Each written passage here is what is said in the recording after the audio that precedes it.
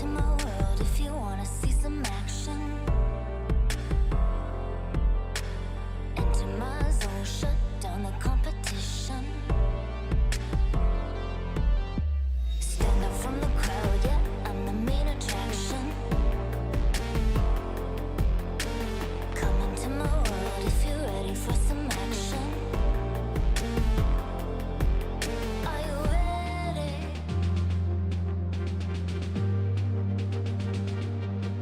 Are you ready?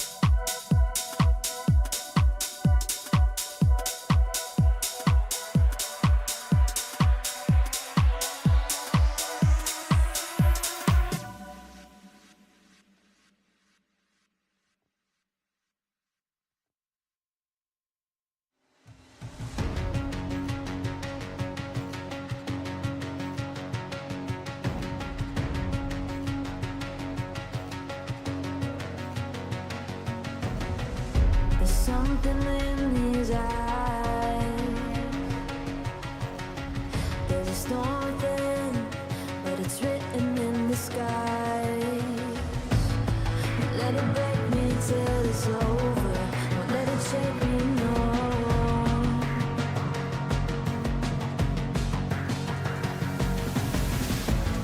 Won't let it make me go under.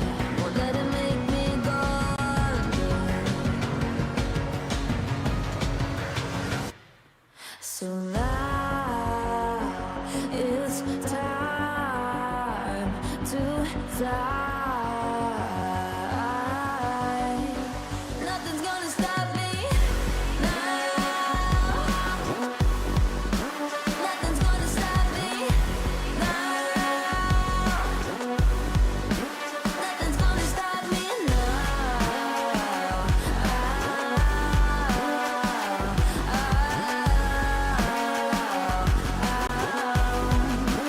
Nothing's gonna stop me. No one will ever get left behind. A million more before I've tried. Won't let it break me till it's over. Won't let it shake me, no.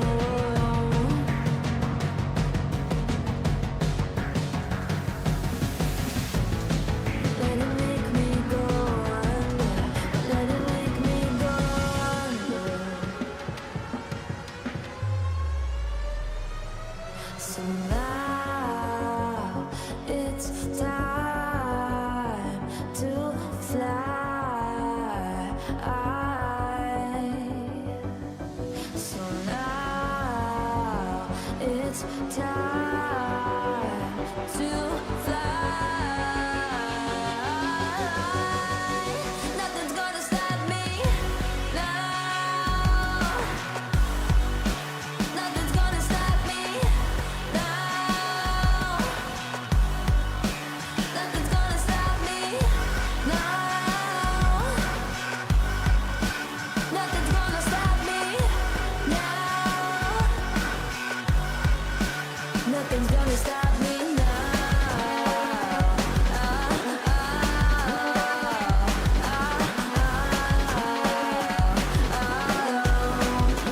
Nothing's gonna stop me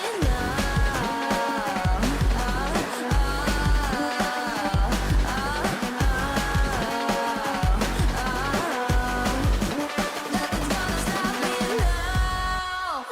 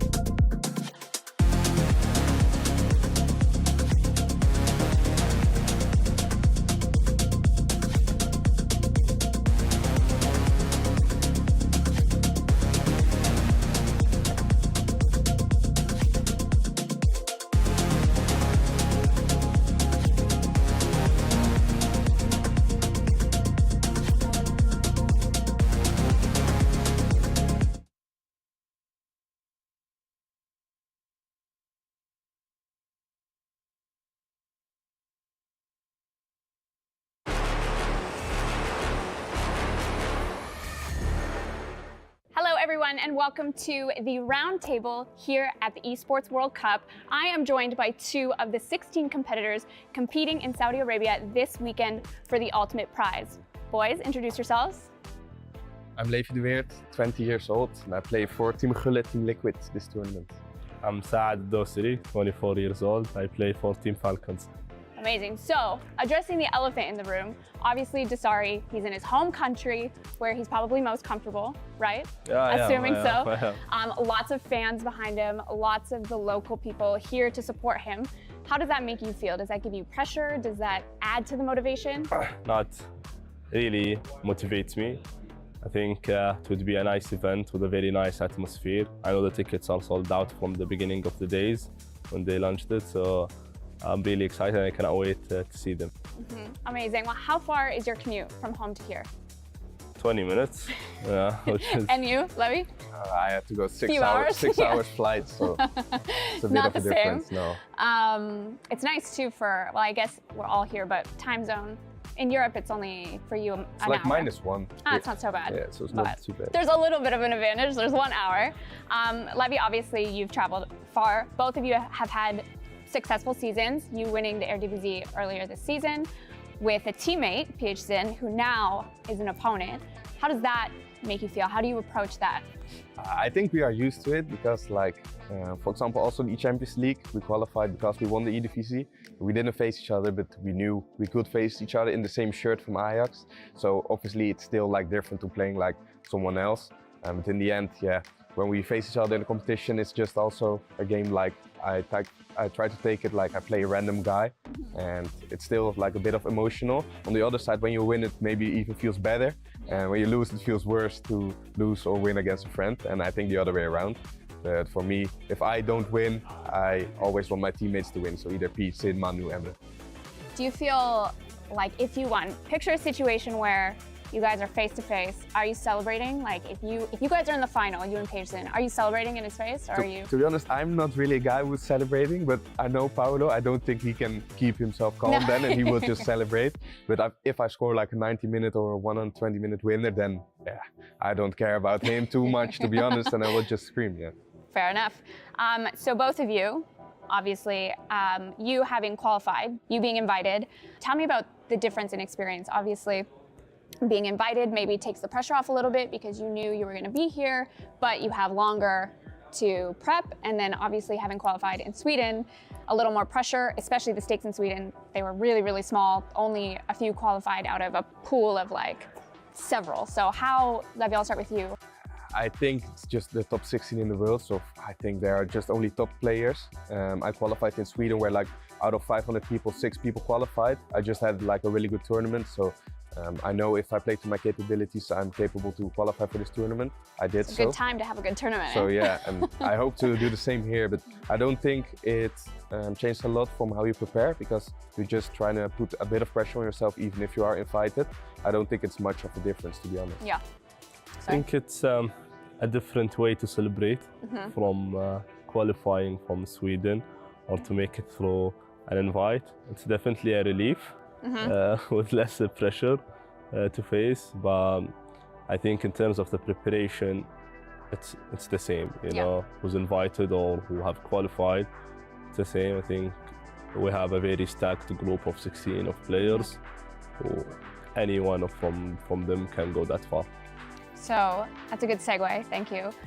Talking about the 16 players, the best 16 in the world, the elephant in the room, what's your vote? You can be as confident, as arrogant. The more arrogance, the better.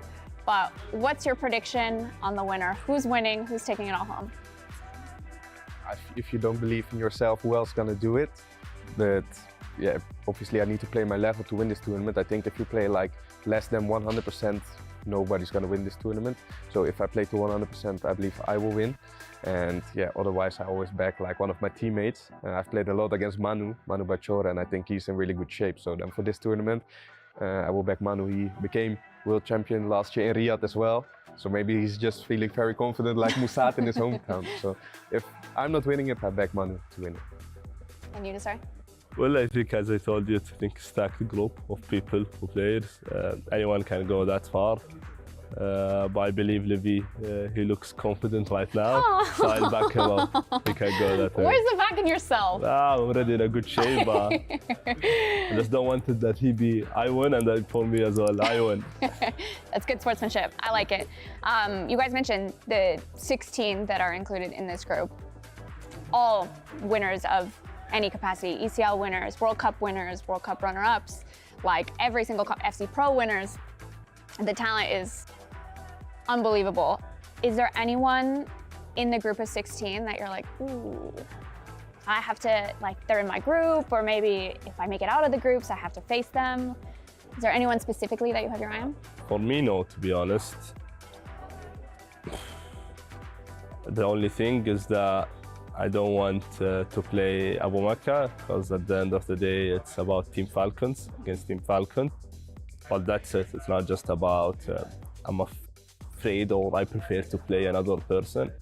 I think you need to back up yourself, and you know that even if you will have a tough game at groups or quarterfinals or whatever, if you want to become a champion, you need to defeat everyone.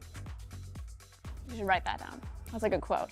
You? I think same goes for me. I'm not scared of anyone, and obviously, like, everybody's going to play at least 3 days this tournament, so your level and your confidence will develop through the tournament. So I think the first day everybody will be like good, but not at the highest level. Then second day, third day, everybody will improve, and I hope to do the same. I'm not scared of anyone. Then the same goes for me. Your teammates, you don't really want to face them. I'm sure I'm gonna face Emre in game 6. You have like 4 teammates here. So that's one of, I spend like every week at least 1 or 2 days with him. I played him so many times through before the preparation. So I don't care. I just told him, like, I want to smash you, I want to win against you. He told me the same. But obviously I rather would not have played one of my teammates. So how does that, as someone that is on the competitive side but obviously doesn't compete, how does that help you guys prepare playing against teammates? Does that give you an advantage in the sense that you know their tactics, you know their play style, you know how they play it, or does it give you a disadvantage because they also know the same and all of?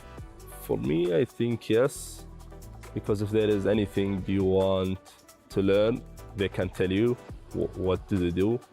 And if you want to address something new to your gameplay that you don't want another players to know about, you can do it against your teammate. At the end of the day, I would be happy if he stole it away and it works for him as well. So I think for that sense, that's a good thing. But as well, it can happen if you have a good friends that are very close to you. You can do the same with them. But that's for me, I think. I think if I can speak for both of us, it also depends on like the person, because I think we are both players who are maybe thinking a bit more than others. And I think for players like that, it's maybe more of an advantage to players who just like play and do like maybe the same things. They don't really analyze in their mind. So I think for me, it can maybe be more of an advantage than others. But on the other hand, I don't think it matters that much, because in a tournament, everybody's always going to play a bit different than in practice matches. Totally. Well, let's shift a little bit. I have some fun questions, and you guys need to answer 100% honest, okay? Number 1, this one's easy. Pre-game ritual. Is there any meal that you always eat before a tournament? Is there anything that you do that like you have to do or else? I do. I have like an armband. I got it from my grandmom. I always like kiss. So. Before a game or Yeah, before? before a game. Every game? Yeah. Okay. So that's it. For me, I don't have a specific routine. I try just before the tournament to be as much as I can healthy. You probably, everyone has something, but you probably don't know your own thing. Yeah, but That's maybe I probably don't the have thing. my very own specific thing or my lucky charm yet. Maybe I need to discover it. Maybe this is the tournament to discover it. Some people like put their headphones on first, and like AirPods, and then headphones, and then controller. I think everyone has things, but maybe you don't even notice it yourself. Yeah. I think that's like. I'll get back to you by the end of the weekend. I want to know what yours is. What's the weirdest one that you've ever come across?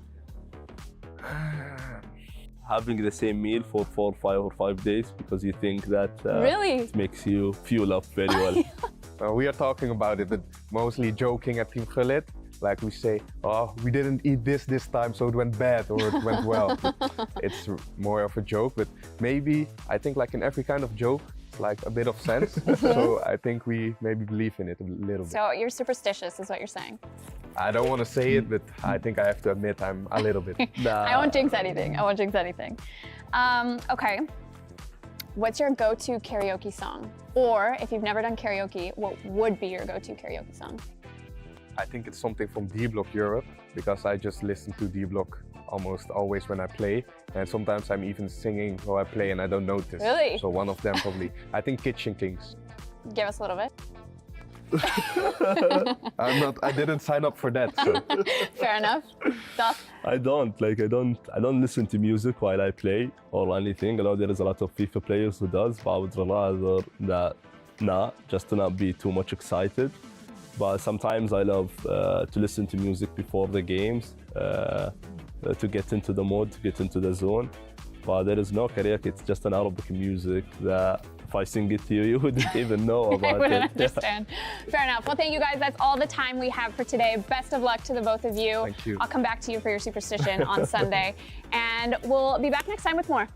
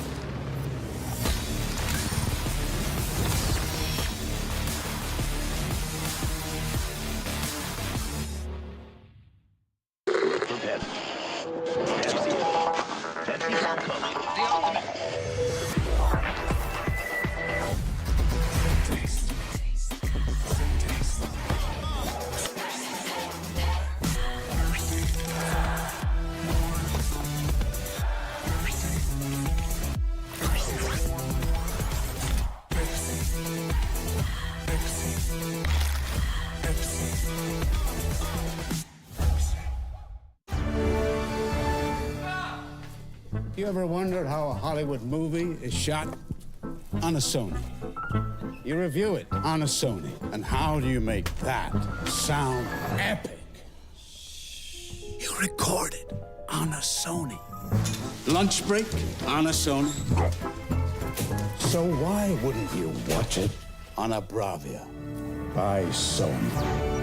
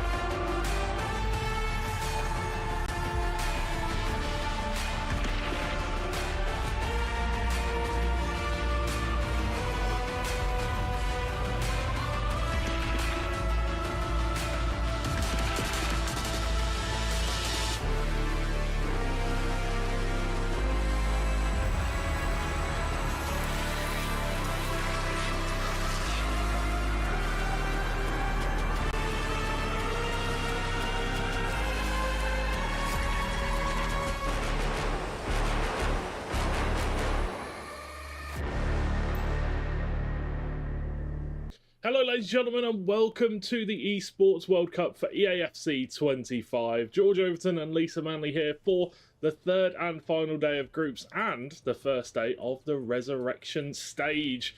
For many players, they are going to be moving on to the resurrection stage and to playoffs, and we have a couple of games just to finalise that coming up for you today. But there is going to be a few players leaving us today, Lisa, and unfortunately I think we know who a couple of those are going to be already. Yeah, exactly. I think obviously going into yesterday, the players that were near the bottom obviously needed to try and get a couple of wins, but for some of them, especially the UK boy goal Poacher, he wasn't able to get the wins that he needed. He did get one in the end, didn't he? Yeah, he got one, but unfortunately couldn't keep that run of form going throughout the day and did pick up a few losses. But I'm very excited for today, and I'm sure you are as well, Lisa, but looking at the grand stage of things for Esports World Cup, it's not just about the players, it's about the clubs they represent. And here's a little video about the club championship and what exactly it means. Welcome to the Esports World Cup. Get ready for 8 action-packed weeks of competition featuring the world's leading games, where the world's top esports clubs and over 1,500 players compete for a life-changing prize pool of more than $60 million, the largest prize pool in esports history. This prize pool will be divided into 4 categories: game championships, player bounties and qualifiers, with the remaining 20 million up for grabs in our cross-game competitive format, crowning the best esports club in the world. Introducing the Club Championship. Here's how it works. Each club will have the opportunity to field its rosters across multiple titles. The clubs finishing in the top 8 across each of the 21 titles will receive points based on their placement. For a chance to qualify for the Club Championship, a club needs to place in the top 8 in at least 2 competitions. For a chance to win, a club must finish first in at least 1 competition. Once the tournament has concluded, the top 16 clubs will take a share of the $20 million prize pool, with the first place team claiming the title of the first ever Esports World Cup Club Champion, as well as receiving a staggering $7 million in prize money. The action doesn't stop here. In addition to the competition, the Esports World Cup will transform Riyadh into the epicenter of esports fandom and gaming culture, with a massive immersive festival featuring gaming activations, community tournaments, pop culture celebrations, international experiences, and much more. This will be a historic event, so make sure you witness the action and see who will rise up and conquer the world. See you in Riyadh.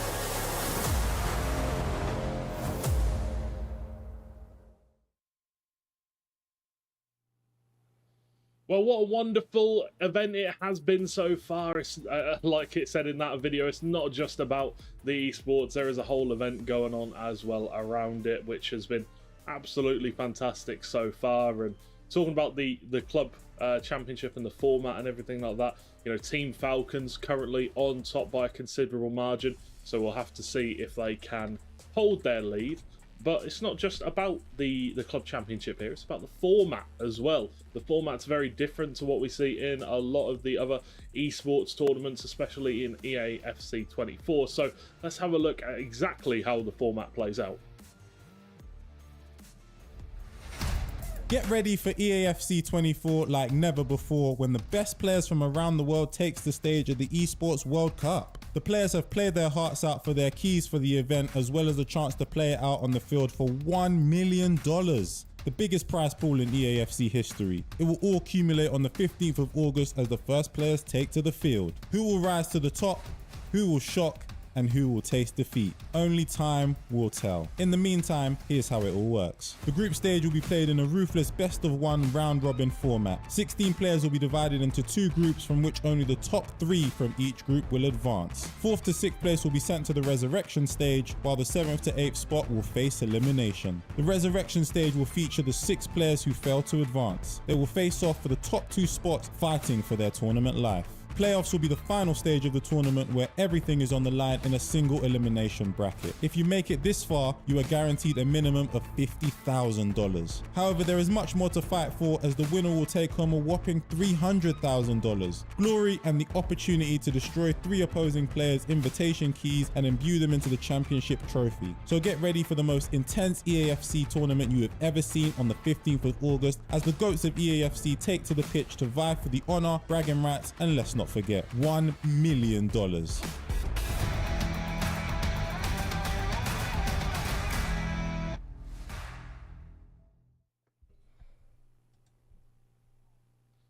So it's obviously, we spoke about, it's a very interesting format, and the way that we're going about things here in the EFC 24 Esports World Cup. And myself, I'm very excited to see the resurrection stage. It gives people a chance to keep fighting through the tournament, even if they didn't quite make that top 4. And we'll have to see who will make it through, but obviously we don't know exactly who it will be yet, Lisa.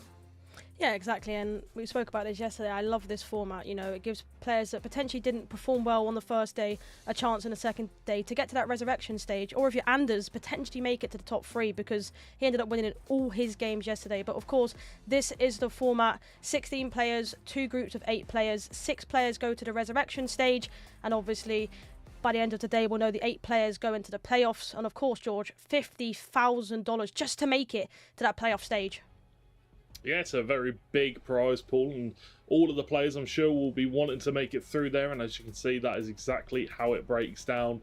$1 million total prize pool for this one part of the Esports World Cup alone.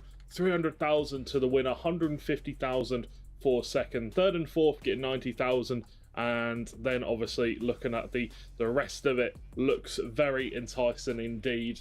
And honestly, some of the biggest amounts that any of these players will have won in their career in EFC 24, and they will definitely be wanting to try their best to go as far as they can in the tournament. But hopefully you guys have been enjoying it so far. If you have missed any of the days, make sure to go back and give it a watch. But who's your favourite, Lisa? Obviously we've seen both the first day, the second day. We've seen the majority of the groups. There's still a few things left to be decided. Yeah, exactly. I mean, looking at this graphic, there's obviously some big names. We know Jafonzo and Mark are already through to the playoffs. Alongside that, Nicolas and also Young. So obviously, going into it, looking at this, they're probably the players. Obviously, Jafonzo 5-1, Mark 5-1, Nicolas 5-1. So I think, you know, they got to be the favourites, especially with how well they performed. But a new day, anything can happen. Anything can happen for the majority. Well, in Group A, the top 3 decided. Obviously, the resurrection stage not decided quite yet in Group A. Group B, a little bit less simple. Verge Gang and PHN and Bonanno all tied up on 4 and 2. So we'll have to see who can fight their way through and lock in that playoff spot, because, you know, obviously it'd make it a lot easier for them not to go through the resurrection bracket. Yeah, obviously going through the resurrection bracket, it's just more stress that you don't need. Obviously, if you can go through and do it without the easier way than the hard way, they'll love it. But I think it's going to be tight in Group B. Who can go through? There's so many people on the same points. Yeah, talking about the group, so let's quickly have a look at the group standings where we are currently at, and then we can, you know, have a look and see where we stand in the tournament. And as you can see there, it is very tight in Group A, Lisa. Yeah, exactly. I mean, same with Group B if you think about the top spots. But obviously, like I mentioned earlier, Jafonzo and Mark are guaranteed to be through alongside Young as well in that group. That's guaranteed to top 3. But obviously, in that group, it's just the resurrection spots that we're talking about. And basically, all of them are on the same point. So it can literally go to anyone. It goes down to the final straw, you could say. Obviously, flip side, Group B, Nicolas guaranteed to be through. However, you got to remember yesterday, George, Verge Gang was basically at the bottom, 1 and 2. He won every single game and now is in second spot. However, if he does fumble in the next game, he could go to the resurrection spot on that side. Anyone can win and go to that spot in that side. So I think that's the power of this sort of format. Yeah, I mean, anything can happen looking at Group A. I mean, obviously, we're speaking quite a lot about Group A, but, you know, if Young wins his game, Jafonzo loses his against Mark, Jafonzo would take second in goal difference. From 4th to 8th, it is all goal difference based. Whoever picks up the win, whoever loses, will be going out of the tournament, realistically. But there could be a situation where somebody makes it through to the resurrection stage, even if they do lose their game. So that would be a little bit jammy to see. But obviously, Poacher and MS Dosari on the head-to-head, I'm fairly sure they are out of the tournament as it stands. So obviously, commiserations to them. But obviously, they fought their heart out. Poacher did his best for the UK, but could not make it happen. And MS Dosari, even with the home crowd behind him all the way, he just couldn't get that form going, could he? We didn't see the light, which is MS Dosari, that we've seen so often before. Yeah, exactly. I just, I felt gutted from obviously the home crowd, like you mentioned. Ended up going 1-5. However, I think the only win that he did get was on penalties, so he was just struggling all tournament. However, his teammate in Abu Maka still has a chance. Very true. Let's have a quick look at the schedule and see what we do have in store for ourselves today, because we do have plenty more games to come. As you can see, we have changed the first game to Young versus Levy in the first one. That's going to be very interesting. Levy obviously needs to pick up the win, but so does Young if he wants to. Well, he's already got the third spot locked in, but he will want to win to try and get himself a higher seed. And but we have Poacher versus Nicolas as well. Nicolas will want to keep his win, so he sticks at the top of the table.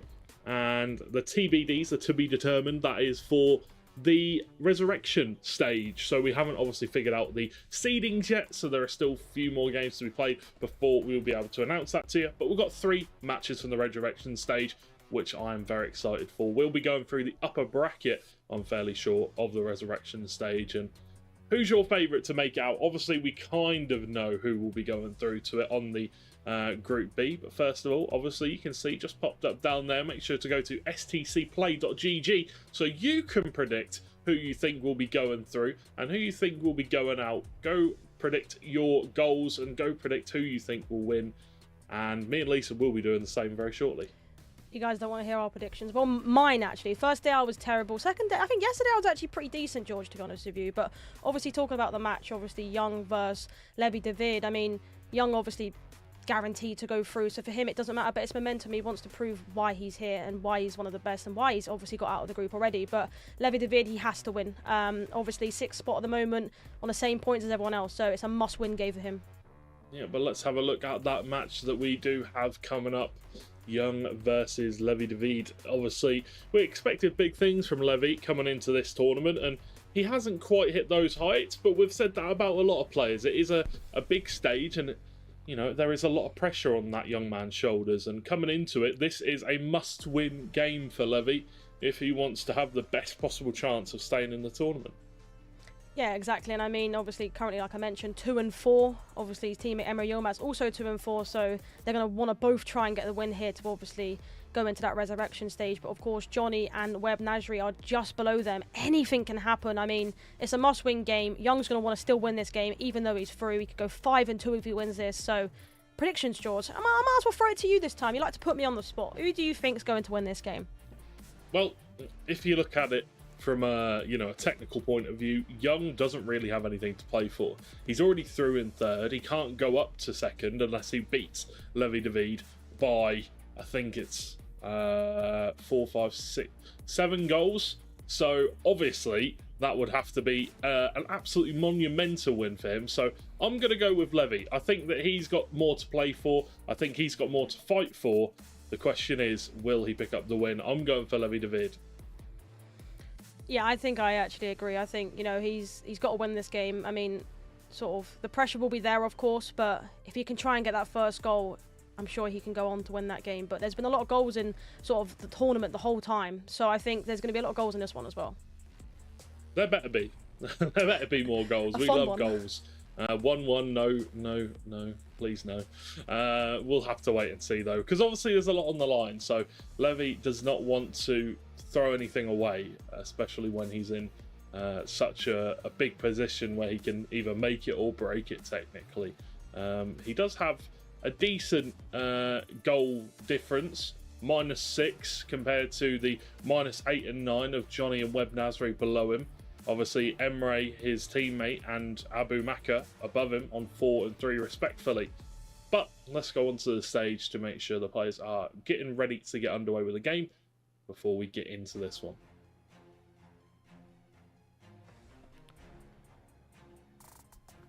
But here we go. Similar scenes from what we've seen in the last couple of days. Everybody just getting ready, making sure they've got all their things, you know, good luck charms, their phone, energy drinks, whatever they're drinking, water, hopefully. Yeah, we do see a lot of water. I remember yesterday, actually, Jafonzo had about 6 water bottles next to him. He's got a couple today, but on the flip side, obviously, the foot whiz in Mark 11 boys. Obviously, Denman as well, his coach. And it'd be interesting to actually see if Matheus Bonanno is standing up. Every single time we've seen him in this sort of, when we go to this screen, he's always standing up, getting ready to go. Let's see if he is, though. We will have to wait and see. I've got to say, I'm loving the bucket hat from Denman, representing the UK with a bucket hat. We love bucket hats over here. But you can see Fonzo there getting prepared with his coach, talking things out. Obviously, a big match for him. If you do get the first seed here in Group A or Group B, you will be going up against the winner of the upper bracket in the resurrection stage.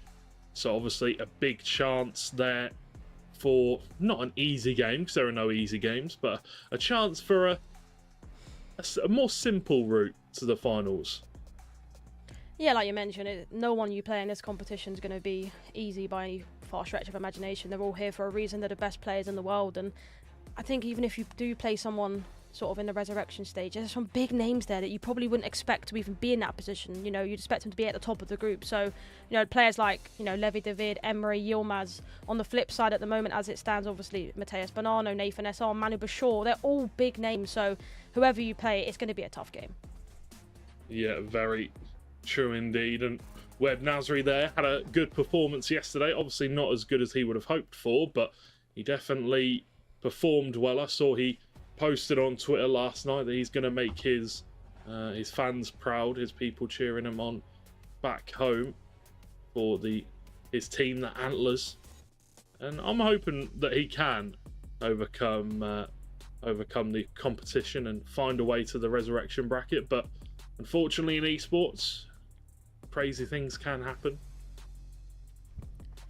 Yeah, I think going into this tournament, people sort of, I don't know, they just didn't think he'd be able to do it. But I feel like he's proven people wrong. You know, going into it, I feel like people predicted he was going to be near the bottom. However, he's got 2 wins. You know, he beat Emery Yilmaz that no one expected. He's beat other names. So I'm looking forward to see how he does.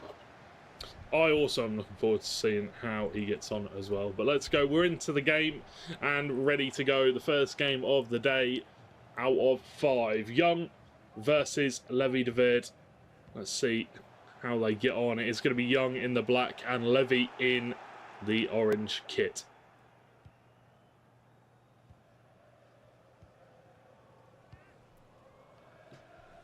Misplaced pass there from Virgil van Dijk. Doesn't happen too often, but did miss that one a little bit wildly. Ronaldo to Erling Haaland. First game of the day for these guys. Obviously they will have warmed up, I would have assumed, backstage. Maybe played a game of rivals or maybe some friendly 1v1s. But for the most part, they're probably just getting warm to the competitive speed of the game. Yeah, traditionally before a tournament, you know, in my tournaments I try to get on, you know, about an hour before, try and test some players that you're going to be using, especially if you have unlocked accounts, play against maybe a coach, play against really friends that are good at the game as well. But he started a bit slow here, Levy, with a few mistakes, potential chance, and a great save from Courtois. Yeah, good save there from Courtois. Sends it behind for a corner though, and corners are dangerous, as we very well know. To the back post it goes. Konate leaps above Virgil van Dijk, but the keeper can come out to claim.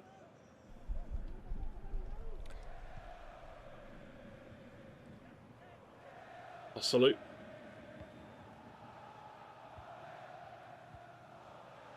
It's keeping it slow and steady, passing it through the midfield. Unfortunately, does end up with an intercepted pass by Ibrahima Konate. Now Young coming forward with the ball with Kylian Mbappe. Lovely turn, gets past one and evades the second tackle. Ball played down the wing. Havertz is offside. Yeah, Young started promising to say the least. And there's been a goal actually in a Mark 11 first Javonzo game. And it looks like it has gone the way of Mark 11 in that footwiz kit. I mean, starting how he means to go on, right? George, yesterday he was firing. Yeah, absolutely, and that's exactly what he would have wanted. That's exactly what Footwiz would have wanted. A fast starter to this game, and locking in that first seed would be absolutely massive. Ronaldo coming down the right-hand side for Young. Pulls it back to Kai Havertz. Looking to R1 dribble all the way through as he finds the back of the net early on. And that is a statement from Young saying, I am currently third in the group. I want to win this tournament. And if he does continue on this kind of a goal every 10, 15 minutes, you know, could keep to that kind of stature, we might see a world where he could end up getting second. Yeah, exactly. But Levy David is a great player, and I feel like, you know, going into the rest of this game, obviously there's a lot of time left, 9-minute halves as well. Here is the replay of it. Obviously a player lock cancel a couple of times there. He finally passes it into Havertz and then just R1 dribbles it through the defence, and a great finish from Havertz, and proving why every single player in this tournament is using him. Oh, absolutely. He's an incredible player, and he has that price tag on him for a reason.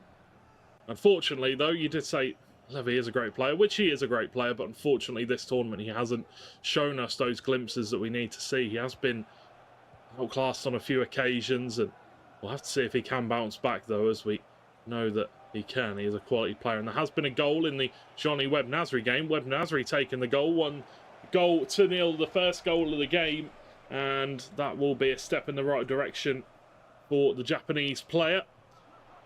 Mbappe, though, coming forward, gives the ball to Ronaldo. A big chance. Saka maybe just overplayed it a little bit there, but does go for a corner. Big chance still. Ball goes over the top of Haaland, and Levy can come away with it. Yeah, it seems like his corners haven't been as perfect as everyone's has been in this competition. Obviously, first one went to Kanate. Majority of the time, everyone's aimed it for Haaland, and that time Haaland missed it. So I'm sure Levy David is happy that his corners ain't working right now, because they're very much meta and OP.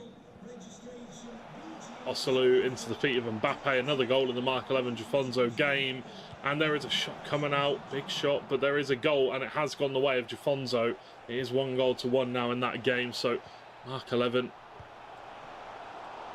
does concede. It's a tight game, as we would have expected. Haaland at the front post. And Levy has his equaliser. We are all level here at 1-1. And like you said, those corners, very dangerous. Yeah, very dangerous indeed. And that's what I was talking about earlier when Young had his couple of corners. He wasn't able to make anything of it. First time, like I mentioned, to Kanate, and he just wasn't able to do anything with it. And then Haaland obviously missed the second one. However, I'm sure that Levy David is going to be extremely happy that his Haaland decided to leap as high as possible and put it into the back of the net. 1-1, game on. Yeah, that STC replay there for you. Haaland burying it in the back of the net. Some celebrations from Levy, as you would expect. The first goal is always, you know, it's a relief getting that first goal in. Doesn't matter if it's the first goal of the game or your first goal, but knowing that you can break your opponent down, you can find a way through, very important. Mbappe does well to keep it in. Lovely turn. Well defended there by Putelash.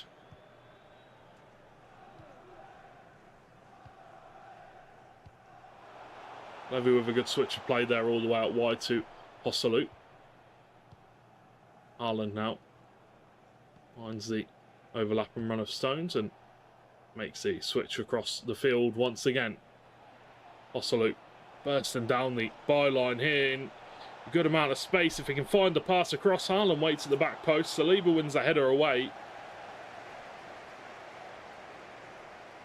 There's been another goal as Mark 11 is 2-0 up. And that will be the first goal of the game for Jafonzo. 2-1 now. And there's been another one. Surely not. Oh, it's a ball given away. Oh, and the keeper. Here's a freebie for Jafonzo as that game's 2-2 now, all tied up. What a wild game. Crazy game. Obviously, that's for the people that get in that game. Whoever wins goes to the top, and a mistake like that, I mean, could cost him. Yeah, it could. Still plenty of time left to go. You don't want to be making more mistakes like that, though, for sure. Oselu twisted and turning under a lot of pressure from John Stones. Has managed to get the pass away. Tony Kroos now looking to lock on to Haaland. Gives it to Putelash, but in way too little space to turn. Bullet Young looking for the goal to take the lead once again. As he stalks his prey. Hullet, great pass into the feet of Mbappe. Konate with a timely block and gets that one away.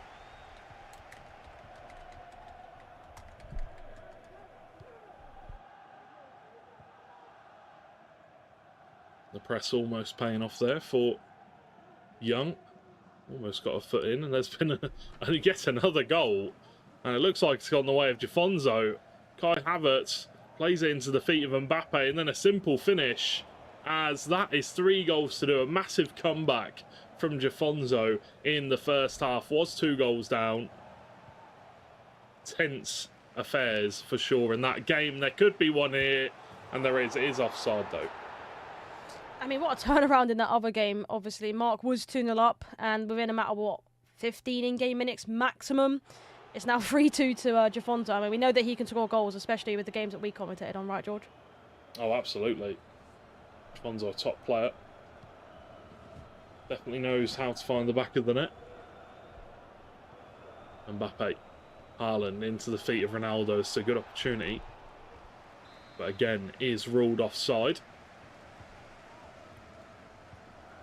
Very close game so far. Both players fighting. Is he offside, Havertz? No, he is not.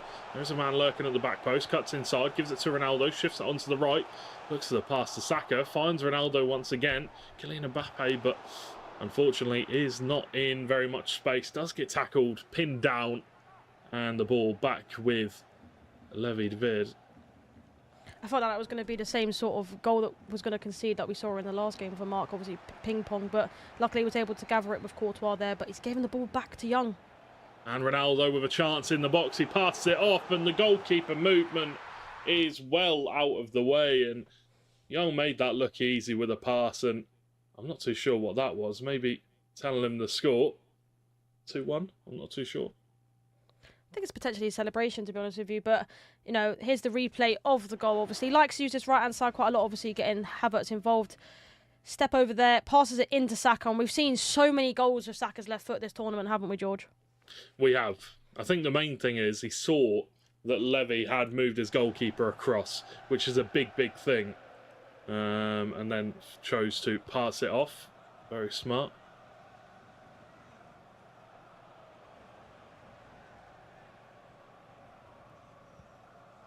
Konate. Twiston finds the pass back to Virgil. Now it's John Stones.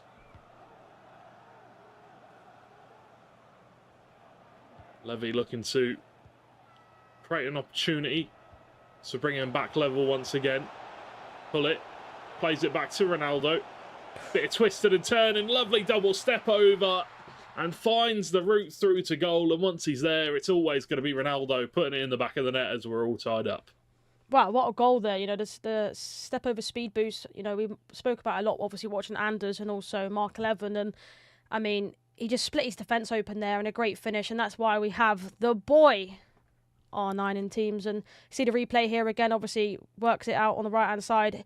Ball roll into into R9 and a great step over speed boost to put it in the back of the net. Also, a little update, it is currently 3-3 in the Mark 11 Jafonzo game. He did score from a corner. I'm pretty sure it was Haaland. So, I mean, game 1 so far, George. Goals flying around. Goals galore, as you would expect in the final day of the groups. Everybody trying to get their final positions polled in. And trying to get the best ones possible. This is lovely dribbling from Kai Havertz into the feet of Ronaldo, and it's Haaland. Thought he might have swung up a leg for that one, maybe gone for a bicycle kick, but well defended by Ibrahim Konate. Ball whipped in, Konate there, and John Stones can't do enough. He can't keep it off the line as Young puts a goal in the back of the net. As Levy goes a goal down once again, and this one is just back and forth.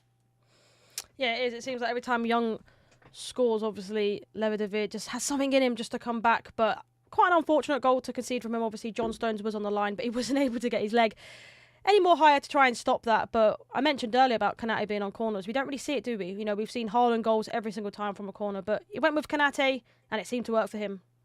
Yeah, absolutely. Konate with a big header. Smashes it in. Well, let's see what happens as a pause potentially has come out. in this game. Young having a chat with the player next to him, seeing what's going on. Who is it? Oh, it's Mark in his game. As that is a very close one. But here's the replay of that goal. Canate gets his head up, jumps above Haaland, which doesn't happen very often, and seals it into the back of the net. Stones obviously unable to do enough. Levy and his coach having a chat about what they can potentially do to stop these goals from going in, because he's creating the chances, but he just can't seem to stop the goals going in at the other end. Yeah, he seems to be leaking a few, goals. I mean, that one was unfortunate, I mentioned. Maybe John Stones needed to get to the gym to work out on some stretches maybe there, but yeah, it was very unfortunate to concede that. But every time he's conceded, he has retaliated and got a goal, so potentially can do that now, hopefully, for him, or his tournament will be over. There's been a goal in the Mark 11 Jafonzo game that you spoke about, and it does go the way of Jafonzo. Ronaldo with the finish, and it is now 4-3, but there's been another one as Jafonzo extends his lead as he whips it to the back post, and Haaland with the goal as it goes 5-3. A 2-goal cushion now for Jafonzo. So Levy gives the ball away to Young once again. Wins it back though, in a good area, pull it. Great pass through to Ronaldo. In a nice area, ball roll, really nice. But Czech moves across, makes a great save. Dangerous corner though, Haaland is there. Czech with the big hand.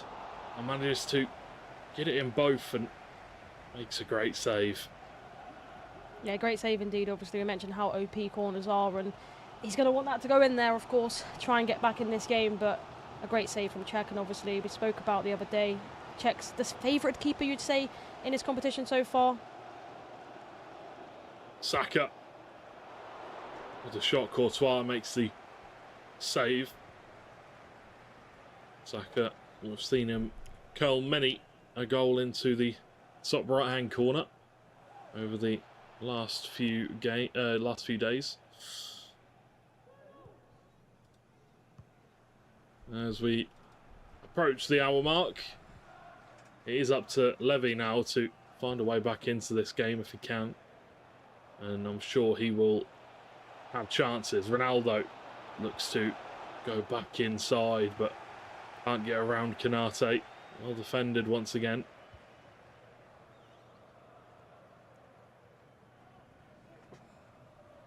Stones cuts back in, gives it to De Bruyne. Really risky passing, but it is paying off for Young. Mbappe, Saka, back to Mbappe. The big chance, it's Ronaldo! As Young takes the lead, 2 goals, he is up now, and he has that safety cushion, and he is going to be comfortable in this game going forward. Yeah, we talk about having 2-goal cushioners. I mean, a great goal there. The replay is here. Mbappe just waits a little bit, a couple of ball rolls back into Mbappe, and just a little drag back there. And it was just set Ronaldo through on goal, and the keeper wasn't going to save from, 5 yards out, you'd say. I mean, he's playing really well, Young, and he's showing why he's going to be near the top of the table, and potentially, if he wins this, first in the leaderboard.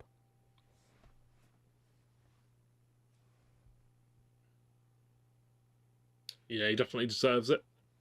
Played really well so far in the tournament, obviously. Mark and Jafonzo going head to head right now. We'll have to see how they get on in their game.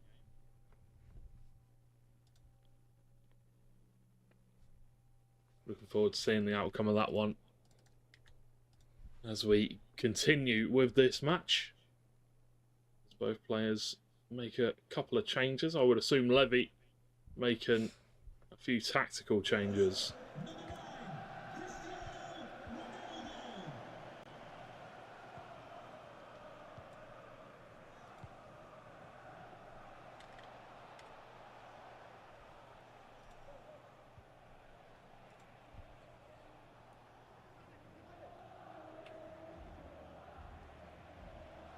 Mbappe on the edge of the box. Great defending. Mbappe gets the ball back again though. I thought it was offside or something there.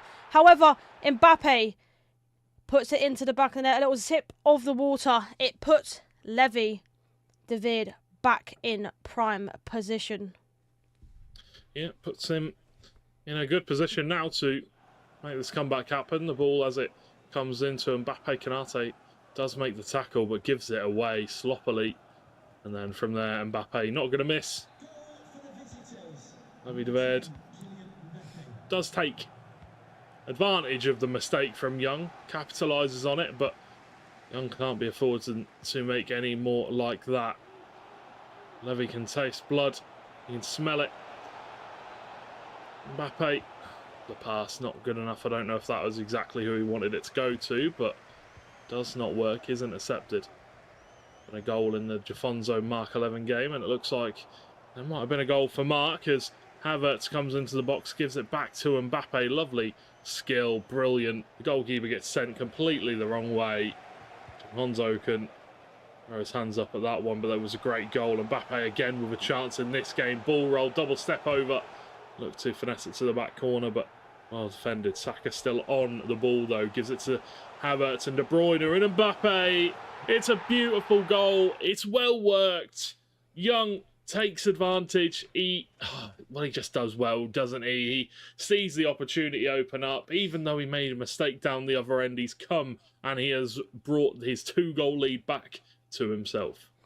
Yeah, exactly. And here's the replay. Obviously, Saka is such a key important player in this. Mbappe, step over speed boost, and he just is so OP, and it's so hard to defend against. You know, you don't want to rush him and give away a penalty. So 5-3 to Young. Another 2-goal cushioner, but it seems like every time he gets that 2-goal cushioner, it's not long afterwards that Levy fights back and gets an extra goal. But can he do it this time? Can he get just 2 goals this time instead of getting the cushioner and then obviously conceding straight off the back? Well, it doesn't really matter if it's OP or not, because, you know, not everybody can, you know, use that skill move to the degree that these players do. They use that skill move and they do it better than anybody else because they are very good at the game. So we'll have to see, obviously, how that transpires in FC 25. It probably will get changed and there will be another skill move to replace it, I am sure. De Bruyne leads the ball into the feet of Mbappe. Now it's Ronaldo. Jafonzo, there has been a goal in that game. And it will be Vitinha to Ronaldo. R9 scoring that one, putting it in the back of the net. As Jafonzo regains a 2-goal lead. There is a 2-goal lead in both of these games, and it seems to just be bouncing around that kind of region. Yeah, obviously with 9-minute halves, we spoke about it before. You know, that's a long time. That's why we're seeing so many goals in these games. I think there was only one game this weekend we've commentated on, and it's been 1-1. Every single other game has been about 6-7 goals. So, just shows the level of these players. Mbappe turns straight into Konate. A little bit unfortunate, but good build-up play from Young. He is consistently breaking down the defence of Levy and he needs to get a couple of goals and he needs to get them back fast. Frimpong, unfortunately, does not have enough pace to get around John Stones there. Kai Havertz coming down the wing, scored for Arsenal today. Saka. But it makes the challenge, and a good challenge at that. Time is ticking down. And Levy needs to find a goal. Needs to find it fast. If not, he is in danger of dropping out here in this tournament. Depends obviously on goal difference. It is only the 2 goals he's conceded here. So that would take him to -8, which would tie him up with Johnny. Mbappe. By Havertz makes a tackle. De Bruyne unfortunately cannot make the pass, but does win it back. Saka.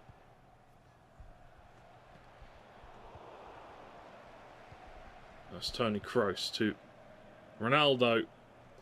There is wide men here, and there is a good overlap as John Stones runs down the right-hand side. Can he pull it back to Mbappe? He can. Konate makes a good interception, though. Blocks it and pushes it away. Wow. Oh, my word. Webb Nasri 4, Johnny 1, and there's been another goal for Webb Nasri as he takes it to a 5-1 lead now. Webb Nasri dominating in that game and celebrating as he should. Yeah, we can see what it means. We did mention earlier, didn't we, at the start of the broadcast, we'd like to see Webb Nasri do well, and potential chance here. And I'll carry on with what I was going to say. Can he score another one to end this game?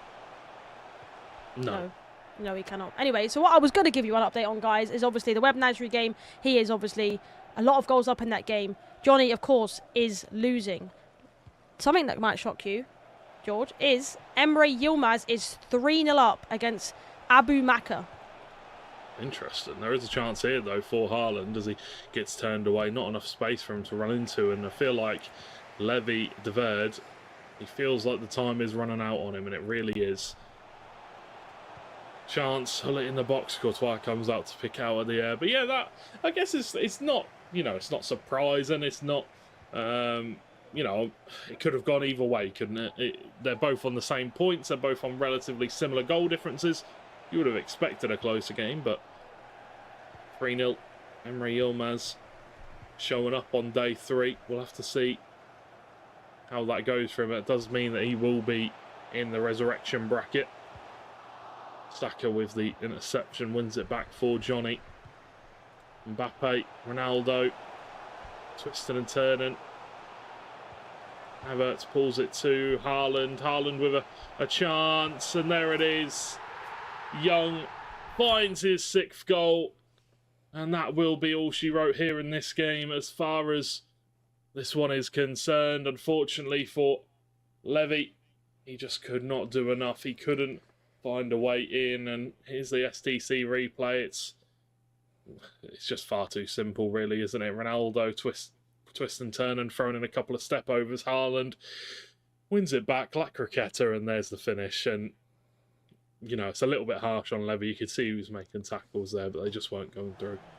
Yeah, exactly. I think it was very harsh. I think Kanate should have potentially won that challenge that he did initially, but it was great footwork by Young, and I'd say that's game, set, and match in this game. Can potentially get another one, Young, but I'm sure he's just going to try and keep the ball in this game.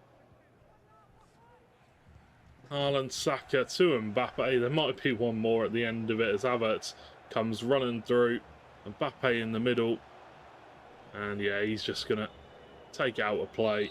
And that will be the full-time whistle being blown. 6-3. Young will pick up the win there in a fairly dominating fashion. Fairly comfortable victory for him as he goes over to shake the hands of his adversaries. Unfortunately, Levy not too pleased, as you can understand.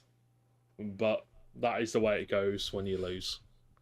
Yeah, exactly. You know, it's going to hurt. You know, a lot of money on the line in this competition, and that is an important game. Obviously, potentially can go through depending on head-to-heads and stuff like that. Well, I'm sure we'll get an updated graphic. But from his reactions there, definitely think he might not be. Hang on a minute. 5-1, George. Webb Nasri. Oof. Come to play today. Doing very well. Promised his fans that he would make a way through, and here in this game versus Johnny, he has found a way. And will he get a 6th? Mbappe touches it down. Still twisted and turning, trying to find the pass through to the middle. A nutmeg from Mbappe, and Ronaldo moves the keeper the wrong way as Webb Nasri has his 6th and gets trolled by Ronaldo faking the Sue. But hey, we like it. We liked it. He's doing very well, Webb Nasri. He's playing very well. He's on ice skates, the way that he's moving around on that pitch right now. I mean, you can see how devastated Johnny is. That I think he potentially might have given up a little bit, but Webb Nasri is flying in this competition. An underdog going into it, and now he's potentially going to the resurrection stage. Or I should say he is because of this result. But, I mean, you can see it here. Obviously, step over speed boost, pass across the box into CR7, and a McGeady Council in the right area there, and Courtois dove actually the wrong way, but what a finish. Yeah, what a finish indeed. Webb Nasri letting everybody know that he scored another goal with his cheers. 10 minutes left to go. Not too sure what happened there. Oh, Courtois touch out for a corner? No, goal kick. With 10 minutes left on the clock, Johnny, unfortunately, will be knocked out of the tournament as it stands. Currently has -13 goal difference. So, unfortunately for him, it is... he has not been able to do enough. Ball whipped in. Hullet is there. Martinez, yeah, will come out to claim that one. Yeah, and you can see from his sort of facial expressions, he's not very happy. Sort of what we just saw from Levy de Verde as well. No one likes losing, and 6-1 down is a crazy scoreline for Webb Nasri, and he could potentially change it here to 7-1. Frimpong into the box, whips it in, and Mbappe's there, but yeah, not really too much of an aerial threat for the defenders. We see Sorloth has been brought on, Ginola as well for Johnny. John Stones pass it to Ronaldo, out wide again for Mbappe. There's some really good runs into the box if he can find them. Reverse Elastico, but doesn't quite come off. Saliba makes the tackle there. It's a player we haven't really seen too much of, to be fair, Saliba. Been seeing a lot of Kanate and Van Dijks, not too many Salibas or Rudigers. Mbappe, roulette turn. Trying to get past Kanate, trying to throw in skill moves to find a way through, but can't do so this time. Lionel Messi. Good ball out wide for Sorloth to run onto, who has lots of pace. Gives it to Messi, but Harry Maguire comes across and asserts his position in the defence. I think maybe he's his lucky charm, you know, George. We saw him actually bring him on yesterday. Obviously, we know that he doesn't have players like he you would expect at this competition. Obviously, the first day we saw Charles de Ketelaere, we saw Schweinsteiger, and a potential chance here from a distance. And what a finish from CR7 to set this game. No, it is over. It is. I don't even know what to say. I'm gobsmacked, George. I am gobsmacked. What a performance from Webb Nasri. Yeah, what a performance from Webb Nasri. Congratulations to him, and played very, very well throughout the day. Yesterday, I thought, you know, he got unlucky on a few occasions, but he has picked up the win here today. And that one will see him through to the resurrection bracket. And here we get a replay of that goal once again. Yeah, green time finesse outside the box. You love to see him. Yeah, keeper not getting anywhere near that. And so it's just a few seconds left on this one. 6-goal difference for Webb Nasri to add to his record, which takes him up to -3, which is what Abu Maka was on at the start of the day. So I would assume that that will see him through to the resurrection bracket, but we will have to wait for that to be confirmed. Frimpong, Kanate blocks it, still Frimpong, Virgil van Dijk blocks it. Full-time whistle has been blown, as this one is 7-1 to Webb Nasri. GG's to him. Yeah, what a performance, you have to say. Such a high-scoring game. You can see what it means to him there as well. I mean, you mentioned earlier, he said he announced that he was going to try and do his best today for his fans, and I think he's done just that and more, to be honest with you. Absolutely. He has definitely made his fans back home proud. He's definitely done himself proud, picking up that win as he takes the long way around the arena to shake hands with his opponent, Johnny. That's not really what you want to do. Sportsmanship is always good. But either way, there's a goal there early on from Haaland in the young Levy David game. As we're looking at the highlights now of that game, I would assume. Saka with a goal as well to bring it 2-1. Then Hullet into R9 and the step over speed boost that we've been talking about all competition. A great finish from Levy David, but there were so many goals in this game. A player lock into Kanate there and a great finish. I feel like John Stone should have done better, but it was a great finish nonetheless. And then down the other side this time with Young, little drag back there into CR7 and a great finish. He's not going to miss from 6 yards out. However, Levy David did get another goal back here. A little mistake you could say from Young, can't you? And a great finish from Mbappe. Yeah, definitely. It was a mistake and Levy capitalised on it. But obviously, we'll have to wait and see what happens in the rest of the game. Another goal for Young, and then another one back to back. He does take his time with this one, going out wide before coming back into the middle. A little bit of fortune there. The La Croqueta slots it underneath the goalkeeper's arms, and yeah, that will be the end of that one. Levy unfortunately could not do enough to stay in this game. Young played very well, as he has done for the most of the tournament, to be fair. That takes his record up to 5-2 now. And now time to look at the highlights from Mark 11, Jafonzo. He actually started very brightly in this game. He went 1-0 up within 9 minutes with Saka, and not long after that, 12 minutes in, he got another goal. This time, player locking and into Saka again on his left foot with a finesse shot, and this is where it went downhill, didn't it? Yeah, it did. Patelas comes into the middle and slots it past to Ronaldo, and a missed tackle there. Jafonso gets his goal back and he starts making waves. This was really unlucky.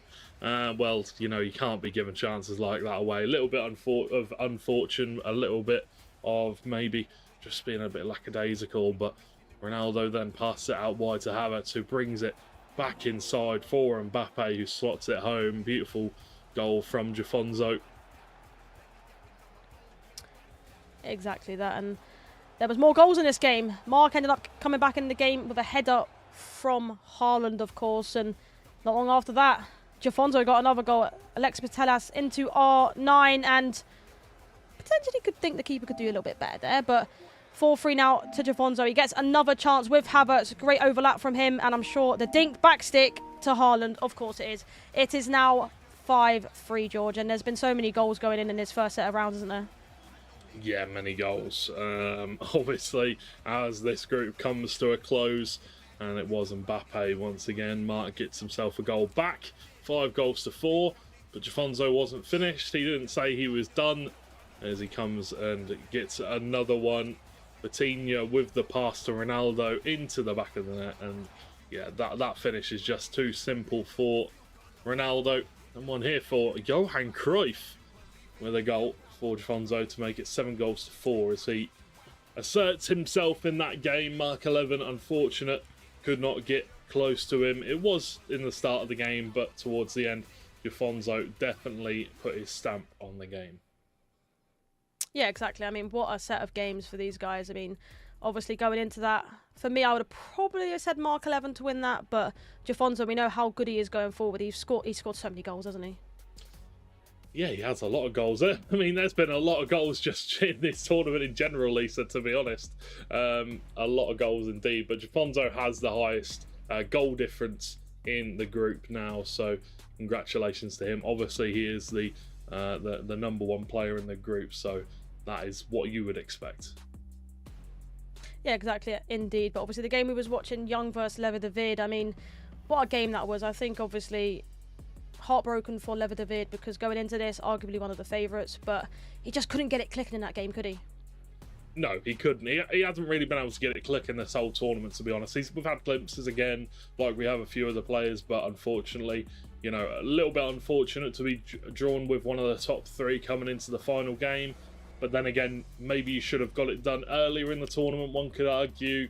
You know, it's a tough one, isn't it? You hate leaving things down to those last games. But either way, we do have more coming up, and it will be us moving on over to Group B in this next match for the day. So let's have a look and see what game that will be.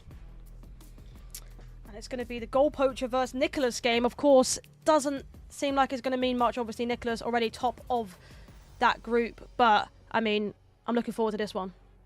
Yeah, it should be a good game. I'm very excited for this one. Goal Poacher versus Nicolas, obviously. C9 versus Montpellier. Should be pretty good. I think Nicolas will take this one, rightfully, where he is currently in the standings. He's doing very, very well. Currently top of the table. The only person that is 5-1 in the group. And obviously Goal Poacher, unfortunately, doesn't really have much of a way to get back into the tournament now. So we'll have to wait and see, though, as we do need to throw it to a quick break before we get into Group B's final game. So go grab yourselves a drink, refresh yourself, get hydrated, and come back ready for another fantastic game here in the Esports World Cup. We'll see you in a few moments' time.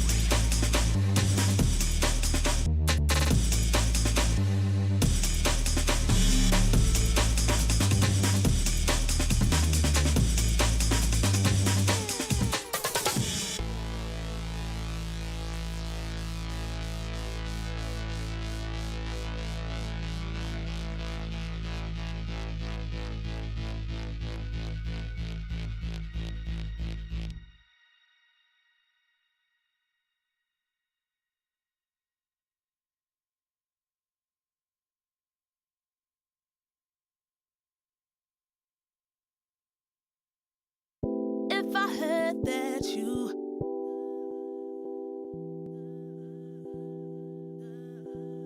If I heard that you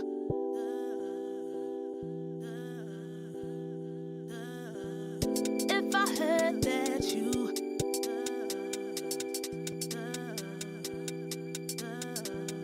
If I heard that you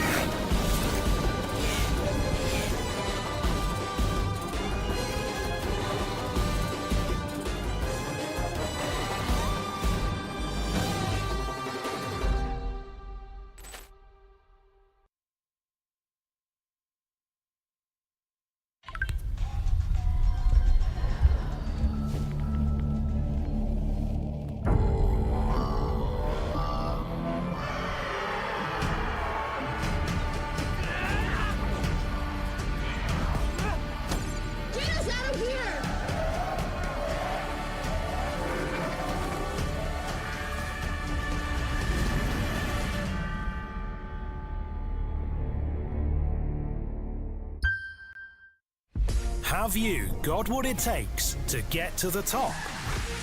It doesn't matter how high you climb.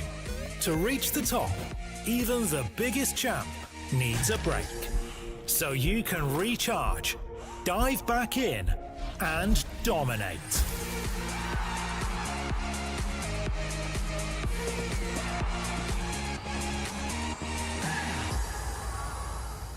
have a break, have a Kit Kat.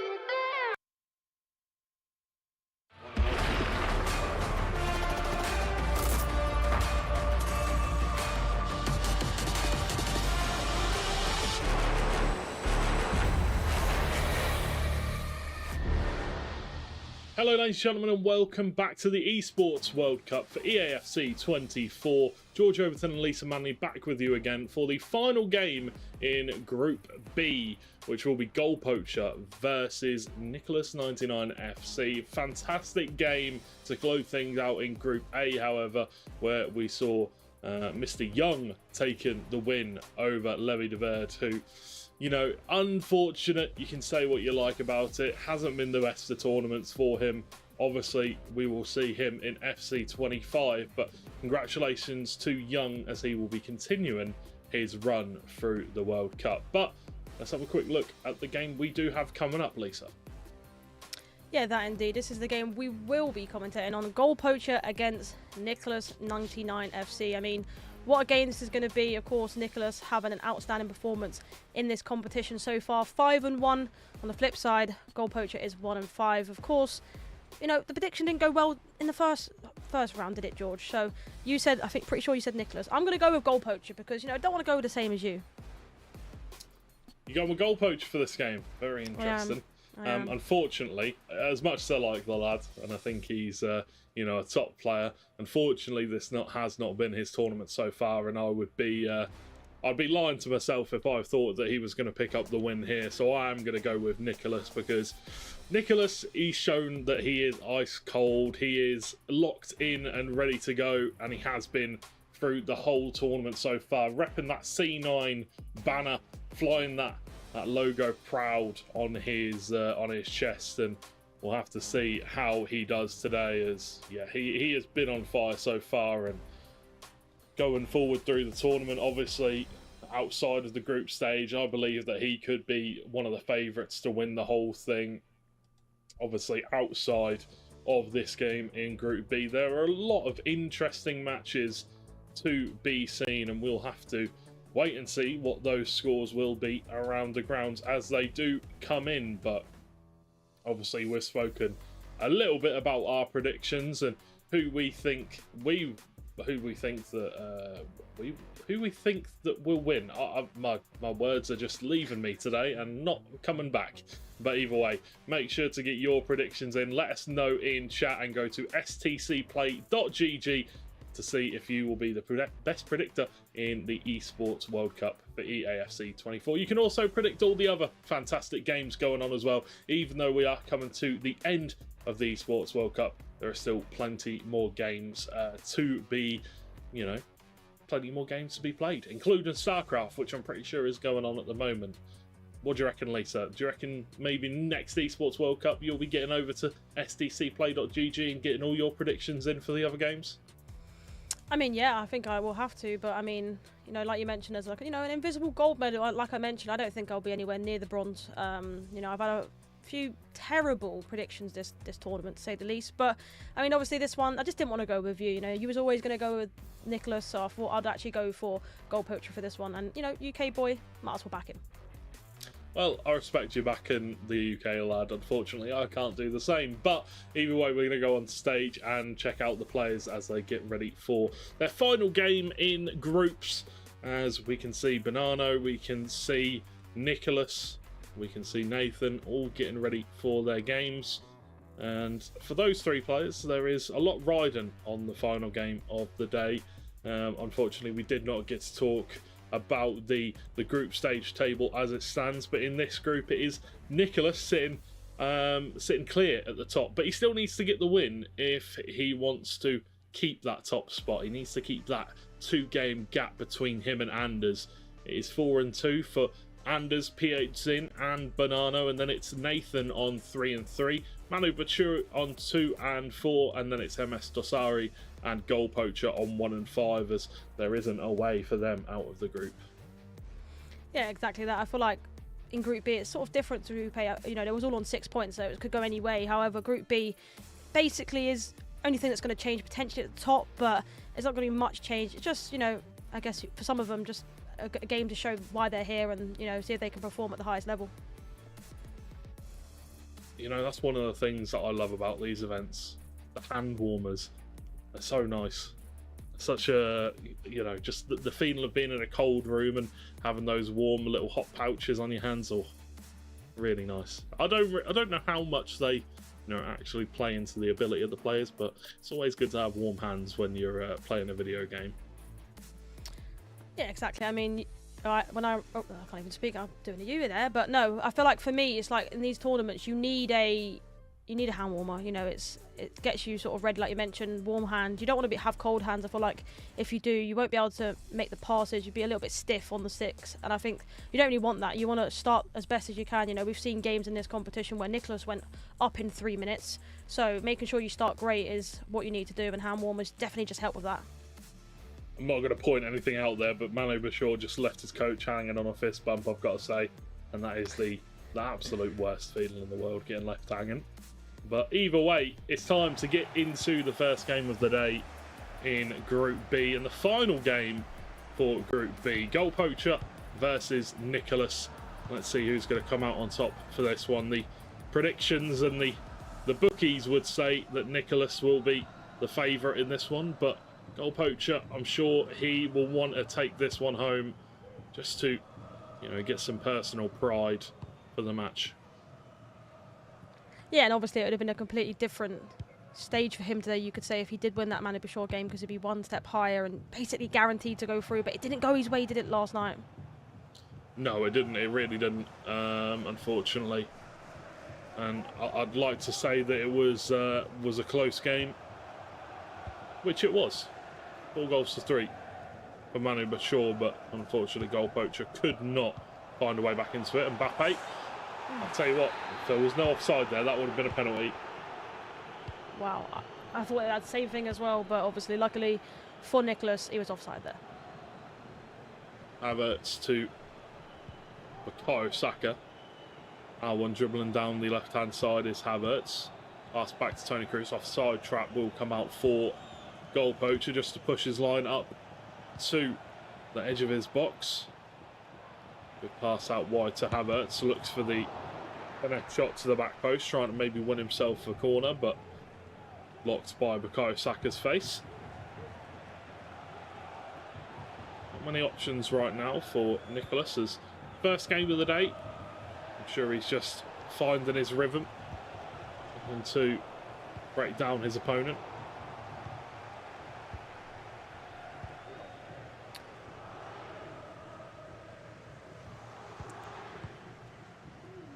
Heavy pressure coming out from Nicolas, forces Goal Poacher to go long. Can't win the ball back, but Goal Poacher does come down the wing with Kylian Mbappe. Been a goal in the PH Zin versus Nathan game already. And it looks like PH Zin is the one who has found that opening goal for Cristiano Ronaldo. And PH Zin, that will take him up to 5-2 if he does win that game. Knocking on the door for Nicolas. He needs to pick up the win in this spot today. Can't afford to drop this game. Yeah, what a chance that was there for Nicolas. A few free rebounds, but goal poacher was able to get out. I actually wanted to speak about, George, you know, how Nicolas got to this situation. Obviously 5-1 in the groups, but he actually didn't start strong. Potential chance here though, and I'll carry on with what I was saying. Havertz on the wing. Can he make something here? Nicolas twisting and turning with Havertz into Cruyff. Tony Kroos now, edge. Bellingham, Havertz again down this left-hand side. Frimpong makes the tackle, and I'll let you continue with what you were saying, Lisa. Yeah, you know, he didn't start strong in this competition. Actually, there's been a goal before I carry on. There is a goal in the Manu Bashir game versus Mateus Bonanno, and it looks like it's gone the way of Manu Bashir. Good start from him, but yeah, he didn't start strong for Nicolas. He went 0-1 in his first game, actually lost to Manu Bashir 4-2, but after that he won every single game in front of everyone. You know, he won. Chance here though, Johan Cruyff into the path of Kylian Mbappe as Nicolas takes the lead 1-0 through the Frenchman, and that was a lovely bit of work, and as usual the coach pointing out some pointers for his player. Yeah, exactly, and it seems like Nicolas doesn't want me to say how well he's done this competition. Every time I try to say something about him, he scores. But yeah, I mean, what a goal this was. Obviously, he likes to use Saka. We've seen it in these games before. Obviously, easy pass into the box, and when Mbappe's in that position, he's not missing. However, like I was saying, of course, you know, he didn't start strong in this competition, went 0-1, and after that he beat every single person, and some big names as well. 2-1 against Nathan SR, actually beat Verge-Gang 8-5. Then he won 5-2 against Mateus Bonanno, 5-4 against, I guess, the crowd favourite in MS Dasari, and then 5-0 against PH Zin. I mean, what a performance from him. He's been smashing out of the park, to be fair. Plus 11 goal difference, only bested by Giafonso of Luna Galaxy. There's a good chance for a free kick here. Pull it, takes a shot. Oh, no, my word. Get the VAR on that one. Looks like it crossed the line, but the referee looks at his watch. Nothing comes up. That was a very big chance for goal poacher, though, off the back of that free kick. Unfortunately, couldn't convert it. Indeed, he funded that, didn't he? No one was stopping that. Surprised it didn't go in with how much power was on that. It was close, though, and like you mentioned, potential VAR on that one because that was extremely close. But just shows that goal poacher is still in this game. Only 1 goal so far. Rudiger goes out wide for John Stones. Patelas wins it back. Not going to beat John Stones in a straight up foot race, so does have to go back to the defence. Goal poacher and look for another street to go down. Another lane, another pass. John Stones once again switching the play all the way out wide to Frimpong, who is starting this game for goal poacher. Mbappe into Frimpong. Ronaldo is there. Big chance. La Croqueta just to manipulate the ball onto a better angle to take that finesse on. But great save, great block coming out from Courtois. Yeah, and a great chance for goal poacher. He's had a couple of chances this game. You know, coming into this, I feel like people watching this would assume that Nicolas would storm through this game, but only 1-0 and potential chance now to go 2-0 for him. Havertz coming into the box once again, going to take it nice and slowly, cuts it back. Haaland gives it to Bellingham, twisting a turn, double step over. Is it a penalty? Ref says no, not this time. Has been a goal. PH Zin versus Nathan. Nathan brings it back to the level peg, and Haaland with the power shot.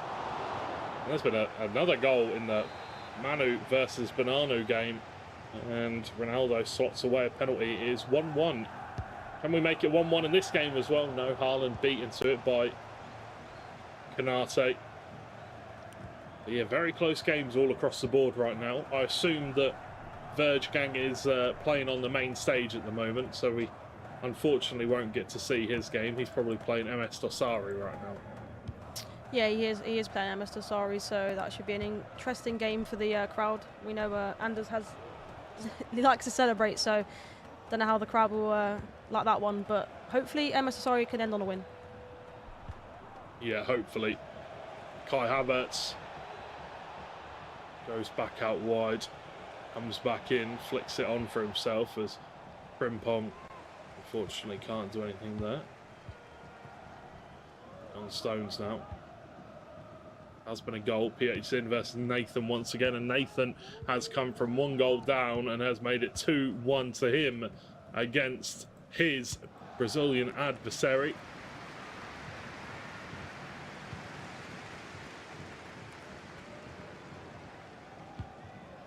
Tony Kroos. John Stones now. Ball is blocked and comes away with it, does Nicolas, as we have 10 minutes left to go in this one. Saka. Still Saka now. Coming into the box. Big chance. Surely that's a penalty. Canate absolutely took him out. But apparently, referee says play on. Pull it. Big tackle from Kai Havertz on Frimpong. Big tackle indeed.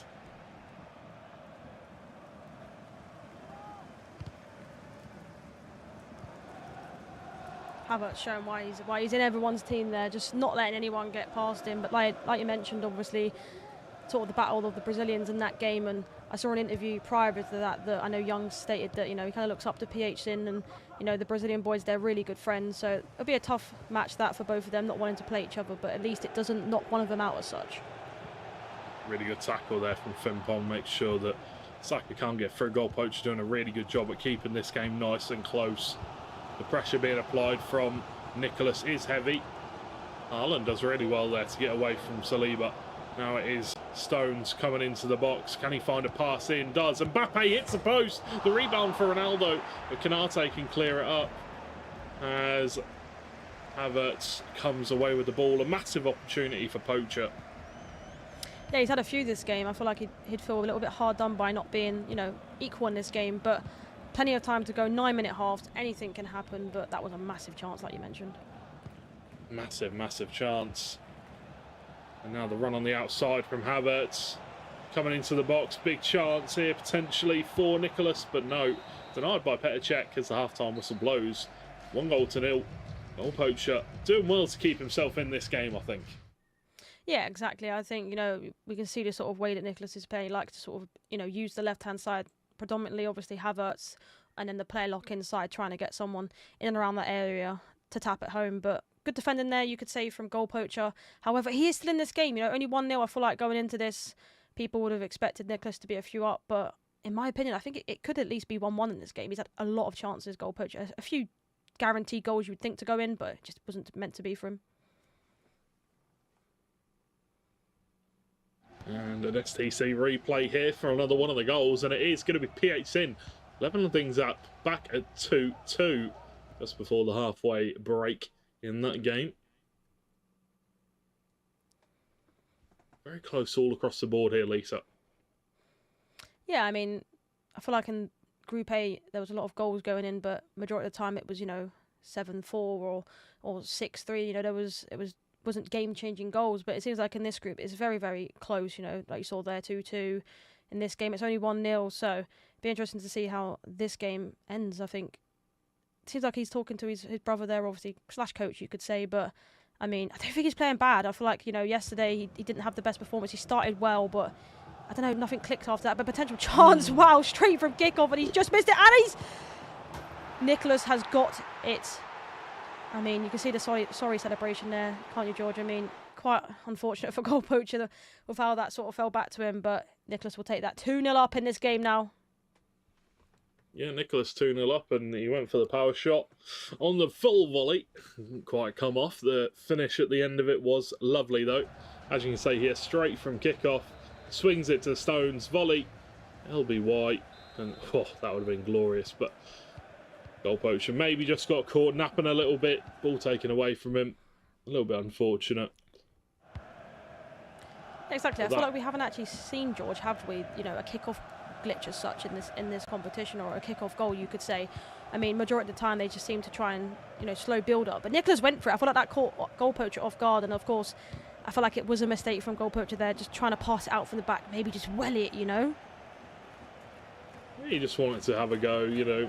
Goal of the tournament is always a nice title to get, and there might be another goal of the tournament, but that is really unfortunate. Off the bar, rebounded into the path of Mbappe as Nicolas takes the third goal, and you can see there, Goal Poacher, understandably, a little bit disappointed with that one, but either way, very, very close indeed to this being the end for goal poacher. Yeah, indeed. I mean, it was a great finish shot. You'd have thought that would have potentially have gone in, but fortunate to get the rebound, Nicolas, there, and it was an open goal. But yeah, devastated, obviously, for goal poacher. Didn't really mean much this game, but of course, for pride, just saying you've got an extra win on the final day, especially against someone that's doing so well in the group, top of the group at the moment, and with this result, guarantees top of the group as well. Pull it from Bonanno to Ibrahim Kanate. Got a goal in the Manu Bature versus Bonanno game. It looks like it has gone the way of Manu Bature as he takes the lead. 2 goals to 1 now. He's having a much better start to his day today, as he will have to go through the resurrection stage. So it's good to get underway early and get winning early. Very important. And who knows, he could be one of the players that we do see making it through to the playoffs, making a run through the resurrection stage. Haaland with a chance and another goal for Nicolas, as at this point, Nicolas just running away with this one.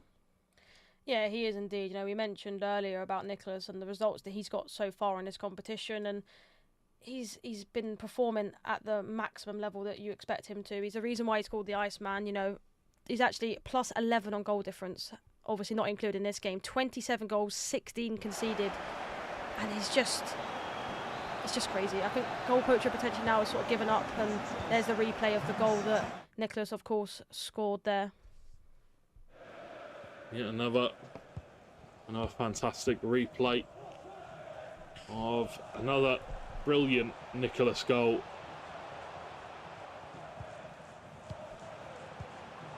Pull it. Ronaldo to Kylian Mbappe. Pull it once again. Shot comes out. Courtois with the save. Rebound for Haaland, and there's a goal for goal poacher. And Haaland definitely poached that one. He did indeed. I mean, you can see him smirking now, maybe a little bit happy with that goal. Of course, 4-1, still a mountain to climb, 3 goals. But like I mentioned, George, 9-minute halves. You know, you see 2 goals within 10 minutes within this competition so far. But you can see a little agile dribbling there with Mbappe, a long distance shot from Hullet, a great save from Courtois. Could have parried it potentially a little bit further, but wasn't able to do that. Sort of a similar goal that we saw earlier from Nicolas, sort of a rebound. Rudiger. That's John Stones. It's been a goal for PH Zin in his game versus Nathan. Oh no, he hasn't. He's given it away, and that is a gifted goal for Ronaldo. There's been quite a few of those in that game, unfortunately, but there is another goal, and Patelas pass out for a goal kick. Yeah, you can't sort of make them sort of mistakes at this level. You know, you're going to get punished, especially by the best players in the world. He's going to be a little bit devastated by that, Nathan, but we had seen that yesterday, a couple of mistakes that he made to concede goals, but still a top level player, and he looks like he's going to be going through to the resurrection stage, so can't feel too hard done by, can he? Definitely not. Kai Havertz on the ball, gives it to Haaland. Haaland in the box with a shot, and it's another really good save from Petr Cech. Putting it behind for a corner though, the danger's not over. Ball played in, Haaland there, and Haaland with the finish. Simple as that for Nicolas. 5 goals to 1. As the Iceman continues his winning ways. Exactly that. To be honest with you, George, looking at this competition throughout the last few days, I'm now doing Nicolas's corners. I mean, it's impossible. You can see how quickly he took that straight to Haaland's head, in-swinger from the corner, and you can't. It's impossible for your opponents to bring the keeper out that quickly, and when you do, they're in no man's land, and it's an open goal anyway. So, I mean, I'm definitely putting that in my locker for this week's Foot Champs. See Cloud9 in chat supporting Nicolas. Love to see it. He is definitely doing you proud today, and yesterday, and the day before. He's been on fire, to be fair. Been playing very, very well in this tournament. We'll have to see how his journey progresses through the Esports World Cup. Kylian Mbappe turns back, finds the pass to Toni Kroos. As Nicolas slowing this down a little bit, taking his time and finding a way through the defence of goal poacher, and it's Jude Bellingham hits the post. and goes behind for a goal kick. A little bit unfortunate, but tight angle for sure. Yeah, it's interesting actually seeing Frimpong. I feel like we haven't seen him much this. I mean, we see him earlier today in one of the games, but he's not someone that we've seen at right back. You know, we've seen Havertz at right back. We've seen a lot of attackers at left back, to say the least, haven't we? But I haven't really seen much of Frimpong. He's quite small, but seems to be working. Seems to be working indeed. John Stones on the ball, twisting and turning. A little bit of skill from the Englishman. I don't think we'd see him doing that in real life, but he feels empowered to do skill moves in FC 24. Lovely ball down the line for Havertz. Can he find a pass into the middle? Can he find a player to offload it to? Saka to Bellingham. Lovely turn. But could not find the goal at the end of it. Do you know something interesting, Lisa? Go on, tell me. MS Dosari is 1-0 up against Anders. I know, in the 26th minute. I know, that's crazy. Home crowd backing him. I mean, I am sort of looking at the game. Got an ad, so got it on small screen. But I mean, what a start from him. I saw him before that game started, and very emotional for him. I'm really hoping that he can at least have a good send-off in the end of the tournament and potentially make his way to the resurrection stage. Haaland, big chance, great save from Poacher. Oh, be careful. A big run coming through from Johan Cruyff, almost. Very almost got another goal for Nicolas.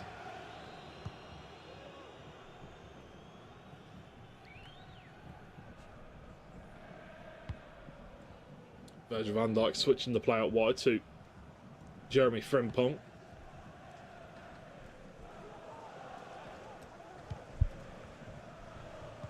That's Patelas to Ronaldo. And Hullet. The build-up play is slow and steady. But goal Poacher with some good passes. Can he break down the defence? Opted not to go for a wide pass quite yet. Does now. Finds Jeremy Frimpong, but that is where he does lose it. And away comes Nicolas. Saka to Mbappe. On Stones with the switch of play. Goal for Nathan in the PHN versus Nathan game. Brings that one to 4 goals to 3. Nathan still fighting in this game, trying to make a comeback happen. Havertz. Tony Kroos. Havertz once again. Green time finesse does not find its target. Yeah, it seems like he's just sort of killing the clock at the moment, Nicolas. He knows he doesn't need to go for it. He will get a couple of chances now, but you can see him just switching the play and just trying to make goal Poacher move his defenders out of the way. But he was able to win it there. I think that I was thinking about it. You know, he's got Frimpong at right back, and we've seen every single time he's gone down that line with him, he's just lost out to Havertz, and I think that's the sort of weakness of obviously using him. He's very small, and he's just not strong enough, is he? No, he's not. He's not the strongest of players. He is quite small, and he is rapid, but everybody's rapid at this point in the game. Everybody's got very high pace, and it doesn't seem to matter for much. There has been a goal. Bonanno has a goal potentially in this game from the corner. Haaland gets up, jumps up high, heads it into the bottom right-hand corner, as that is now level pegging 2 goals to 2. All of these games very tight. Unfortunately, this one not so much, but there might be a goal for goal Poacher. No, great save. Yeah, great save indeed. I feel like if he does score now, it'll just be a consolation goal. But, you know, he's got to take pride with how he's performed. Obviously, not to the best of his standards, you could say, but he's tried his best. He has, definitely. There's been another goal, and Nathan has brought it back level, 4 goals to 4. And there's another goal, almost identical, from Nicolas at 6 goals to 1. Bukayo Saka with the finish. And this has just been... I don't even know what to say. It's just unfortunate for goal Poacher. He has not been his usual self in this tournament. Nicolas is on fire. He is indeed, and this is the goal that we just saw Saka, obviously with his celebration that he does as well. Sorry celebration, but you know he's just been outstanding this tournament. You know, he's showing why he's here. He's showing why he's actually top of the leaderboard. 6-1 as it stands. It looks like it will finish that, but I mean, he's shown a statement, you know, for the rest of this competition that he is arguably now one of the favourites to win this with how he's performed. I need to rephrase what I said. I said he was on fire, but that wouldn't be true to his name. He's technically cold as ice, the Iceman. If the Iceman was on fire, would that mean he would melt away? I'm not too sure, but there's 2 minutes left on the clock. Nicolas has picked up the win. Goal Poacher is going to see the clock out, and that will be GG here in the final game of the Group B. And Goal Poacher will be eliminated. Nicolas will be picking up the win, and he will top the table. Yeah, obviously, congratulations to Nicolas with an outstanding performance. Nicolas has been insane. Obviously, on the flip side, Goal Poacher, you know, it's not been the tournament that he hoped for. Obviously, qualified for this event, wasn't one of the invited players. So I feel like coming into this, people would have expected more. But he's tried his best and obviously guarantees himself, obviously, the $10,000 for actually qualifying for this event. So obviously, you got to take some positives out of it.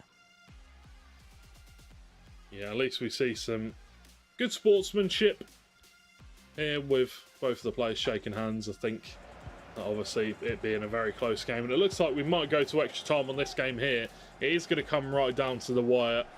PH Zin versus Nathan SR 99. Can PH Zin get a last minute chance? He's got an opportunity here. Patelas coming in off the left. Great pass. Ronaldo. Great block by Canate. Giving it away. Tosselu Ronaldo. No, Stones takes it away. And the full-time whistle will blow. That was inches away from winning it right at the depth. Yeah, exactly. And you can see the sort of reaction there from PH. And I feel like he could have potentially have done better there, if I'm honest. You know, he shot in that position, but I honestly feel there was an extra pass across the box there to guarantee that goal. But good defending, of course, from Nathan SR. And, I mean, what a game we have here. 4-4, the second game of the day. Who's going to come out on top? You know, we might as well get a prediction, George. We didn't get one for this game. It's difficult, really, isn't it? Because we've not really got to see too much of this. So I'm not going to make a prediction on this game because legally I'm not obliged. Fair enough. You know, I'm not going to give one either, as you're not giving one. You know, I don't want to ruin well, my... you've got to give one. You're the analyst. I don't want to ruin my... You're the colour. You're the analyst. You've got to do a prediction. Come on. All right, then. I'm going to say PH then. I'm going to back him. There you go. Well, Lisa's gone with PH Zin. That means I'm going with Nathan. No, I'm just kidding. 4 goals to 4 as we enter extra time. 15 minutes each half is all that separates these two players. And a potential spot inside of the top 3 is what separates them both. Who will take it? PH Zin on 4-2. Nathan on 3-3. Nathan has the best of goal difference, and he would have the head-to-head difference as well. Obviously, that would mean that he would be hoping that Bonanno will lose his game to Manu Bashor, and that would give Nathan the top spot. I would assume. Might be a little bit messy. We'll have to wait and see. John Stones. Val Veghorst pulls it back. Lovely skill from Ronaldo. Big chance! And it's PH in as they run down to the cameraman to celebrate in front of the fans. There is still plenty of time left in it. It is not one. It's not golden goal. But that was a lovely goal at that from PH Zin. Yeah, exactly. And here is the replay for it. You know, these players like to use that wing a lot. And, of course, was able to pass it inside, step overs, and a great finish from R9. However, you know, my prediction so far is doing okay. But I was going to say, we haven't actually seen a penalty shootout yet. Obviously, there has been some in this competition. MS Nasri got his win yesterday, I think it was. His first win, actually, in the competition. And we've seen that on penalties as well. But we personally haven't commentated on a penalty shootout, so I'd love to see one. Yeah, that would be very interesting to see. Patelas, though, on the ball, pulls it back to Kevin De Bruyne. Now it's Ruud Gullit.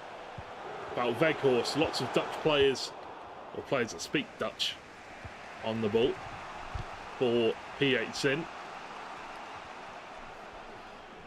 John Stones. Not too sure why there wasn't a lock on there for Neymar.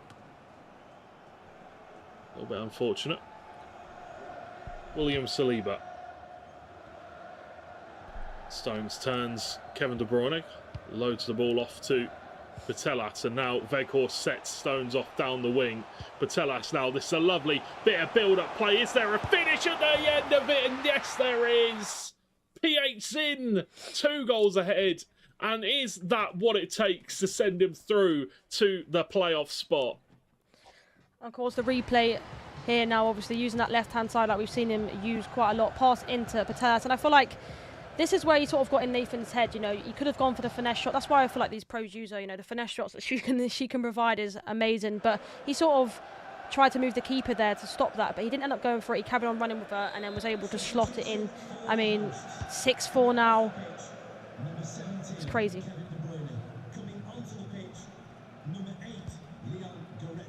Crazy game.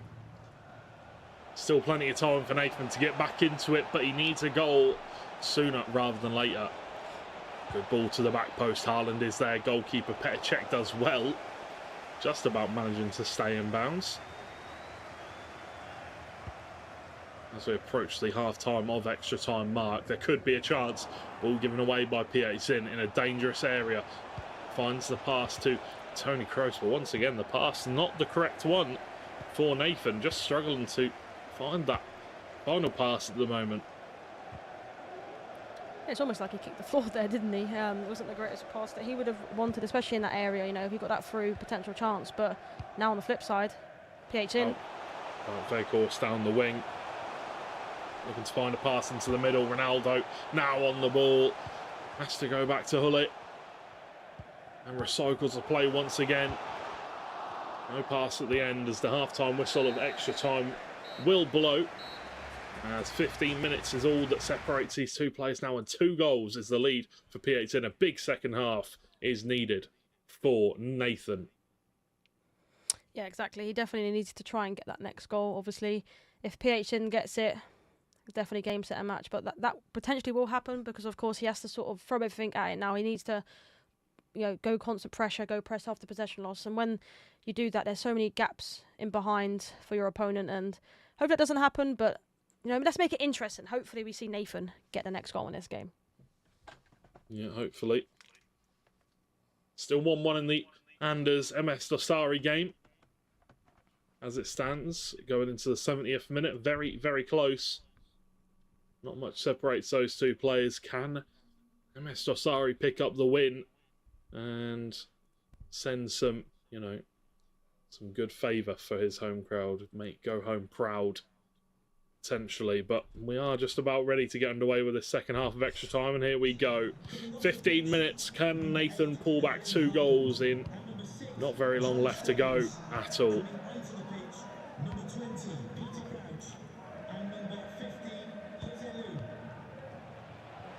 Kevin De Bruyne plays it to Jude Bellingham, who now marches into the box. Neymar Jr. now with a big chance. The goalkeeper moved across just slightly, just to make the save. The corner will come out. He goes short to Mbappe, back to Kevin De Bruyne, might whip it in, chooses to play it back to Kylian Mbappe. Now it's Kroos in an awkward position, runs straight into the defence of PH in, as the best thing for him to do right now is, like we've said a few times, when you've got the lead, no point in rushing the ball forward.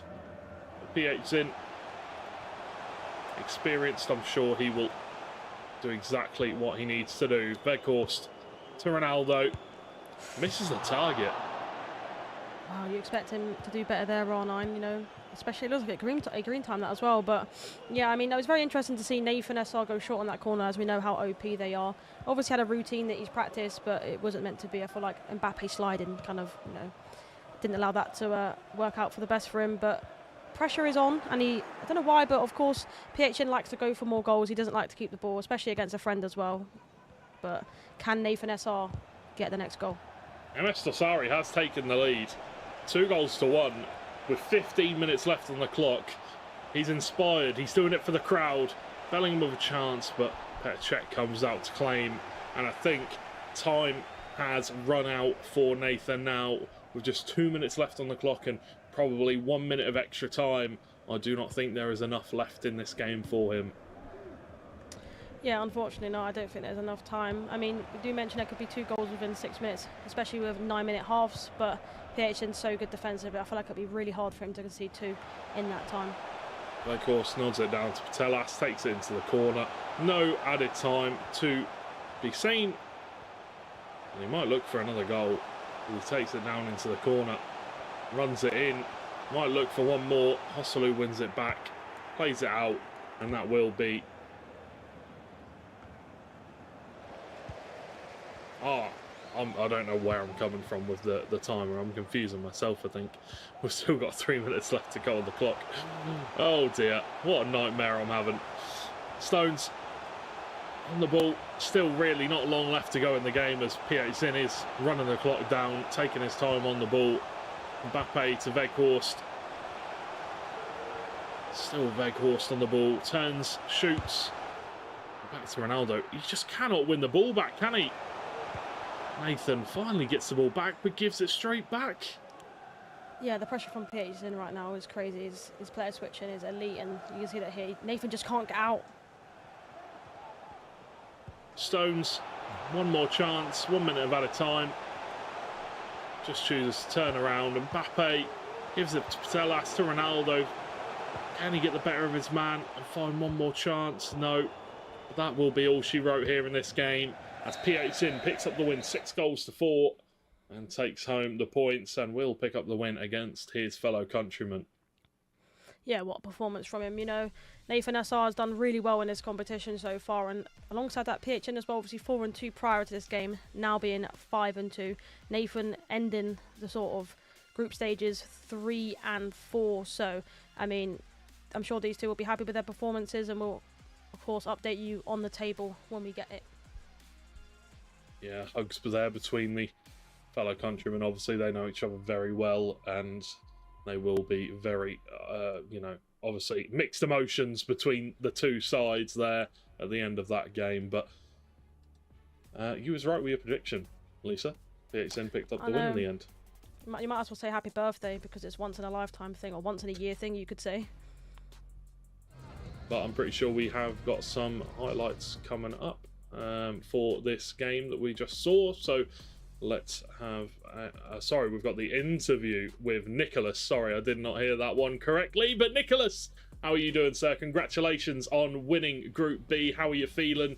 Obviously, you've had Cloud9 supporting you in the Twitch chat. How are you feeling, my friend? Hey, how are you? Yeah, I'm happy. I mean, you know, it was a tough group, but yeah, as you say, I'm the winner. I lost only one game, so yeah, as I say, I'm happy.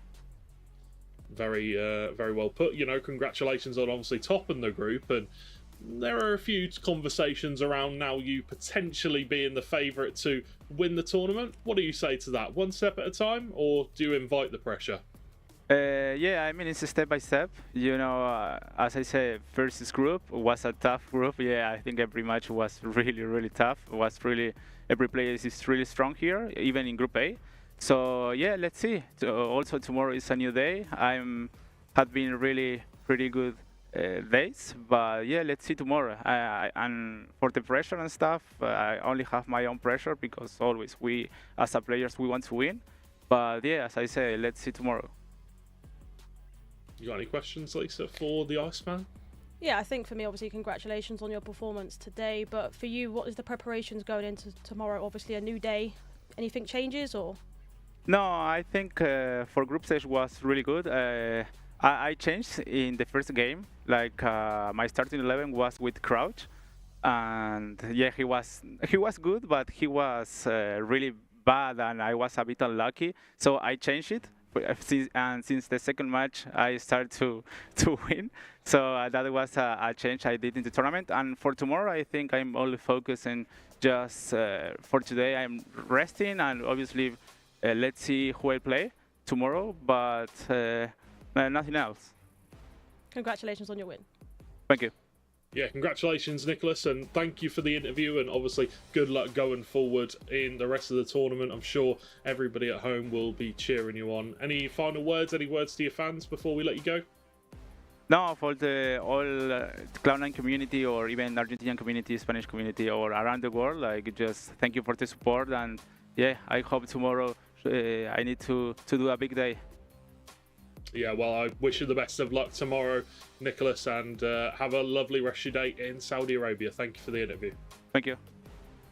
Cheers. And, well, that is all we have for the group stages. All wrapped up and done. But obviously, we still need to have a look at a final few things before we leave this one. We have the highlights coming up from the first game, which we're going to have a quick look at now, Lisa. Yeah, and obviously the game we're talking about is actually the Nicolas game, and he started strong 20 minutes in, and I actually thought this was going in. I mean, VAR check on that one. That was extremely close, and a sort of calm and collected header back to the keeper there, but this was another chance that Poacher had. I did say early in that game he had so many chances, but however, straight from kickoff, Stones pings the ball. He went for the power shot. If that went in, goal of the tournament, but he got a lucky rebound, didn't he, George? Yeah, a little bit fortunate, and obviously you see there with his celebrations, he does apologise, and oh my word, that would have been an absolutely outrageous goal. This was another goal in this game, of course. This was another goal for Nicolas. You know, after the first goal that he kept going for him. He scored loads and loads and loads of goals, but this was a chance that actually Poacher actually got in this, and that was to make it 4-1. And I actually spoke about this corner that he did there. He took it so quickly, George, that it was just impossible to bring your keeper out, and obviously what a great finish. However, he wasn't done there. After 5-1, he made it 6-1 with Saka. I mean, what a performance from him, right? Yeah, great performance, and obviously deservedly so. We spoke to him, and as his name would imply, he is cool, calm and collected. He is, you know, under the pressure. He does not mind. He picks up the win there and will be the first seed in Group A, or sorry, in Group B. Manu Poacher versus Bonanno. This was the game that we were all looking at. Very interested to see which way this would go. Manu took the lead before giving away a penalty in the 24th minute. Obviously, Bonanno slotted that one home. And then in the 52nd minute, we saw a goal from Manu, who regained his lead. And I don't think anybody really expected him to put up much of a fight, but he has done. He's put up a big fight, and he's taken it all the way down to the 81st minute, where Bonanno did equalise. He did regain his lead, 3-2, and then he put a seal at the end of it. He signed, sealed and delivered that letter, hand signed and hand delivered personally, as he picks up the win, 4-2. Manu Poacher, very good win for him there. Obviously he wasn't the favourite coming into it, but he was also very focused, very calm, and he picked up the win. Yeah, I feel like coming into this tournament, you know, like I mentioned, I feel like he was up there for one of the favourites. But I feel like for his standards, he hasn't performed like he wanted to, especially in the first 2 days. Of course, getting that important win today, he'll be buzzing with that. Yeah, well, he has performed very well in the last couple of days, and he's managed to do enough to get himself into the resurrection bracket. But let's confirm that and have a look at the standings in Group A and Group B. And as it stands, as you can see, Nicolas, oh my word, 6-1, doing just as well as Jafonso on the other side of things, the two favourites as it stands. Anders currently 4-3, so we'll have to see where that leaves him in terms of the standings. Will he get third, or will he be fourth instead of Bonanno? I can't remember what the head-to-head was. Young and Mark picking up second and third as well in Group A, Lisa. Yeah, exactly. And obviously Group B, you know, we did see Nicolas' last performance, obviously 6-1. I feel like on the Group B side of things, it hasn't updated fully. Obviously, MS Nasri did get that win, which puts him 2-5, which would be above Poacher. But obviously, when it updates fully, we'll be able to tell you. But obviously, what a performance from PHN as well against his fellow Brazilian. Obviously, ended up getting a decent result in extra time against him. Yeah, ended up getting the result in extra time. And, you know, Nathan obviously fought hard in that game. Unfortunately, could not do enough. So I'm pretty sure that we are getting a Nathan versus Manu, a tiebreaker, as far as I am aware. Sorry, Nathan versus Abu Maka is going to be the first game coming up, I would assume, in the resurrection stage. I've just seen that there, so we'll have to wait and see about that one. But yeah, the group standards, did it turn out the way that you expected, Lisa? To be honest with you, I definitely think it did. I think obviously Anders ended up turning it around. I think from day one side of things, Anders being 1 and 2, I didn't expect that, but he's performed in the last couple of days to make sure that he gets that playoff spot.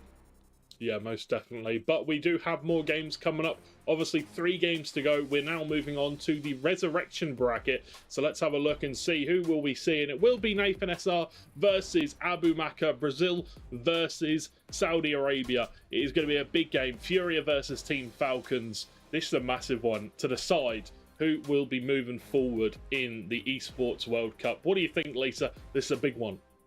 Yeah, that is a massive, massive game. Of course, I guess the fan favourite, the crowd favourite, you could say, in Abu Maka. It's going to be a tough game for Nathan SR, but he's showed this tournament how good he is. So I think it's going to be hard, but obviously I think it will be even harder for him because of the fan favourite and the crowd favourite in Abu Maka.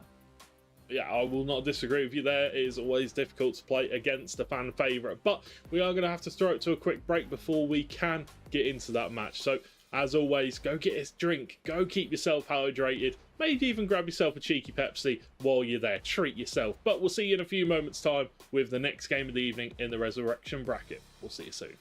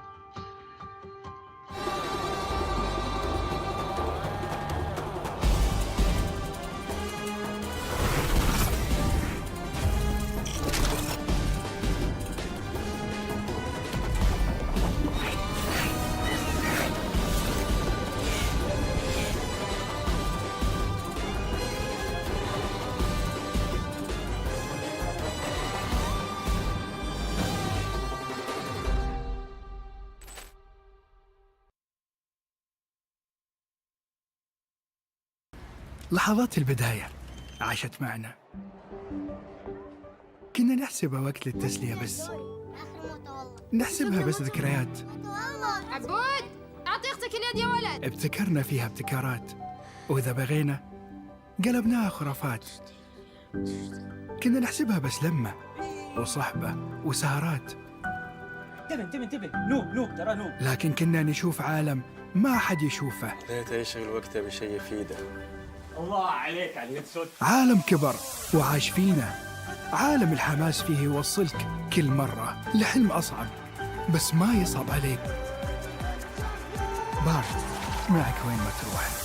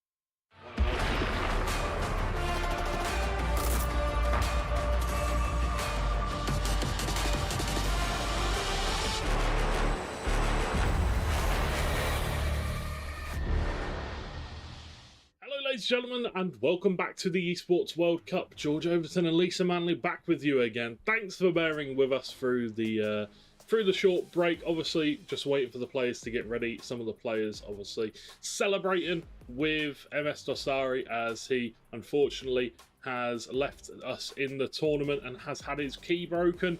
But, obviously, congratulations to Team Falcons for winning the club championship here at the Esports World Cup. A massive feat to do that, and over so many games to win multiple titles. That is absolutely massive for them. We have a big match though here in the elimination bracket, the elimination bracket, the resurrection stage. Nathan SR99 versus Abu Maka.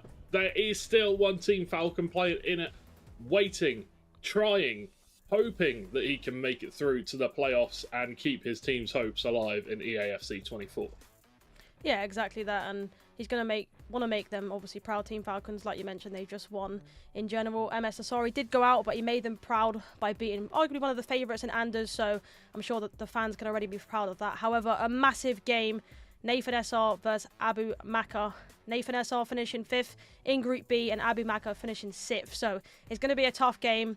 But I guess that's where the predictions come in from us. Personally, I'm going to go with the crowd favourite in Abu Maka. What about you, George? You're going to go with Abu Maka? Okay. I am. See, you're setting me up to look like the bad guy here because, as you know, I don't really like going for the same pick as you do. So I'm going to have to go with Nathan in this situation. Nathan obviously had a good run through. He has, I'm pretty sure he is the top out of the resurrection bracket. He was the top in his group, so I think that it is going to be a very close one, but I do think that he will pick up the win. Obviously, we'll have to wait and see what that will be, what the result will be, but make sure to get your predictions in like me and Lisa just have at stcplay.gg.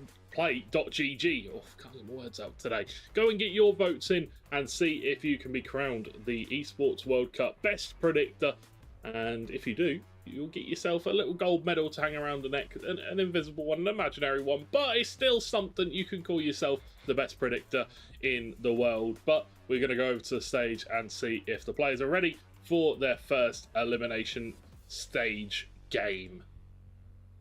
Exactly that, and Abu Maka's looking concentrated, to say the least. Obviously, his coach is just on the phone, maybe looking at some potential tactics that he could potentially change. On the flip side, of course, Nathan SR with his coach, and it's going to be a tough game. Obviously, I guess the crowd favourite in Abu Maka, we did actually see on the main broadcast, the crowd is wild. They are so supportive, and it's great to see. So it's definitely going to be hard for Nathan SR, knowing the fact that he's got the crowd, you could say, against him, but I'm looking forward to see how this plays out. Well, I'm looking forward to how this plays out. I'm also intrigued about the other game going on in the upper bracket quarterfinal, because Emre Yilmaz is going to be playing Manu Bachor in the upper bracket quarterfinal, up against his teammate, his brother, one of his long-time friends. I am sure they've played against each other many a time. And whoever wins that game will go on to play Bonanno, and whoever goes on to play this game, win this game between Nathan and Abu Maka, will go on to play Web Nasri in the upper bracket semi-finals. Exactly that, and the game is now underway. Of course, I'm looking forward to see who can come out on top on this one. But like you mentioned, Web Nasri is in the upper bracket semi-finals, and I feel like going into that, no one expected him to get into this resurrection stage, so I'm definitely hoping that he does well in this competition and proves that was wrong. Yeah, we'll have to see how this one goes. Hopefully we can get some sound at some point from the in-game fans, but we'll have to wait and see. Rude Hullet on the ball here. It is going to be Abu Maka in the black, and it will be Nathan in the white kit.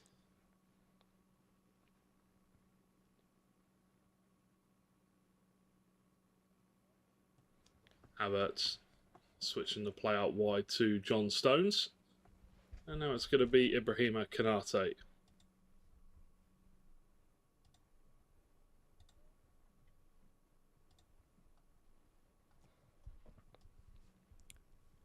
Tina playing the ball out wide to Bukayo Saka. Now it's Mbappe looking to feed in Johan Cruyff, but can't make anything work as Nathan comes out on top of the ball this time. Looks to come down the other end.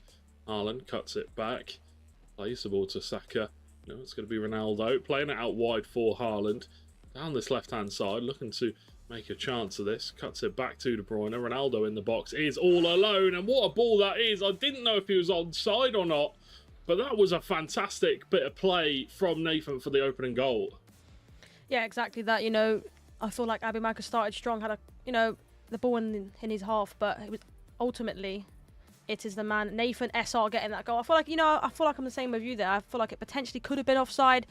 Wasn't meant to be, of course. Abimaka tried his best to sort of put his goalkeeper in a better position, but it just wasn't meant to be. As you can see here, running down the left-hand side with Haaland. Expect him to be in the box, but wasn't in that instance. And then, of course, when you get CR7 in that position, he's not going to miss. What a touch and a little volley, you could say there. Yeah, lovely finish. The volley was beautiful, and it was really well worked. Now it's Saka on the ball. Plays it into the path of Mbappe. This is going to be a very tough task for Abimaka. Obviously, this being the first time these two players have faced up. It is Group A against Group B right now, technically. And as it stands, Group B is winning the battle. Ronaldo. Saka. Big chance. Great save. Coming out there from the goalkeeper. Ball played in. Another good save from Poacher. Yeah, obviously had to make sure that he moved the keeper there just to try and get in front of Haaland, because we've seen throughout this competition, no one seems to be able to stop him. Van Dijk, Kanate. It seems the only way to stop him is actually using Haaland against him or making sure you bring your goalkeeper out. Yeah, you've really got to be on the ball with these corners. Make sure that you are fully focused and dialed in, moving your goalkeeper or moving your player on top of Haaland to make sure he doesn't get the better of you. Courtois able to come out, or sorry, Poacher able to come out and grab that one fairly easily. Had a little bit too much power on it. Bukayo Saka, though, plays the ball into the path of Haaland. Pull it now. Looks to ping it De Bruyne, but doesn't quite come off as Abimaka has the ball again. And he was close with the chance just now, but we'll have to see if he can get a shot off on goal as he builds this one up. On stones, goes all the way back to Virgil van Dijk. Switches it out wide to Kai Havertz, who once again really doesn't have any options to pass it off to. Bukayo Saka's running away from him a little bit. And once again, he will run straight into the defence of Nathan. As Mbappe bursts forward. Good tackle from Kanate, but only momentarily as Mbappe wins the ball back. Kai Havertz running into the box. De Bruyne. Saka now with the shot. Really good finesse shot. Tests the keeper and wins another corner here. He's going to look to bury this one with Haaland in space. Surely a goal. No. Just about kept off the line by the defenders. I think it was Vitinha on the front post there, keeping it out. Yeah, a firing start here from Nathan SR. We've actually seen that throughout the games we've commentated. He's always starts well. Has had a couple of mistakes prior to getting the early goal, but in this game he seems like he's going for obviously the crowd against him, but so far so good from him. So far so good. Johan Cruyff though on the ball. Kylian Mbappe, big chance. Goes to the near post, and Nathan fortunately didn't bring the keeper across too far. Ball played in, Haaland there, and the goalkeeper has been beaten. The cross was perfect. I thought the angle was too narrow, but he did manage to get it in and squeeze it through that tiny gap. Yeah, indeed. I think goalkeeper probably could have done better there, to be honest with you, but of course he will take that. Abimaka getting his first goal in this game, and 1-1 now, close game. I think, you know, it was actually interesting. You'll see it on the replay. Actually, Hullet taking the corner of all people. Obviously, we know how tall he is and his aerial presence. Majority of the time, we do see sort of De Bruyne taking it. We know how good he is with the crosses and how good his passing is. But in this game, that is not what he went for. He went for a Hullet cross, and that was the issue. I think there wasn't enough power on it, but it sort of still beat Nathan SR there, and yeah, he's got to watch out for that. Havertz switches the play over to the left-hand side and back once again. Pull it now. Wins the ball back in a advanced area. Havertz pulls it through to the midfield for De Bruyne. Haaland should win that header. Does. Down to Ronaldo. Can he get the shot away? No. Czech able to take the ball and get it out to the back. Yeah, Havertz was calm and collected there. Sort of little back heel back to the keeper. In that position, I'd be too scared to do that just in case I gave away the ball. But Abumakar able to come on the other side. And can he get the goal? Can he get the goal? Kylian Mbappe doing well. Haaland cuts inside. Plays it back towards Hullet. Now it's Vitinha. Mbappe gives it out on the wing for John Stones. Mbappe takes a shot on, but blocked away. And well defended once again. He's won the ball back, though, Abumakar. In the box. Big chance. Haaland! No, blocked away by Petr Cech. And once again, Nathan survives. Wow, wow, wow. I mean, in that position, you know, you do the extra pass, you think it's a guaranteed goal. But however, on the flip side... Big chance, Mbappe through on goal. A check once again, just gets a glove to it. Gets his, not too sure if it's glove or his leg, but another corner, Haaland there. And oh my word, it's coming. And it's got in off the back of Vitinha. And I think Nathan's face there said the lot. I think he was quite surprised to see that went in. But either way, he got lucky with the first one, Abumakar, for it to be cleared off the goal line. But not this time. To be honest with you, I think my face was the same as Nathan's there. I was so surprised that went in. I think, you know, there's been so many chances leading to this goal, but obviously a great header from Haaland and Vitinha, obviously just in the wrong place at the wrong time, I guess. But, you know, I feel a little bit hard done by there, Abumakar, especially with that sort of certainty of a goal that you would expect down the other end. You know, the extra pass and a great save from Czech. It seems like the battle of the Czechs this game, doesn't it? It does. It does seem like the battle of the Czechs. Both of them keeping plenty of chances out. We'll have to see if they can continue with their, I don't want to say clean sheets, but continue with their good performances in net.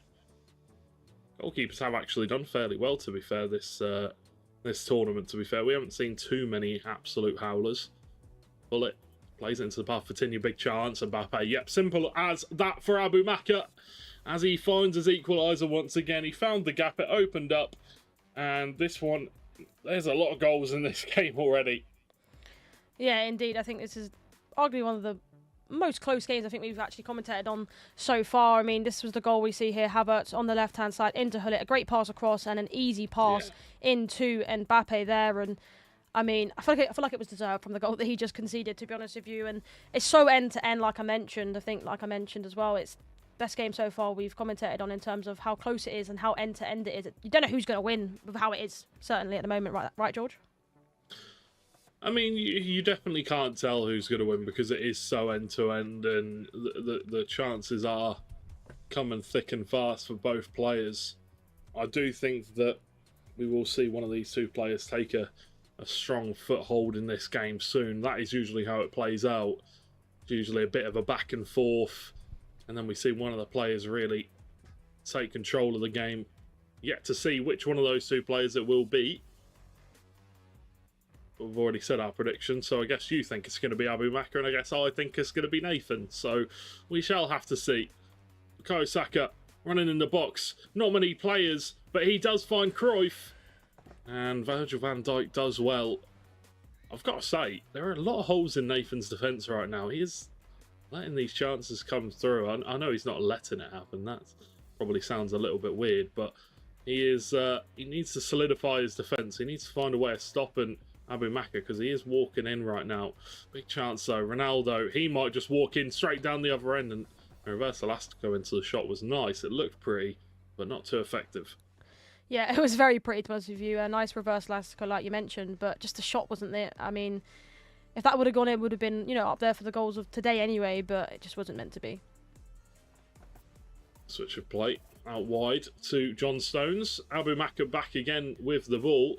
Switch of play all the way out wide. Lovely ball from Vitinha as Havertz runs inside, and Johan Cruyff is there. And once again, just a little block. The chances are coming for Abumakar. He could potentially be 5-2 up right now if he would have buried those chances that he's had. They were really close to the goal. They were really well crafted. Just the last ditch tackle from the defenders coming in. That's Mbappe. What's he going to do here? Just run all the way down the byline, and he wins himself a corner, Nathan. Nathan's really good from these corners as well, so he does need to be careful. Abu Maka goes far. Virgil van Dijk there. And the goalkeeper forced to make a save. That would have been the first time I think we'd be singing Virgil van Dijk's name in this tournament for scoring a goal. Yeah, indeed. We actually haven't seen a Virgil van Dijk corner. I mean, earlier today we did see our first Kanate corner, but we haven't actually seen a Virgil van Dijk yet. I feel like a lot of the players are not also opting to use them. We've seen a few different ones, you know, Nicolas using Rudiger instead and a few other players. But, I mean, good half so far in this game. Obviously, level pegging at the moment, but like you mentioned, I feel like something needs to change. Obviously, you can see him talking to Nathan now. He seems to be sort of leaking gaps and holes in his defence. You know, at the moment, Abu Maka's using his left side of his park, Havertz down that left-hand side very nicely and doing the player lock, the extra pass, and that's where most of his goals has come from. So we need to try and stop that if he wants to proceed further into this tournament. Yeah, very true. Let me know, ladies and gentlemen, in the chat what you think is going to be the outcome of this game. Make sure to go to stcplay.gg if you want to put your predictions in for the games remaining in the Esports World Cup as well. But here we go, back into game 2-2. Very close first half. Abu Maka, I would say, maybe just edged it in terms of expected goals, I would say. Here comes Havertz. Gives it to Saka, but is quickly dispossessed. Great ball roll from Haaland as Ibrahima Konate comes flying in with a tackle. Lovely ball to Mbappe, but a great save from Czech once again. The bicycle kick, the scissor kick, whatever you want to call it. Acrobatical effort denied. Yeah, that was a massive chance there for Nathan, to be honest with you. Potential chance now down the other end. It's end-to-end this game so far. Yep, Saka gives it into the path of Kai Havertz. R1 dribbling, gives it to Haaland, and back to Havertz we go. As I thought the chance was going to come there, but unfortunately not for Abu Maka. Nice play once again out wide for Havertz. Gives it to Haaland. Patience is the aim of the game here. Finds the hole at the back with the offside trap. Comes forward and he found the ball over the top. But well played from Nathan to defend against it once again, but unable to get the ball coming forward. Still on the defensive. Johan Cruyff tackled by Kai Havertz. Goes into touch for a throw-in. Now it's Vitinha weighing up his options. Good pass into the feet of Mbappe. Now Saka gives it to Haaland. Really well defended. The defender just comes across to make the tackle once again. And there might be a counter-attack here. Haaland coming across. Big chance maybe for Nathan. Ronaldo shoots at the near post. It's another corner. And another chance for Nathan to get his lead back. We're just 10 minutes into the second half and we've already seen plenty of chances. But Haaland missed that header and you don't see that very often. Yeah, you expect him to at least get it on target. But we see a couple of changes now happening. I think, you know, Abu Maka has made a couple of mistakes, to be honest with you. I think the prior chance for Nathan, obviously it's been end-to-end, so I didn't get time to say it, but the prior chance where, obviously, like you mentioned, Mbappe sort of scissor kicked it or, you know, bicycle kicked it, whatever you want to call it, but, you know, that chance there, Abu Maka just went sliding and completely left a gap in defence, so I feel like Nathan SR could have done a little bit better, maybe take a touch instead of going straight for it, but, yeah, it's been a great game so far, and honestly, I can't tell the way it's going to go. Nathan's, I'd say, this half had the better chances, should be up, but Abu Maka's given him a good game. We will have to see, as we still have plenty of time left in this second half. Maybe just a couple of tactical changes as you see Abu Maka go to his attacking preset. Nate switches the ball all the way out to Kai Havertz, who gives it to Kylian Mbappe with that press proven, able to hang on to the ball. There is a lot of space down that left-hand side for John Stones. It's like we're watching two mates picking a ball around on a football pitch sometimes with all these switches of play, just testing each other's touch. Kylian Mbappe, rapid down in the byline. Can he find the pass? Doesn't need it. Slips underneath the goalkeeper, puts it between his legs, and we've seen a couple of goals like that in this tournament. There's a brilliant goal from Abu Maka as he takes the lead And he is continuing to wave that Team Falcons banner proudly as they try to push on through EAFC 24 tournament. Yeah, exactly. I mean, a great goal, obviously, R1 dribbling. You can see it here down the sort of byline here and into the box. And it's sort of hard to stop this. You don't want to dive in and give away a penalty. And, you know, I feel like he expected there, sort of pass across the box. But he just opts to go through the keeper's legs and sort of a low-driven shot. And it worked. And what a start to this half. I feel like he was against the cosh, you could say. But now he's in the lead. He is in the lead, and deservedly so. We said it at the end of the first half. We said he does look like the better player so far in this game. We'll have to see, though, as Nathan now needs to turn it up a little bit. He needs to find a way back into this game. Hasn't had too many chances, to be fair to him, in this second half. Does win the ball back there, though, through Kylian Mbappe's effort. Virgil van Dijk switches the play out wide to John Stones. Kai Havertz now. One dribbling through the midfield. Goes out wide. Might look to go down the byline again. Chooses to go back instead. Hullet on the ball. Lovely bit of dribbling. Pulls it back for Haaland. Big chance, but no. Virgil van Dijk stays strong. And Saka will play it back so Nathan can hang on to the ball. But given away now. Dangerous position. Plenty of players are forward here for Abu Maka. He chooses just to slow things down a little bit. Take his time. No point in giving possession away so quickly when you can hang on to it and recycle the play. Exactly that. We also see a pause coming in for Nathan. Obviously, he's not happy. Wants to change something. Normally, in my games that I play, when it gets to the 60th minute, I try and go for the pause just to change something up. Constant pressure, press after possession loss, dependent on the score. Obviously, only one goal in this game. Good change now, though. Good change now. Bukayo Saka with a chance. Great save. Keeps it in as well. So does not concede the corner. Nathan. Abu Maka with another big chance. That could have been the one to put the nail in the coffin, but we still see that pause queued up, so Nathan still wants to change some things. Havertz, though, this chance could potentially change that. Havertz, great save from Poacher once again, but it is a corner for Nathan now as these changes will come through. Exactly that, and we do see the 100 depth there from Nathan. Seems like he is loaning it a little bit now, though.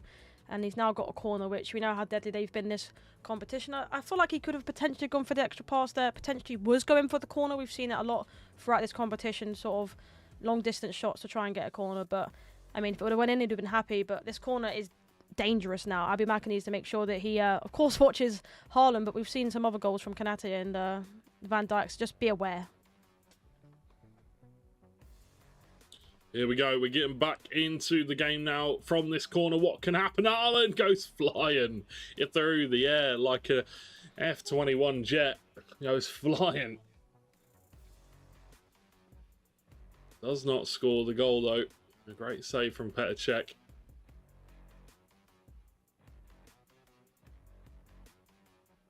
Havertz gives it to Johan Cruyff. That is a great ball. Big chance for Haaland, and he just dinks it over Poacher as Abu Maka has surely secured his place going forward into the upper bracket semi-finals here in the resurrection stage. A big goal for the Team Falcons, man.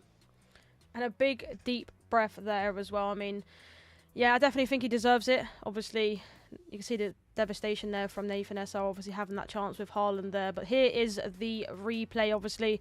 Johan Cruyff, a nice little dink into Haaland, and then another dink over the top of Czech. To be honest with you, I actually haven't scored a single chip this year in FC 24, so maybe I need to go for it now with a chip shot playstyle plus that's OP. They are good. They are good. You just need to time them well, because the problem is that they have a lot more base power than a lot of other years. You know, if you put the same amount of power that you did last year now on this year's game, you would be seeing it going flying over the bar. Big chance for Johan Cruyff, though. Can he find the pass into the middle? It is going to be Haaland, and it is going to be another save from Poacher. And Nathan's goalkeeper movement has definitely saved him a pretty embarrassing scoreline here in this game, to be honest. Yeah, I mean, we've seen throughout the games we've commentated on Nathan that he's very good at the keeper movement. He's saved himself in a lot of scenarios, but he also has made a couple of mistakes where he's moved him the wrong way. So, you know, goalkeeper movement is that type of thing where you can benefit from it, but you can also concede because of it. So you just got to try and get it perfect, because if you don't, you basically leave one side of the goal open and basically a free goal for your opponent. Yeah, very true. The Emre Yilmaz Manu Bachor game is 2-2 currently, and it is a bit of a brutal circumstances because they are two teammates, they're two fellow countrymen. You could say two brothers. And whoever loses that match will be knocked out of the Esports World Cup, and one of them will be destroying the other's invitation key, and that would not feel good, to say the least. But there has been another goal. Well, sorry, there was a corner, sorry, as we get back into the action, but nothing will come from it, as we see 15 minutes left on the clock, 2 goals left, 2 goals plus is Abu Makr to the good. And yeah, it just doesn't seem like Nathan is able to do much here in this game. Abu Makr playing a flawless game. Yeah, exactly. He's playing really well, and obviously he's going to want to make Team Falcons proud. And MS Nasri trying to go that one step further than him, of course, Abu Makr is. So obviously he's going to be proud of his performance, but he's going to want to go all the way and get to them playoffs. $50,000 if he gets out of this stage.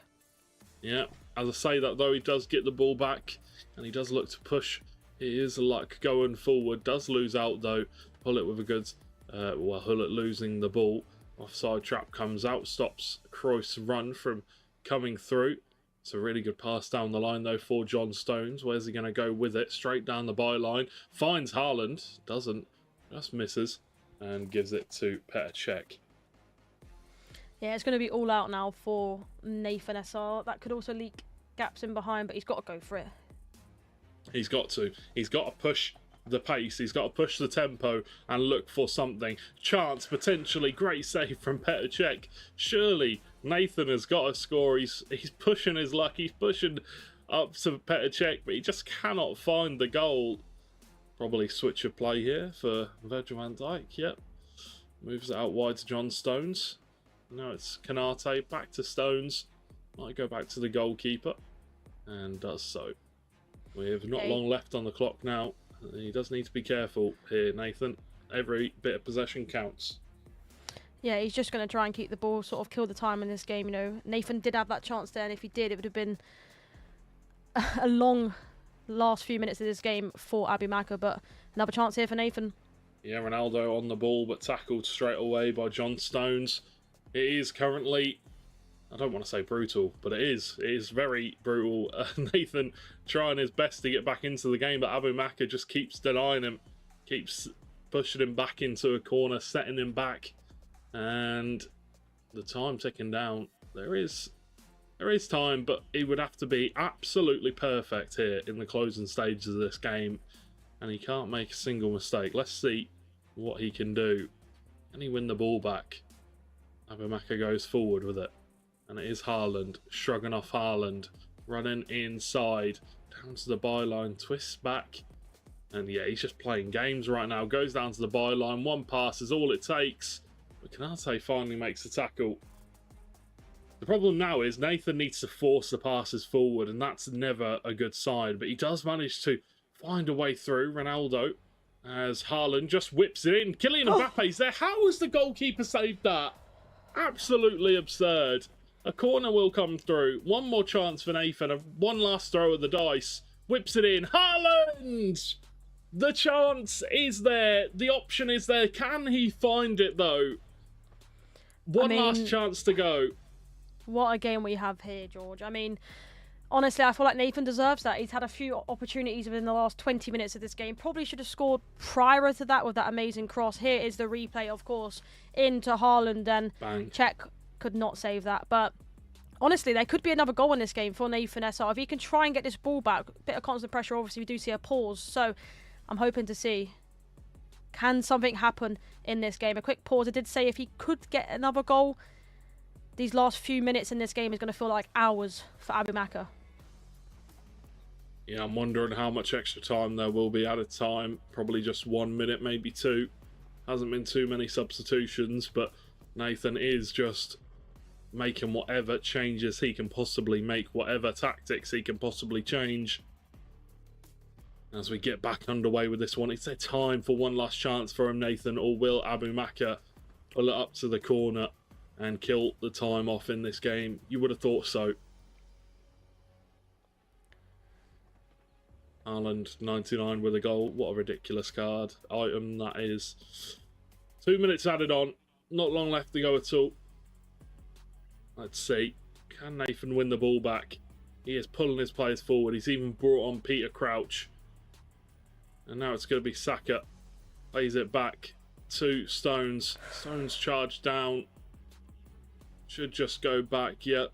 Stones there with the ball. Not left any time on the clock. And that is the full-time whistle. Commiserations to Nathan. And congratulations to Abu Maka as he moves on through the tournament, through the resurrection stage. And he will face Webb Nasri in the upper bracket semi-final. And Nathan, unfortunately, will be eliminated from the tournament. As you can see, it means a lot to him. And it is sad, because it is the biggest FC tournament that we've ever seen. The biggest prize pool. And it is very brutal. These players, they work so hard. They try their absolute best to get further forward in these tournaments. And you can see how much it means to him. Yeah, exactly. Devastated for Nathan. I felt like he did try his best there. You know, the battle of the Czechs is what we said. There was so many saves that game from Czech, but obviously congratulations to Abu Maka, now into the next round against Webb Nasri. That should be an interesting game to watch. Yeah, it should be a very interesting game to watch. I'm definitely looking forward to that one. I'm just quickly spying on the other streamers. I'm trying to see what the score is, but we have some highlights from this game, so let's have a quick look at those and see what we've already seen and just quickly go over those. Yeah, exactly that. Obviously, the first goal from CR7 was actually a great finish, and that was for actually Nathan. He ended up having another chance here. Moving on to the 23rd minute, where, of course, Abu Maka was able to get his first goal in this game. Did say I feel like Czech should have done a little bit better there, George. Yeah, maybe. I mean, Czech's been so good for both teams in this series. Multiple saves, maybe even in the 10s for both players, to be fair. Unlucky there with that one, to be honest. That is really tough, but there was a chance where he cleared it off the line shortly before, so it is a deserved goal. Big chance from Mbappe, buries it in the bottom left-hand corner as Ronaldo moves forward. Mbappe there, big volley, big save by Petr Cech. And once again, Mbappe running it down the wing. We see this so often. Cuts inside and just sends it underneath the goalie's legs. Nutmeg. Oh, shut your legs as a goalkeeper, Lisa. Yeah, you do. To be honest with you, I feel like he actually expected him to pass that across the box, but obviously decided to do something a little different. But as you can see in this game, there were so many chances for both of these players. And this was another chance with another amazing Czech save. But from the corner from that, Haaland have another chance, and Czech made another save. I'd say, like you said, George, I'd say a good 10 saves for Czechs on both of these teams here. But this was the goal that Abu Maka ended up scoring to go 4-2 up. But it wasn't over. In the 81st minute, this was a chance that Nathan had, and if he would have scored there, it would have been a completely different game. But later again, in the 89th minute, another chance that Czech saved, but this time Haaland pulled it away. And yeah, I mean, what a game we had there. It was end to end. Both of them had their chances, and it literally could have gone either way. Yeah, it's just unfortunate for Nathan. He had a lot of chances, but in the end, he just could not do enough. He could not do it, which, you know, commiserations to him. It's brutal to see a player that obviously the game means so much to him, and to see him obviously visibly distraught. Yeah, it sucks. Commiserations to Nathan. Obviously, congratulations to Abu Maka, who will be moving on, like I said, to the upper bracket semi-final, where he will face Webb Nasri in our second to final game of the day. And it'll be very interesting to see which way that one will go, because obviously we've seen Webb Nasri and what he can do, and obviously we've also seen Abu Maka and what he can do.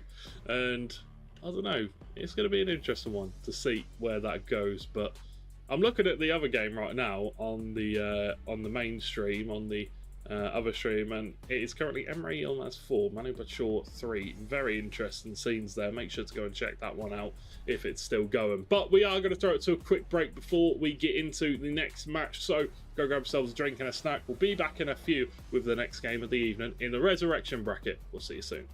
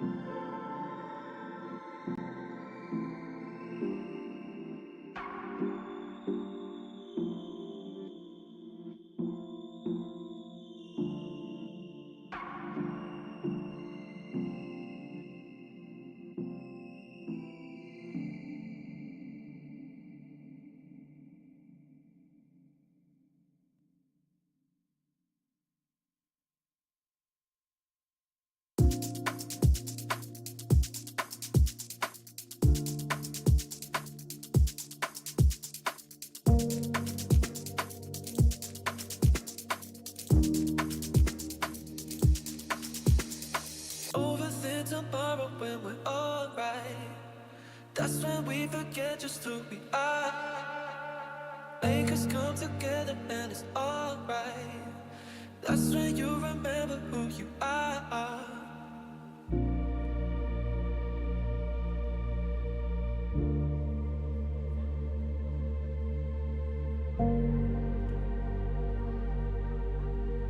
That's when you remember who you are. Who you are. Who you are.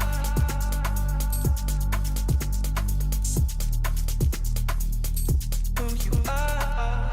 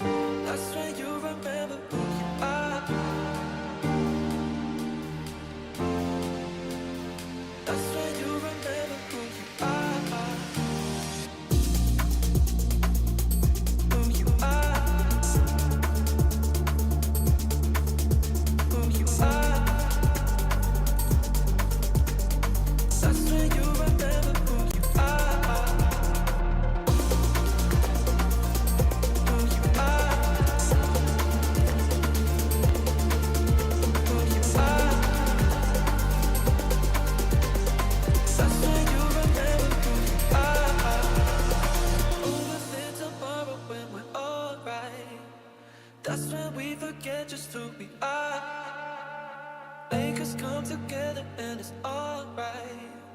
That's when you remember who you are.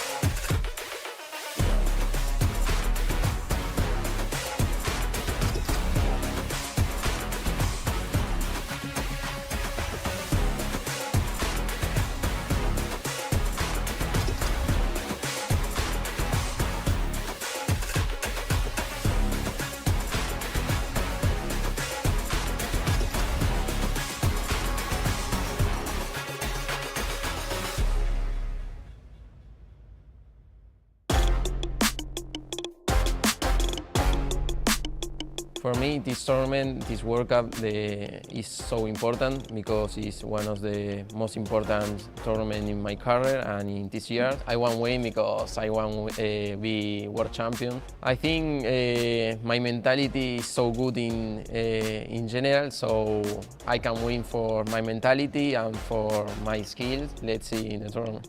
When I win, I will put in my trophy probably Anders, because he's the world champion right now. Levy, pacing, I don't know. I don't have a big opponent, or I don't want to win one player more than any player. It's for me, I want to win. I won 2 trophies this year, but yeah, I can win more trophies. In this case, the World Cup. I feel good, I feel confidence, so I can win this tournament. Sometimes I use the post for the mentality, for the moment in the game. Sometimes the opponent have the momentum in game. He scored the goal maybe and he have a lot of chance, so I take the post. It's so important, and sometimes it's for change some players. The card I'm scared to face, I don't have one, but maybe it's Haaland, Peter Crouch, or something like that for the aerial plus. Sometimes you can do nothing in defense for Haaland. If I win, I don't care a lot the money. I don't think right now in the money. I think about the tournament, in the glory, in become to world champion. So I don't care the money right now. After, obviously, it's important, but now, before the tournament, I don't care. This tournament is my tournament.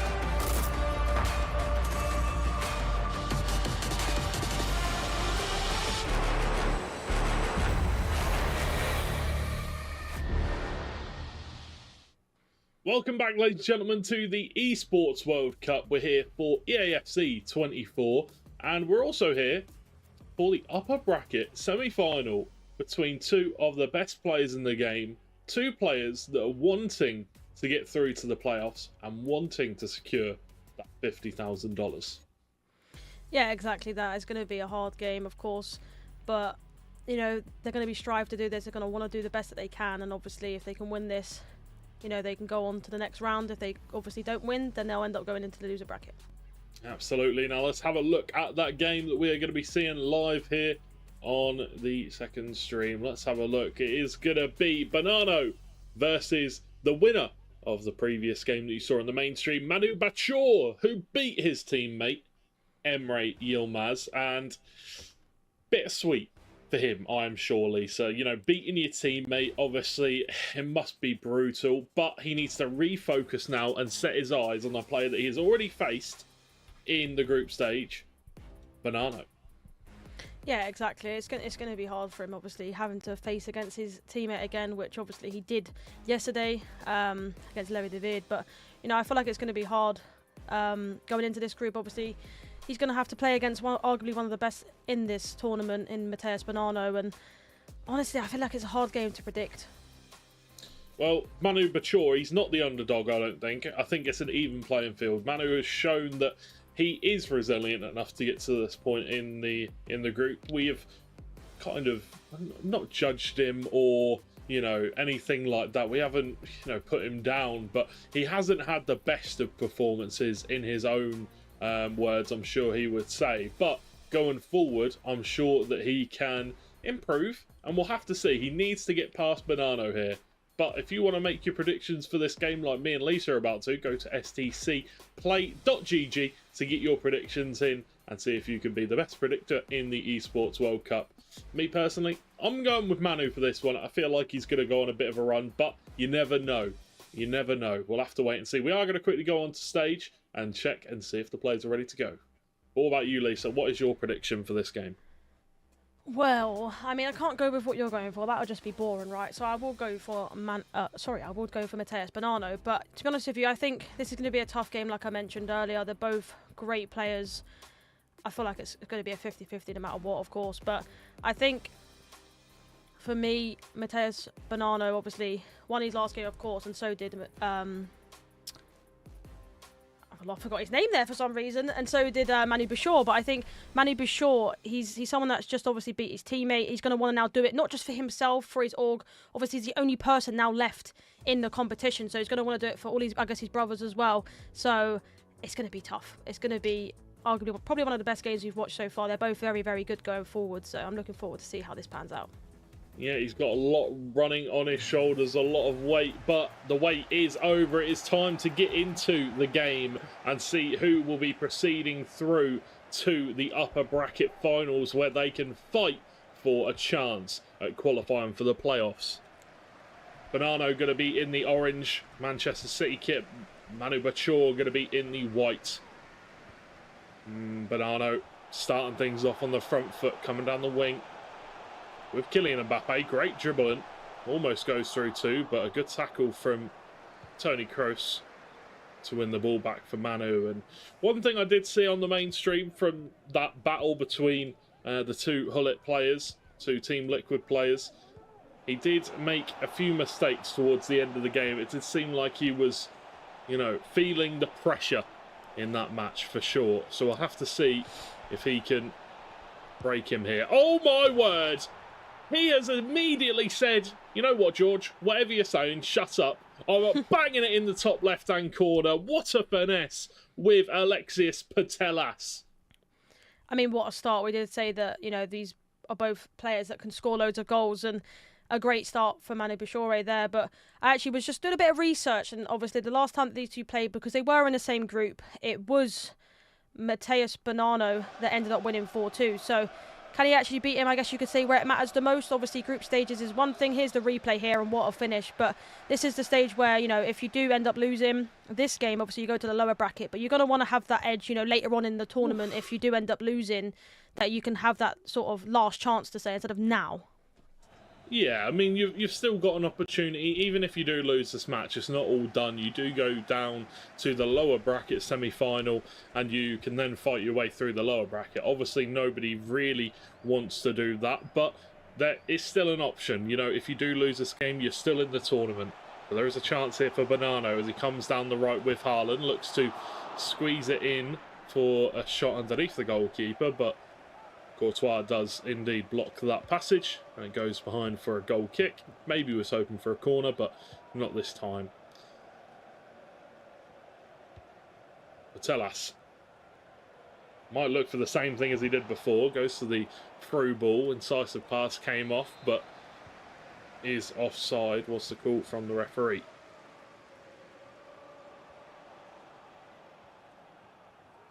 Foul from Mbappe, I think it was. He's going to whip it in for the free kick, but not enough power on it at all. Mbappe, twisting and turning, goes down the right-hand side, has Ronaldo for support, goes back to Kylian Mbappe now, as the play is building up. Haaland, Ronaldo chop, pull it with the finesse. Courtois forced to make a save, and it does go behind for a corner. Haaland's dangerous in these positions, and Konate deals with it well. He's very calm and collected coming out from the box here. I mean, for me, I'd just be welling up the pitch, but of course, actually, I might have jinxed it there, George. Yeah, not too calm and collected there. Doesn't lose out on the ball. Might come for a chance for Manu. As Mbappe turns, looks to go down the wing, but turns back again, goes for the finesse and wins yet another corner. And this is exactly what you want to see if you're a Manu Poacher fan, as he's whipped it in. Haaland there, but once again, Konate gets the better of him. Wins it back. Kylian Mbappe, Konate goes back to pull it, and just recycling the play here, making sure that he gets hold onto possession, not rushing anything. Hosselu goes back to Van Dijk as he switches to play out wide for John Stones. Now it's Virgil van Dijk.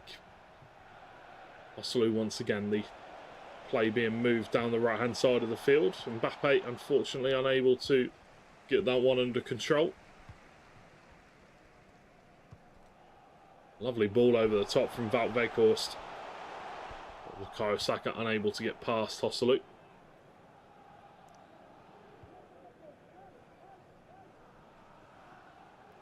Oh, lovely ball, really well timed from Mbappe. Hosselu didn't have the pace to get past John Stones that time, or sorry, that would be Kai Havertz. Mbappe with the pass, blocked by Rudiger.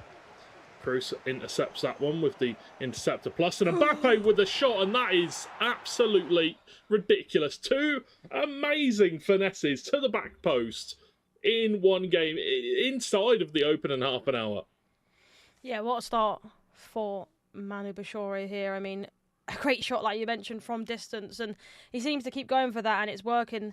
Obviously, I feel like Matheus Bonanno, they did try and move his keeper there, but he just couldn't get a hand on it, and here is the replay for that, obviously. Putellas in that position into Mbappe. I mean, Rudiger wasn't able to get it back. A terrible pass from De Bruyne into Mbappe, and then you see the green time shot. I mean, a great finish, but, I mean, a mistake you would say from Matheus Bonanno there. It was a mistake, but it was a lovely bit of play from Manu, which is definitely something that is becoming more of a common occurrence in these games. He is starting to light up this resurrection stage. He's doing a really good job. He's getting in the groove, and I'm not surprised, to say the least. He has the talent.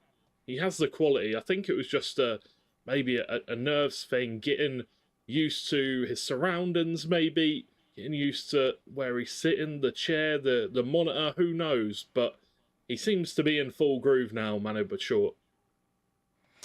Yeah, of course, indeed. He's got the groove going on in this game, but of course, on the flip side, I feel like Bonanno has this. I feel like, he scores a lot of goals in this competition. It's only 21 minutes in. We saw a lot of goals early in the Abu Bakr game, and a few goals in the last sort of 10 minutes of the game. So, got to remember it's not over yet. No, not over yet, but there is plenty more to come, and still in this game. 23 minutes in, Manu has a 2-goal advantage. Bonanno gonna want to bounce back, and we do often see in these games somebody takes a 1 or 2 goal lead, then a comeback happens.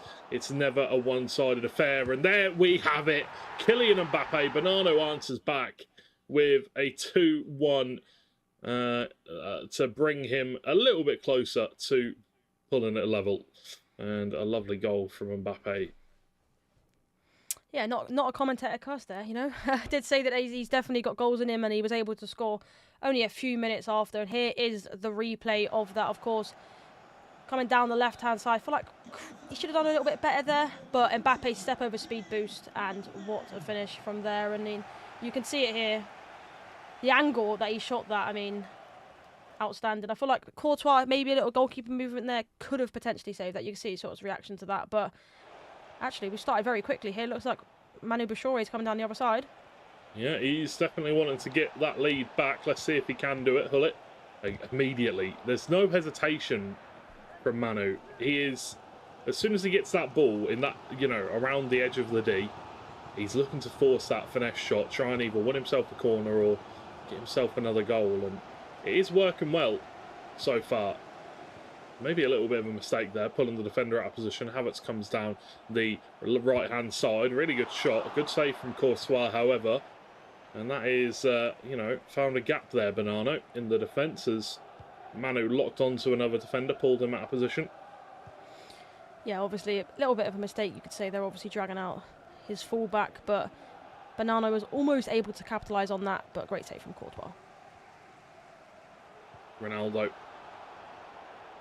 offloads it to Kylian Mbappe, who looks for support and finds it in Kai Havertz, who gets the ball taken away from him by Hosselu as the press comes out from Bonanno, unable to make anything happen. There is a good run from the right-hand side of Hosselu, but couldn't find him in that nick of time to continue the run.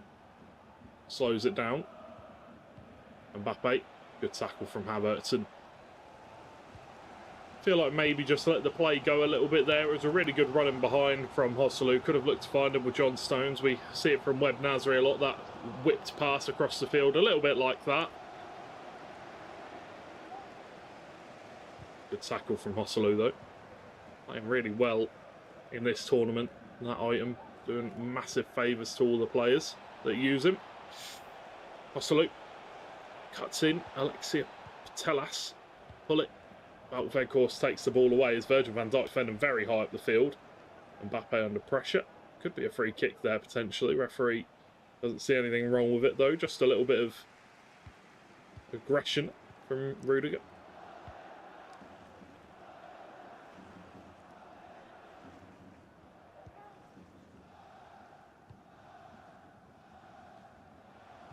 Mbappe. Good pass from Kai Havertz into the feet of the Frenchman as he looks to bring this game back to level. Once again is going to be denied and left waiting, hungering more, as Manu Bouchard defends well once again. Yeah, it's a sort of end-to-end game, obviously. They both had their chances, and I actually wanted to mention about Hosselu. Of course, you've mentioned he's a very good card that people are using in this tournament, but he's in a position where no one would expect him. Of course, sort of right back, just to try and stop them crosses as much as possible. But a potential chance. Great defending by Manu Bouchard there. But yeah, he's a card that you don't expect to see right back. However, he's just someone that you need there to try and stop Haaland, try and stop the aerial plus people. But also, you've seen it a lot. Most of the players have him on overlap. So when he gets in that area, you're able to just get a shot off, because it's not a fullback. You know, he has a better, as such, chance of scoring because of his high shooting stats. Because realistically, he is a striker, but he's using that position. So it's an interesting choice, but it does work a lot in this competition.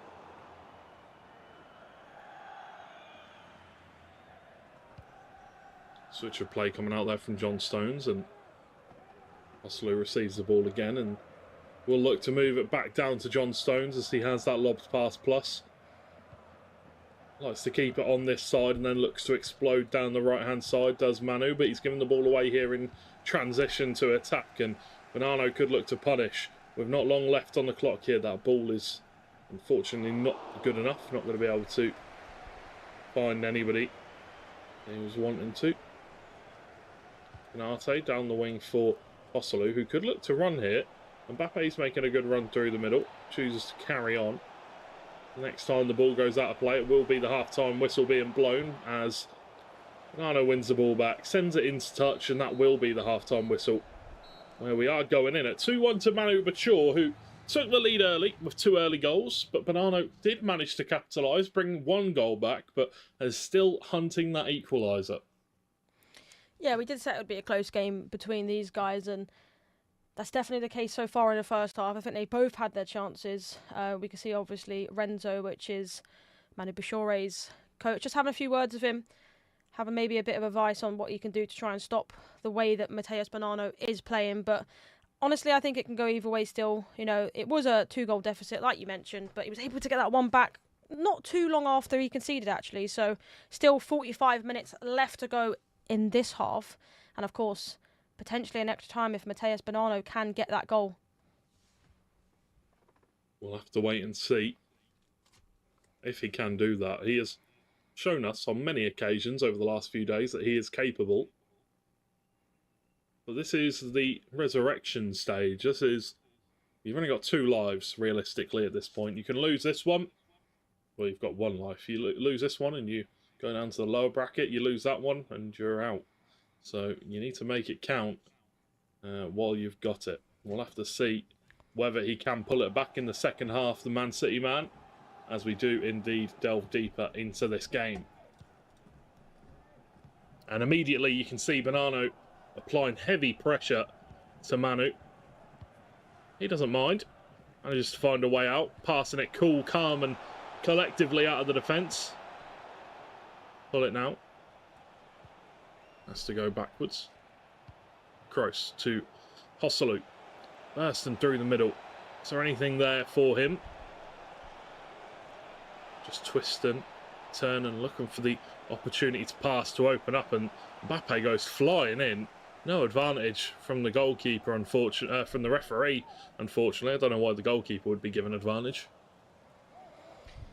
Indeed, and I mean, like you mentioned, the press from Bonanno is elite. You know, his player switching is the best, arguably, in this game, and he's showing that, and how every single time he gets the ball, he's able to have 2 to 3 players around. And I was just actually looking at the mainstream, and these Saudi fans are loving life at the moment. Hopefully, their sort of boy can put on a showcase. I'm not sure what the result is at the moment, but keep you updated on that. Saka down the wing for Mbappe. Ball roll, takes it back, double step over boost, but can't quite make it happen. Well defended once again by Manu. Hosselu. Canate. Switch of play out wide to John Stones. Plenty of players forward here for Manu, but again, just can't quite find the passes. Unable to really break down the defence of Bonanno since that second goal went in. Still looking to increase that lead and get himself comfortable, but it's not quite happening yet. Kroos. Tackled by Kroos as a free kick comes out. Takes it fast, Saka. Now it's De Bruyne. That's a really good pass into the feet of Kylian Mbappe. Can he make something happen? No. Really well read by Manu as he makes the tackle. Yeah, well defended there. I thought, you know, obviously that was a great tackle from Canate, but obviously if he doesn't time that perfectly, could potentially give away a penalty. But to be honest with you, it was Kroos v Kroos there, and I kind of thought that got a little hard done by not to go away with that ball there. Didn't think it was a foul, and if he did get away with it, it would have been a lovely counter-attack. However, Patelas down the right. Looking for a pass into the middle. Saka once again with the interception. Ronaldo with the foul.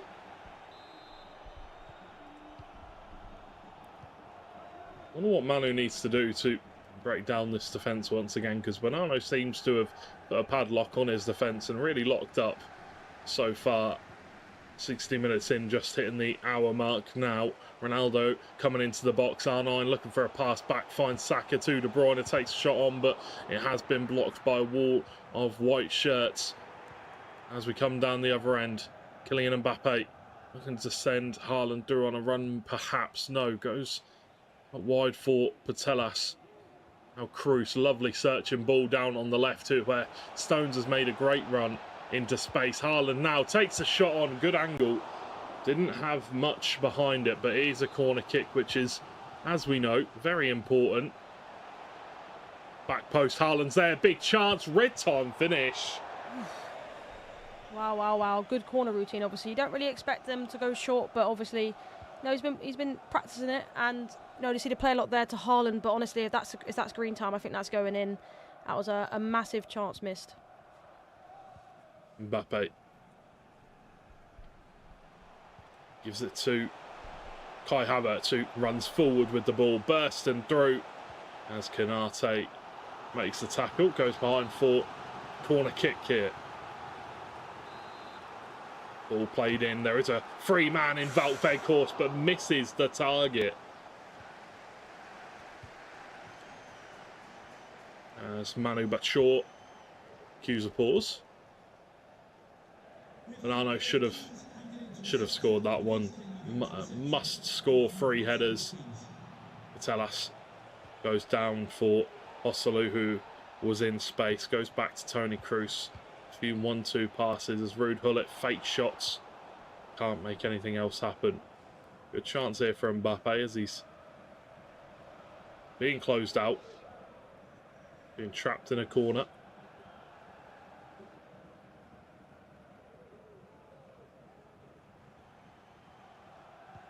Konate into the feet of Rudiger, goes out wide for John Stones now. 17 minutes in, 20 left to go here in this one. Bonanno's still got time, but he needs to find a goal, and he's knocking on the door, but nobody's home right now. Yeah, every single time he seems to go forward, Bonanno, there's like so many white shirts in front of him. It's very hard. He's defensively solid. There's no gaps, and he's going to have to try and do something when this pause happens, maybe press after possession loss, but he'll leak gaps. That's the only issue. Switch of play out wide for Manu Bachor. Stones with a manual pass out wide. Really nice. Had perfect amount of width on it. Ossolu comes running down the right. Is he going to go down the byline? Turns back, fakes the pass as it is wildly misplaced and goes straight past Patelas.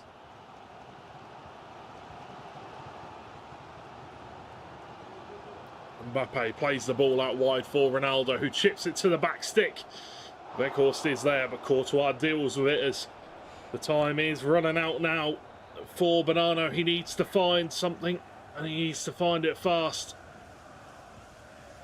It's Manu Bachor just holding on to possession here. He's been very tricky to break down.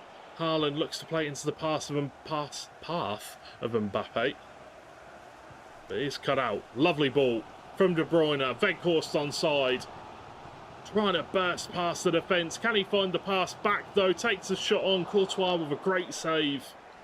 And once again, another chance goes begging for Bonanno. He's trying to make anything he can happen. It's just not working right now.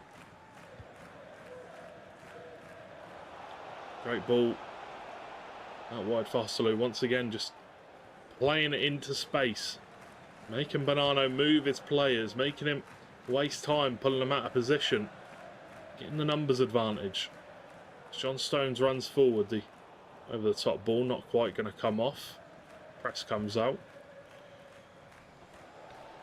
Such an end-to-end game so far, and 81 minutes, and I feel like he's had a couple of good chances now, Bonanno, but I think there he did the wrong thing in the last chance that he had. Obviously, he got R9 into the position, sort of dragged out a player, Manu Bachor, and he went for the dink back stick, and watching that, I feel like he could have potentially gone for the finesse shot on his right foot, but didn't opt for it. We know we've seen a lot of finesse shots from distance today and yesterday, haven't we, George? So I feel like potentially I could have potentially done that, but he didn't go for it. No, he did not. As in the game on the main stage is underway, 30 minutes in. Abu Maka is winning 2-0 against Web Nasri, as Abu Maka looking to make a way through to the finals. We might see him in the upper bracket final coming up. Still plenty of time left in that game, however, so we'll have to wait and see. For this game, Bonanno needs to make something happen now, or he will be moving through to the lower bracket. Yeah, that indeed. I mean, like you mentioned, they still have another chance if they do go on to lose this game. However, personally, me, when I play competitions, you don't want to go to that sort of lower bracket too early, because you start doubting yourself when you get that first loss, and you sort of doubt yourself in the lower bracket as well if you go a couple of goals down as well. So I think trying your best in this game to get that goal that you need, especially for Bonanno here, and a potential chance to get that. Bellingham into the feet of Mbappe. Canate does pass it off and makes that interception. How many more chances is Bonanno going to have? Hullet into the path of Haaland, and this could be the chance for him to seal the deal. Manu Bature finds the goal to put him into the upper bracket final, and he says, calm down. Sorry, mate. I will. My apologies. Yeah, you can see the frustration from Bonanno there, obviously. That's what happens sometimes when you commit players forward. You just leak gaps in the back there, and of course, Haaland in that position, you can't let him keep running, and of course, he ended up, as you can see here, a nice pass straight over the top to Haaland, and here he had to commit a player, and of course he tried to get Rudiger on the line, and I mean, Haaland doing Haaland things, I guess, and you can see the frustration now getting closer and closer to the end of this game. I think he knows it's potentially over. I understand the frustration from Bonanno, but he's still got a chance. He's not down and out in this tournament. I understand being frustrated with yourself, but you've still got time. And this is not a time to lose your head. As Toni Kroos comes forward with the ball, Manu Bature looking for a fourth as he feeds it through to Saka, and he has found a bit of room. Ball roll, scoop, turn, and comes back inside. Alwan dribbling his way around, looking for a player to play the pass to. Does not find it as Kroos wins the ball back. Patelas. Now it's Saka out wide, running down the wing. Tackle from Eder Militao, and the referee deemed it a good, fair tackle as the throw-in comes out. Mbappe to Cristiano Ronaldo. Great save from Courtois, but Haaland has tapped it in. And with just a few moments left, there is a chance for Bonanno to get another one. Yeah, indeed. Obviously, depending on the added time in this game, could potentially get one more chance. As you can see, this goal was in basically the 90th minute, you could say. A great save from Courtois, but when you make a save, you don't want it to go to Haaland on the rebound. And of course now, nothing to lose. He's going to have to put constant pressure on, and he's just going to have to go for it if he can try and get the ball. 2 minutes of added time, 1 minute and a half left to play in this game. Can he win the ball back? Can he get it? That's the main goal for him here, really. And Manu Bature is running the ball forward. I know he's switching the play now, but good turn. Over the top ball, and that will be all she wrote. But can Manu get his 2-goal lead back once again? Plays it into the path of Ronaldo, tackled by Patelas, and that will be the end of the game. 3-2 as Manu takes his place in the upper bracket final, where he will attempt to book his place in the playoffs. And commiserations to Bonanno, who will be going down to the lower bracket final. Lower bracket semi. Correct. Yeah, indeed. Obviously devastated for Bonanno. Obviously, you can see from his reactions there. But congratulations to Manu. Yeah, big congratulations to Manu. Obviously deserved that one. But commiserations to Bonanno. Luckily, he still has a chance. He can still make his way through to the playoffs, but obviously going to have to play a few more games now. Yeah, exactly. But of course, on the flip side, for Manu Bature, he ended up, beating his brother, his friend. So now he's just going to want to try and do it for Team Hullet. 100%. Let's have a look at the highlights from that game. If you did miss any of the goals, here they come. Let's have a look and see what we have to offer in this game. There have been some great goals, and it started off with this one, didn't it, Lisa? Patelas with an absolutely blinder of a finesse, and then there's a few more in this game. Yeah, there was plenty of chances, and this was another one that was from distance as well, with Mbappe, the sort of ball roll and the finesse shot, green time shot to make it 2-0 early doors. But like I mentioned, Bonanno did have a few chances, and this was one of the goals that he scored. Step over speed boost with Mbappe, and like I mentioned, they both had their chances. There was great saves from Courtois on both sides, actually, and this was another chance that he's going to be devastated about. Manu Bature obviously read time in that, but this was another chance that Bonanno had as well, George, where he just wasn't able to get it on target with Weghorst. Yeah, should have been scoring that one for sure. Free header it was. Ireland, though, ball roll into the shot, into the side netting, and that was a lovely goal. But yeah, that was a really well played game by Manu, and Bonanno, he did get the goal right at the depths, but it was not enough. Bonanno could not secure his way to the upper bracket final, where we will see Manu Bachor, who will face the winner of the Webb Nasri versus Abu Maka game. Yeah, exactly, and I'm just actually quickly looking to see what the score is. It was 2-0. They're currently showing the crowd, so we'll keep you updated on that. But, I mean, what a performance we've seen today from all the players. Of course, Bonanno there going to the lower bracket, but Manu Bachor, he's basically one step closer to not getting his key destroyed. One step closer to not getting his key destroyed. That is a very good way to put it, Lisa. But we do have Manu coming up for an interview now. Manu, congratulations on your win. Obviously, a bit of a sad thing. Obviously, we haven't spoken to you since this, but beating Emre Yilmaz in the semi-final, obviously, a bit of a tough one. Can you describe the emotions in that kind of a match? Yeah, obviously coming into this, we were playing each other. Before I even played my game, I knew if I win, I play him. So he beat me two times already this year. So I thought it was my turn. Obviously, you prefer to beat someone else than Emre, but yeah, when the moment comes, I was happy that I didn't lose all the matchups this year against him, and that I'm still alive in this tournament. Importantly. Yeah, I mean, sometimes obviously it happens when you come up against your friends or teammates. At least you got one back on him. But yeah, congratulations on that win. Obviously now you're in the upper bracket final where you have a chance to go through to the playoffs. What are you feeling like going into that game? Do you feel like you're ready playing your best FC? Because it was a bit of a slow start to the tournament for you, but you seem to be well in your groove now. Yeah, I'm confident.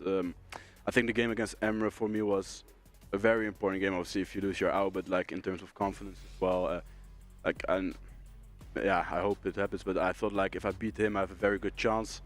And now I need to win one of 2 games left. Hopefully, I can do it in the first try. But yeah. Any questions, Lisa? Or yeah, I think obviously you mentioned that you beat Emre, and that sort of gave you confidence knowing of how good he is. So for now, I guess you're doing it for not only yourself, but also your organisation, obviously beating him. Yeah, no, obviously, but yeah, that's not the kind I don't put that pressure on myself. I just want to, it wouldn't matter which team I'm representing, I'll always do my best. Obviously, I want to give back something to Team Gulle, Team Liquid, because they deserve it for all the effort they put into the whole organization, but also just into me. And yeah, I want to pay that trust. Well, congratulations. Yeah. Is there anybody, I know this is a weird question, you probably don't get asked this often, but Webb Nasri versus Abu Maka going on right now. Do you have a favourite? Do you have somebody that you'd rather play in the final? Nah, it doesn't matter for me. He'll beat anybody. Thank you for the interview, Manu. Appreciate it, and good luck in the upper bracket final, my friend. Yes, thank you. Thank you. Cheers. Well, Manu, we'll have to see him later on in the evening when he plays against either Webb Nasri or Abu Maka, depending on who wins that one. So we obviously have to wait for that game to finish. Currently 2-1, I think, to Abu Maka. So we will have to wait and see. But let's have a look at the Resurrection stage and see how everything is playing out and see where everybody is currently.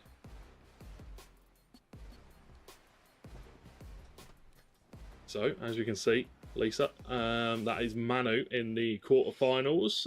Team Hullet winning over against Man City. Then we've got the Kashima Antlers versus Falcons, which is the game that is currently going on. The lower bracket, Bonanno in the lower bracket at this current moment in time. Do you have any favourites? Do you have any, going into the quarterfinals? Potential for anybody really to go through now?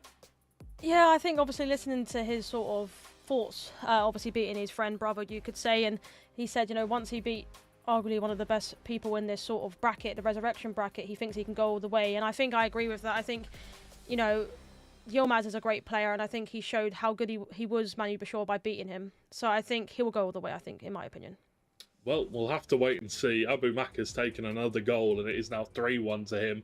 So we will have to throw it to a break and find out who we'll be seeing in the upper bracket final in our final game of the day. So make sure to stick around, and while you're at it, while we go for a break, go to stcplay.gg, get your predictions in for that game, and while you're at it, go grab yourselves a drink to stay hydrated. We'll see you after this break. We'll see you soon.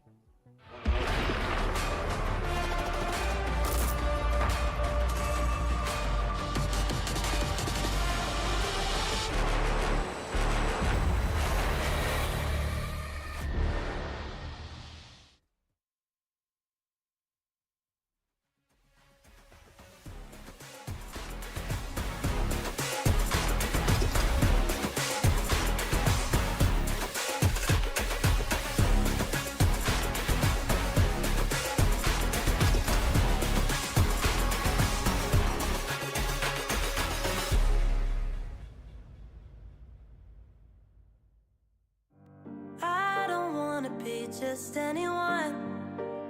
I'm not just anyone.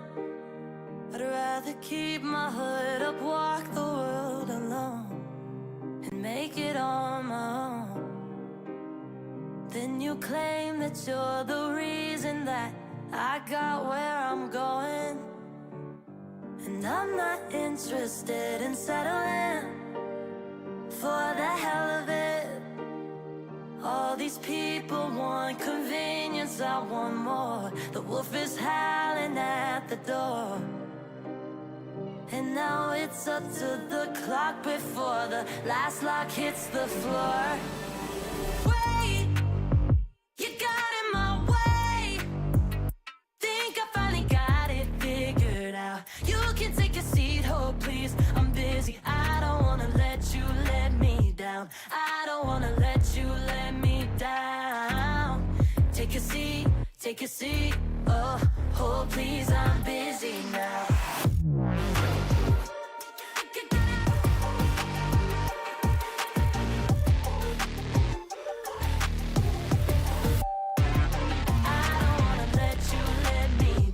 I don't wanna let you let me down. Take a seat, oh please, I'm busy now. From the time I wake up till I go to sleep, I can follow me, yeah. All fight, never flee, no flights ever free, yeah. I'm in my corner and I'm ringside handing me a water. My hands are on my shoulders, got the belt, crown myself the winner.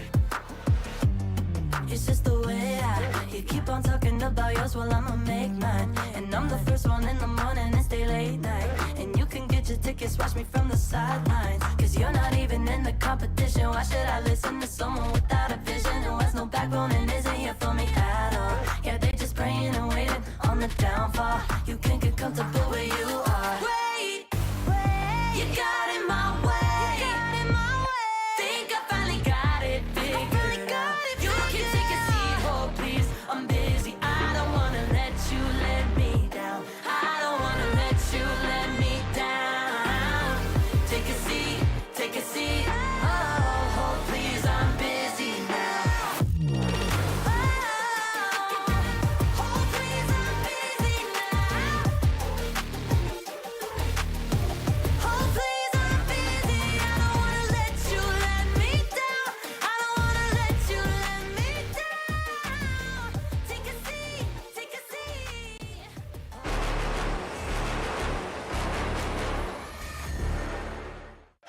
Yes, my people, it's your boy TN, and I'm here at the EWC, ready for an EA FC action-packed week in sunny Saudi Arabia.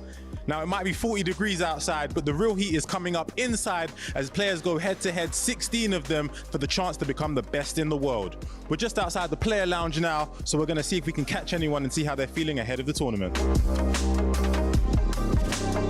We are joined by Matthias Bonanno, our first player of the day. Now, my brother, talk to me. How are you feeling about this tournament? Oh, I feel confidence, obviously, and I feel really happy. I'm here in Riyadh, and it's a good experience, but I want to win the tournament, so I'm excited for the tournament. And my final question for you, Obviously, we're at the back end of the game now. You know, lots of items and players available. Who is the first name that is on your team sheet? Who's the first player you want? The first players, I don't know, Mbappe. Can't go wrong with an Mbappe. So we're here with the main man, Emre Yilmaz. How are you feeling today, my brother? Yeah, I'm feeling very good, very excited. So I'm happy to be here. And obviously, you're going to be in Group A. There's some top quality players in your group. How are you feeling about the pairing right now? Yeah, it's a tough group, but both groups are very tough. I think if I play my best, I should be reaching the knockouts. Oh, that's confidence. I like that. Hey, you got to give me a spud there. Right, I'm joined by goal poacher here, Premier League winner in 2022 with Norwich. First of all, my brother, welcome to Riyadh. How are you feeling? I'm feeling good, man. Thank you. You too, brother.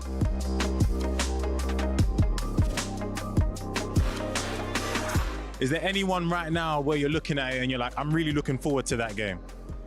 Anders, again. I played Anders to qualify in Sweden, and I'm looking forward to playing him again. If you win, what are you going to do? What's the plan? What's the mojo? If I win, we fly to Dubai straight after and celebrate.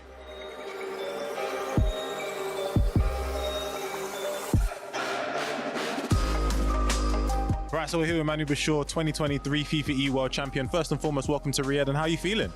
Yeah, great to be back. She said, game world champion here last year, so looking forward to the tournament and hopefully we can produce the same again. And obviously, this year with 9-minute halves, it's a very different game mode. How are you finding it, adjusting, and how do you feel like it's gone? Do you feel like you have to play differently, or do you just take the game as it comes? It's difficult to really approach it differently because at the end of the day, even with 6-minute half best of 2, you still try to play good for like the whole game. Yeah. So it's never that you intentionally start bad or play worse. Yeah, I prefer the best of 2 format because it allows you to mentally reset between games. Yeah, and I feel like this year it's very hard to overcome the momentum sometimes in games. So whenever you feel like things are not going your way, you don't really have an option, as in like maybe keep it at that score line until the end of the game and then wait for the second game. So it's kind of hard because yeah, there's no time or like room for error. But yeah, at the same time, it is what it is, and gotta get on with it, which I've done the whole year. I think at the start I struggled with it a bit more, but yeah, like Champions League, World Cup and stuff. Yeah, I got used to it and don't know anything else at the moment.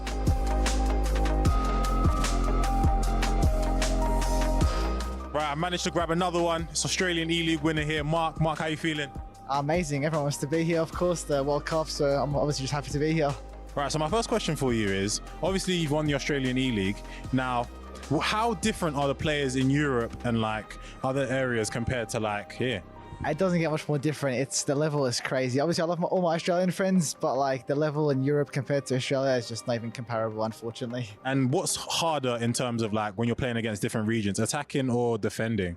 Probably defending. They've got a lot more variety in defending compared to like Australia. Everyone's just a bit basic, like they all copy each other. But like in EU, everyone's got different play styles. So that's probably the main thing I'd say. What would you do with the money if you won? Like, what's your plan? I've heard someone said they're going to Dubai. I'm not going to tell you who, but they said they're going to Dubai. I will not be going there. Be investing that straight into houses. You know, you got to invest that for the future. We're joined by Levy the Weird. How are you feeling today here in Riyadh, man? The sun's shining, your mood must be lifted. I'm feeling buzzing. Obviously the sun is shining, we are not getting outside. We are gamers first of all, and it's maybe a bit too hot. You look very relaxed. When do the nerves set in, or do they ever set in, or you just relax as you go along? I think I need them, to be honest, because if I don't really feel tense, the focus will be different. So I think it's good to feel like a little bit of nerve. Should you win? Money's a lot. What are you doing? I've heard different answers. I've heard I'm buying houses. I've heard I'm going to Dubai. What are you doing? I'm actually a guy who's saving a lot. I'm going on holiday after this tournament, so maybe money goes there, like indirect. in the end, I don't really think about the money, to be honest. I think it's like for most of the players, I think when you start to think about it when you're playing, your gameplay will only get worse. So I'm never really thinking about it. Obviously, if I would lie if I say I never think about it, because afterwards, yeah, you always look, if you maybe lost, I could have won like 40 grand more if I just won PKs or something. That's just something. But if you keep thinking like that, then I think the end is nearby. My last question for you is, who is the first player on the team sheet? Unfortunately, it is Haaland. You can't, yeah, he has to be in. Normally, I would always say R9, but you can maybe doubt he could have a change. But Haaland, if you change him, you are a freak. It's impossible to get him out. We have icon and legend MS Dosari here today. How are you feeling, sir? I'm good. I'm feeling really good. You've got the fans on your back being with Team Falcons. Do you feel like that's going to play a massive part going forward? Yeah, I think everyone will see a crowd buff. Yeah. Fair enough. And another question for you, my friend. One player, who's the first player that you're going to put in the team? Haaland, unfortunately. Why is that unfortunate? That's a good thing. My play style is to play with players who can dribble more, but the meta now needs to have a guy who's tall and can score headers. And speaking of the meta, obviously the meta has changed over the course of the year. How do you feel like you've improved as a player from September to now? I think every pro player have to adapt, otherwise you cannot show up in the big stage. And it doesn't require that much to adapt. Just you need to be transparent with yourself and change everything.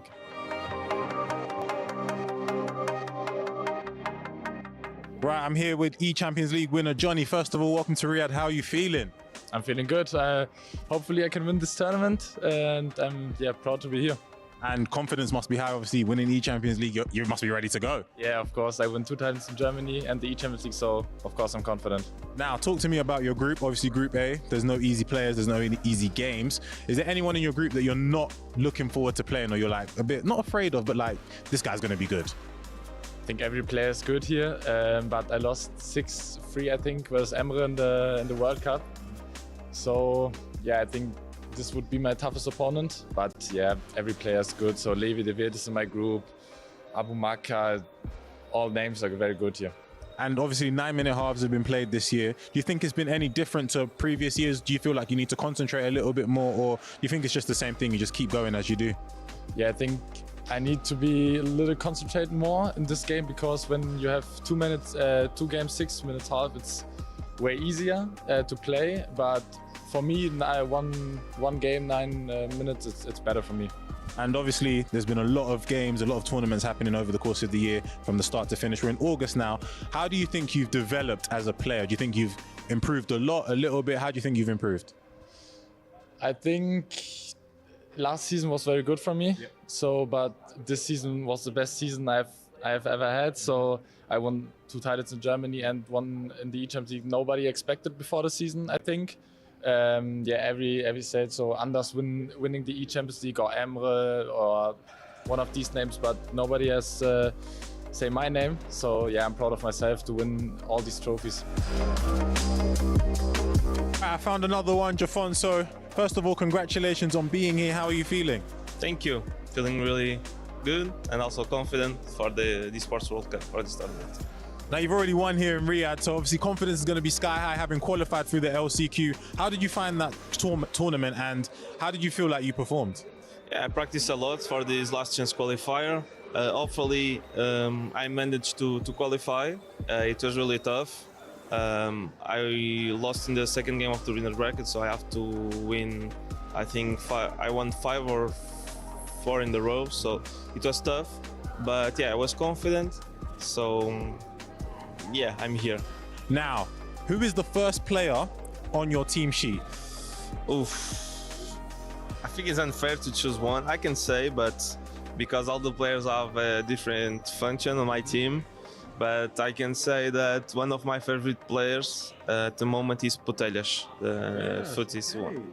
Fair enough. We haven't heard that one yet, so we will take that. And my final question for you is, what is your favorite play style this year on EAFC? There is a lot. A lot.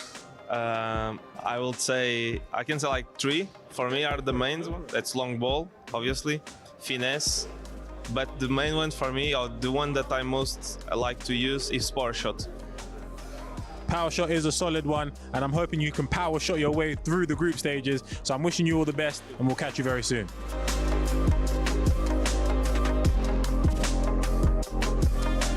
Well, that is us for today in the Lobby EAFC segment. We've managed to speak to some of the players, get how they're feeling ahead of the games. Nerves have not kicked in for a lot of them yet, but I imagine when they get to the grand stage, they will. So that will be all from us today. I'm wishing all the players the best of luck, and I'm sure the best player will come out on top.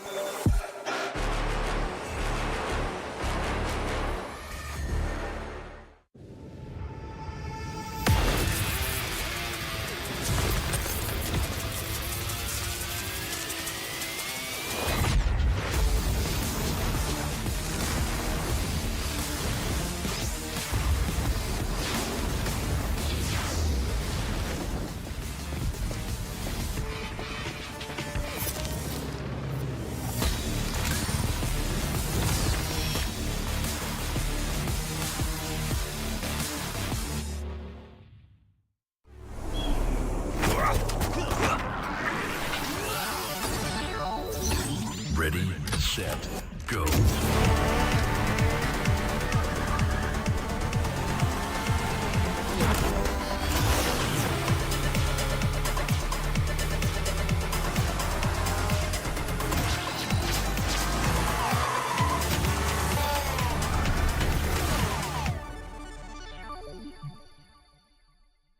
It's the EWC and you want to play like a pro. Well, we've got a lesson for you. Axe on. You're fresh, ready to fight and grind those long hours. It's how it should be. Axe off. You're slow, unfocused, and lagging. Do you get it? Let's go again. To unleash your best game, you must freshen up first. Get your axe on. Spray, play, repeat. Axe and Esports World Cup.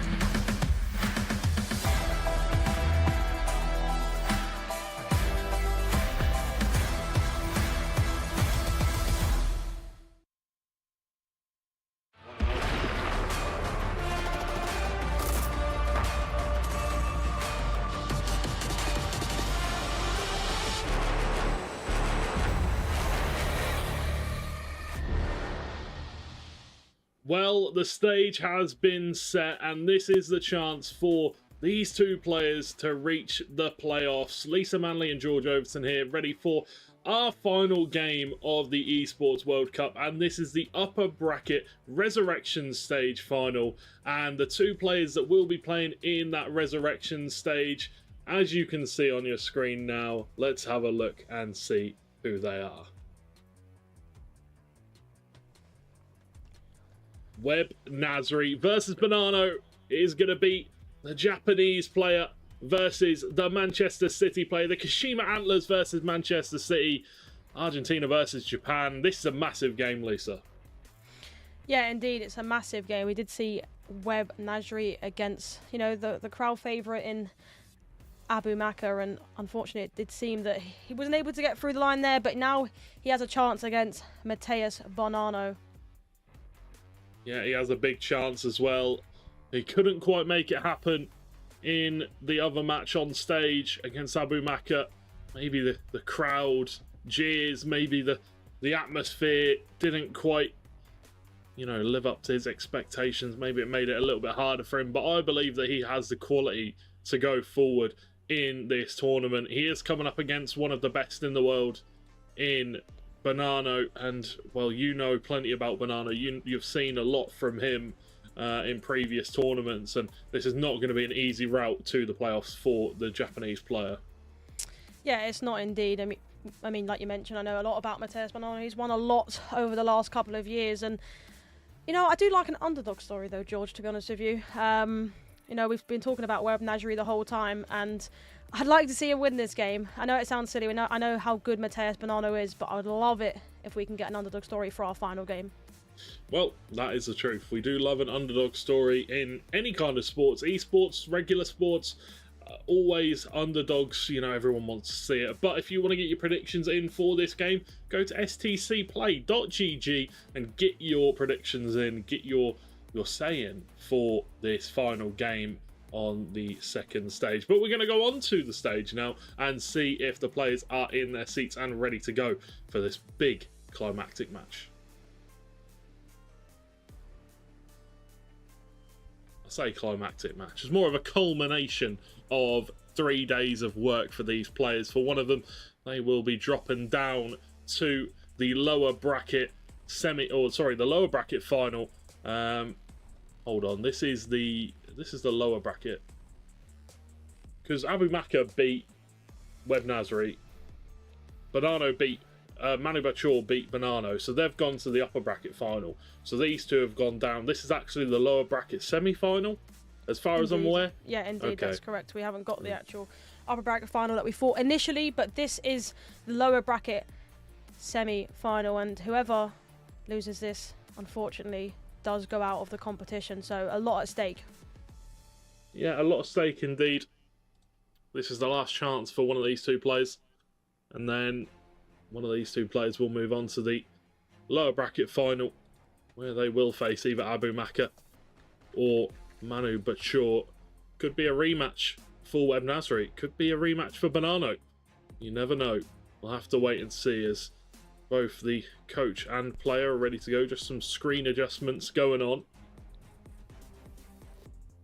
But both players seem to be rearing to go. Obviously, this is tense, because this is a potential key breaking moment for one of these two players. This could potentially be the flight home, the ticket home. Yeah, indeed. Obviously, like you mentioned, whoever does lose this is out of the competition, and someone will have to break their key. It sounds quite sad, but yeah, indeed. And obviously, they both come off of a loss, so they got to be interesting to know how they, you know, fight back, come back. Just try and forget about that. This is a different game, and also it's an important game. Let's be honest here. If they lose this, like you mentioned, they are out of the competition. If they win this, they are one step away from the playoffs, which is $50,000 confirmed. Yeah, it's a massive amount, and it is a life-changing amount for these players. As we see the coach and player getting the headset on before potentially their final game of the tournament. Obviously, for Web Nasri, he will want to fight for the Kashima Antlers esports team. For Bonanno, he will want to fight for the Manchester City esports team and himself as well. Obviously, personal pride goes into this, attributes a big factor, but it seems like the two players are just about ready to get underway. They both seem pretty tense, to be fair, as you would expect. But here we go. Ready to get underway with this game. Just a couple of customization tactics need to be changed. Maybe the pass button, the tackle button, who knows. And a sound problem, potentially, with Nasri's headset. Yeah, of course, we did see a pause there. I think one from actually Mateus Bonanno. Just making sure the controls are as you expect, of course. Don't want it to be on the alternate controls, try and shoot, and it just pings it out the stadium. So a lot of the players do that at the start of the game just to make sure that everything is correct. On the flip side, obviously, using a pause very early on is kind of risky because, you know, you don't get too many. No, you don't get too many at all. Like, you only get a few. I'd be saying, can we restart the lobby, please? Because I've had to waste one of my pauses for a headset issue. But I'm sure Web Nasri has it all under control. We will obviously wait to hear from our wonderful referees on what the issue could be. and we will obviously have that fixed as soon as we can. Thank you very much for sticking around. This is the Esports World Cup lower bracket semi-final for EAFC 24. One of these two players risks having their invitation keys broken in half, and the other one will move forward to the lower bracket final, where they will fight for qualification into the playoff stage. It's been a fantastic tournament so far, hasn't it, Lisa? Obviously, this is the end of the road for us, technically. This would be our last game. But, you know, it's been a fantastic tournament so far, hasn't it? What was you got a favourite moment? Other than, obviously, being able to commentate with me, because I know how much you love that. Favourite moment? Honestly, I think it's a sort of underdog story from Web Nasri, to be honest with you. I think no one expected going into it for him to make it into the resurrection stage, and now he's here. Obviously, you could say 2 games away from making the playoffs. Obviously, one step at a time, though. If he can get past Mateus Bonanno, then I feel like the confidence in him will be sky high, you could say. Well, we are just resetting the lobby, getting that restarted. And then we will be able to get back underway with this one. As you can see, the staff and referees just helping with whatever issue is going on. This isn't really what you want, is it? What if you're a player before the game? You want to be able to just get straight into it. Maybe it'll throw you off. You know, as you can see, Bonanno sitting there, maybe a bit anxious. You can see deep breaths. This is a big moment for him.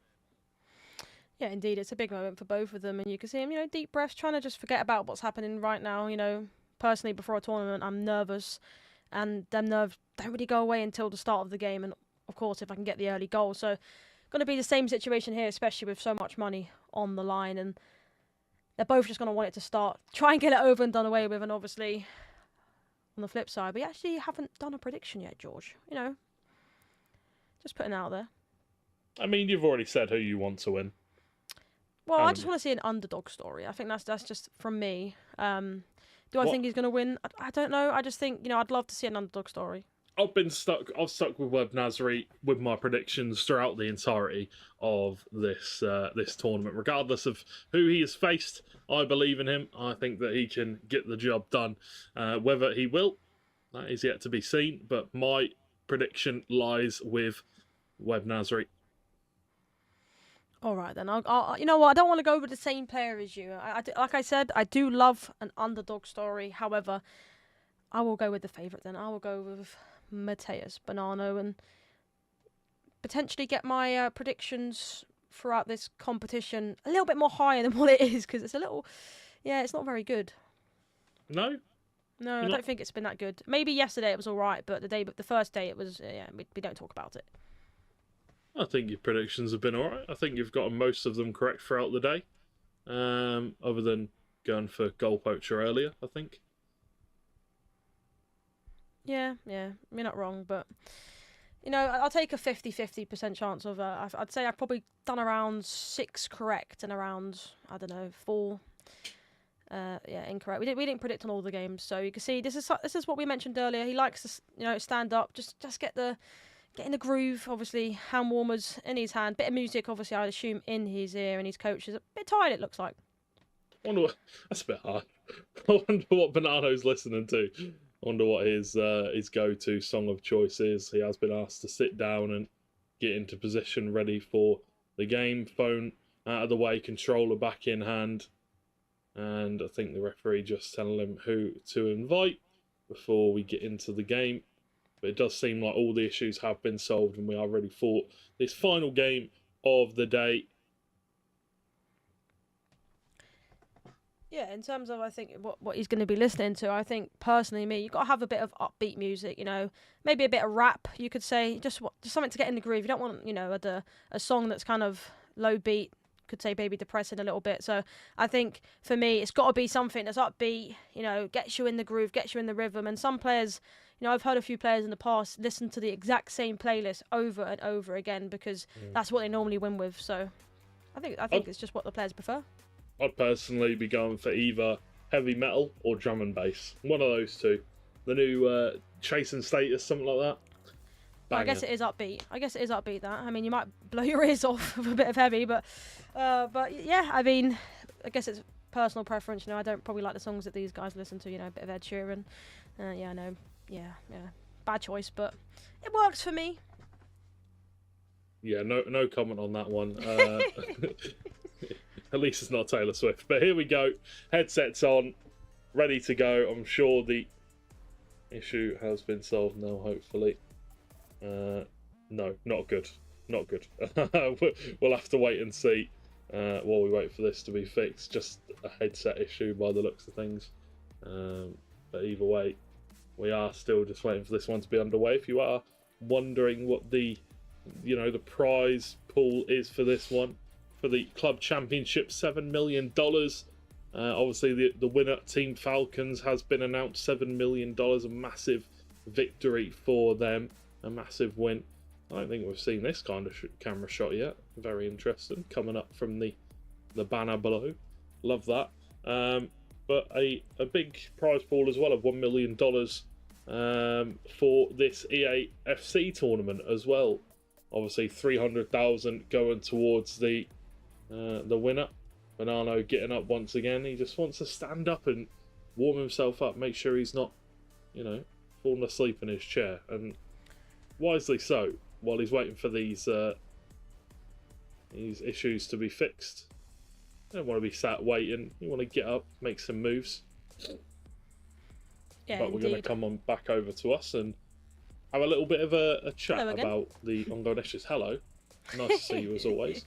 But yeah, obviously there is a slight issue with Web Nasri's headset. We are trying to get that sorted as quick as we can. But yeah, so far, obviously, EA FC 24 been a fantastic tournament. There have been some big surprises in terms of the players that went through, players that got knocked out. I personally wasn't expecting Nasri or Levy to get knocked out so early, especially Johnny. Johnny has been a big breakout star in recent last couple of years in FC, and to see him get knocked out and in such a devastating fashion, I was very surprised. Yeah, exactly, and especially as that group was so close, I feel like if he won that last game, potentially actually could have gone through. Obviously, they were all on 6 points. Even Abimaka was on 6 points, so if he was able to win that game, he obviously would have ended up going through. And towards the end of that game, he did give up, unfortunately, and sometimes it's just how the cookie crumbles. But like you mentioned, there's been some shocks, obviously Levy, but even in the resurrection stage, obviously unfortunate that Emre Yilmaz and Manu Bashir ended up facing against each other, but obviously Emre Yilmaz going out in the first round in that, so that was also kind of a shock. And then on the flip side, like you mentioned, Nasri getting knocked out, which crowd favourite as well. Obviously Gold Poacher, the UK lad, but actually looking at the mainstream actually for the EA Sports FC for this tournament, he is getting that crowd going, Abimaka, and I think that's really going to help him against Manu Bashir. Yeah, it really will help him. Obviously, having the crowd on your side, it's like having a real life crowd behind you. If you was playing a normal game of football, it's almost having like that 12th man. And yeah, it's really going to be a big help for him. Hearing the crowd, he doesn't have his headset on. He's listening to the crowd, their cheers, their groans. And I think that's definitely a big part of why he is being so successful in this tournament. Obviously, we know he is a very good player, but on top of that, having the crowd behind you is very important. Yeah, it's very important. I know you sort of obviously compared it to a football stadium, but at least in the football stadium, it's a bit of a 50-50 support. I mean, definitely in this crowd, it's going to be 100% support to him and not Manu Bashir. But I'm sure, we've seen in this competition, we've seen the likes of Anders, sort of looking at the crowd and shushing and stuff like that. So I think it just makes it a great atmosphere to watch in the crowd as well. But also at home, you can hear them. You don't need the in-game sound for such in that game, because you can hear them supporting the boys. Yeah, I think the issues have been fixed, so I think we are going to come back to stage now as the players are sat down and ready to go. I do apologise for the delays, but here we go. Let's go on over to stage and see what the players have in store for us today. Yep, looks like they're both ready to go now. The stage has been cleared. Let's see exactly what it is going to happen in this game. Should be a big one. Sounds like well, it actually looks like we saw a little Vamos there. Just getting pumped for the game. Obviously, potentially got his headphones under there. You know, listen, like you mentioned, listen to some music and also seeing how this game plans out from us. I think it's going to be a tough game. It's going to be a close game. He's definitely nodding his head to some music for sure, so definitely does have his headphones in. As you can see there, Web Nasri and his coach, and here we go. After a few minutes, we are finally underway with this one and ready to get underway with it. Web Nasri in the white, Bonanno in the orange as usual, and Web Nasri starting off with that signature crossfield pass. Doesn't quite work out this time.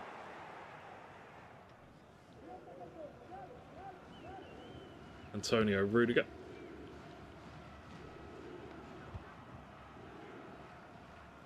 That's Kai Havertz. Mbappe to Cruyff. Fast-paced football from Bonanno. Havertz into the feet of Mbappe. Cruyff, I think he might have been offside. Referee says no. De Bruyne, great position. Shot comes out. And it's an early first goal for Bonanno as he rattles the back of the net and even hits the back post of the goal as well. Massive goal early on for him. Yeah, he didn't let that technical issue sort of get in his head, did he? He started very bright in this game, and here is the replay of the goal coming up. And as you can see here, Mbappe, extra pass into Cruyff, opts to go backwards into Cruz, into De Bruyne, speed boost step over, and I mean, De Bruyne, we haven't actually seen many goals from De Bruyne, have we? He's a City boy as well, so sure, Mateus will be happy with that one. Yeah, big goal. Big goal for Kevin. And there's that switch of play again from Web Nasri. Canate.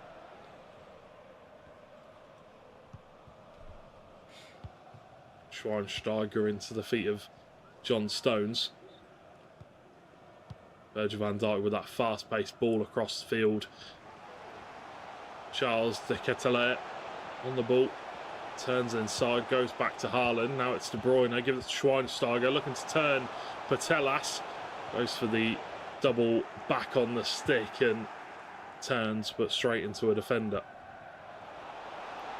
You know what I like to see actually in this sort of game? You know, we actually spoke to Nicolas earlier, didn't we? And he stated that, you know, he lost his first game against Manu Bashir, and he took out Crouch and, you know, ended up winning after that. What I like about this sort of Web Nasri is you can see he's still got players that you wouldn't expect to see. Schweinsteiger, Charles de Ketelaere, and he's actually stuck with it. And I think that just shows how confident he is in his team. Lovely ball from Web Nasri to Charles de Ketelaere. Ronaldo takes a shot on, good save. Had to be saved, Courtois though. And let's see if he's going to go with his routine tactic that we've seen a few times before, because I like to see it. Looks like he might. Cheeky. Puts it at the back post. Courtois is there that time. Too close to the goalkeeper. Comes out to collect it. That is one of the problems with using the chip corner. It does make it a little bit easier for the goalkeeper to come out and claim, but that's why he has to move Haaland around quite a lot. Make it harder to predict where the ball's going to go. Cruyff. Twist and turn and double step over. Is it going in? No, it will go for a corner though. For Mateus Bonanno. Whips it in fast. Canate is there. De Bruyne. Into the feet of Weghorst. Now it's Cruyff. Turns, easy shot. Has the room, but can't find the back of the net, surprisingly. Emi Martinez defends well. Mbappe takes a cheeky pop shot. John Stones will come away with the ball. De Bruyne makes the tackle and wins it back for Mateus Bonanno. Now it's Mbappe. Lovely turn into the feet of Johan Cruyff. Alexa Putellas with a great save. Or a great block, sorry. Yeah, a lot of pressure early doors from Bonanno, and I feel like he could potentially be a couple of goals up in this. To be fair, to mention a sort of corner that he just did, you know, you mentioned the chip shot, obviously it's kind of easier to defend as such just because it goes further in the air and you've got to try and move Haaland around a lot, and that gives time for Bonanno to sort of work out what he's going to do. Whereas if you saw the corner that Bonanno just did, he just whips it in instantly, so he doesn't have time to move his goalkeeper. Yeah, really smart. Different tactics. Different outcomes. John Stones. Might go back to Van Dijk, look for that whip across the pitch, but that is a foul. Schweinsteiger down to Charles de Ketelaere once again. Stones turns away from Kylian Mbappe. Telas, now it's De Bruyne. Telas once again, Schweinsteiger to KDB.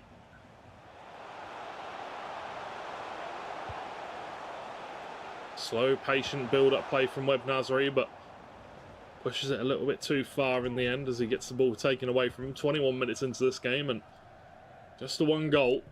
Web Nasri looking for more chances though.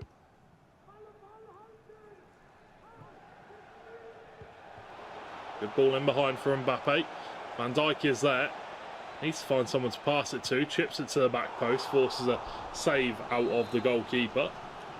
As the ball's played in. Good chance. Virgil van Dijk wins it as it beats the first man. And now Patelas runs down the left-hand side. Looking for a teammate. Virgil van Dijk switches it out towards John Stones. That's a long searching ball and it does find its target in Charles de Ketelaere. Can he find a teammate in the middle? Oh, big touch off the back of that skill move. That's unfortunate.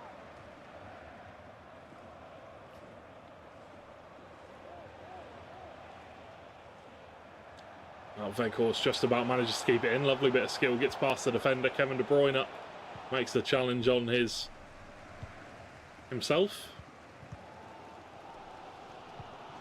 Indeed, and a little update actually for you guys in the chat. Abu Maka is currently 3-1 up in the game to secure the playoffs. I mean, that home crowd, George, seems to really be helping. Yeah, it is definitely doing its job so far. Lovely ball from all the way to Charles de Ketelaere once again. And Nasri loves using that player. Schweinsteiger with a chance. Great shot. A great save to match it from Courtois. Going to go for that chip again. Just trying to find the spot by the looks of things. And there it is. The tactic pays off as Haaland is found in acres of space. The goalkeeper movement could not save him. Yeah, indeed, we see the inside foot Carl on that corner and straight aimed into Haaland's head, and yeah, the keeper just couldn't quite get to it. As you see here on the replay, it's a Kevin De Bruyne cross and sort of the City teammates linking up there in Haaland and De Bruyne, and I mean, what a finish there. Keeper was nowhere to be seen. Come on, says Web Nasri. That might not be what he's saying, but I'm sure he is. Sure, it's close enough. Havertz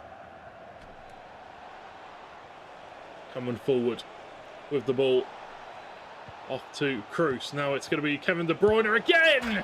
Same position, same timing, and another goal for the Belgian beast. Indeed. I mean, straight from kickoff, you could say. You know, we just got to come on, as you said, from Web Nasri, but Matheus Bonanno responds very, very quickly there. And, I mean, what a finish. You can see the sort of concentration on both of these. Here is the replay for you guys.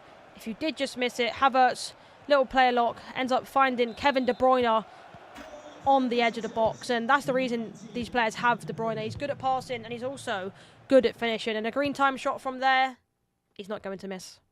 Cheeky vamos from Bonanno.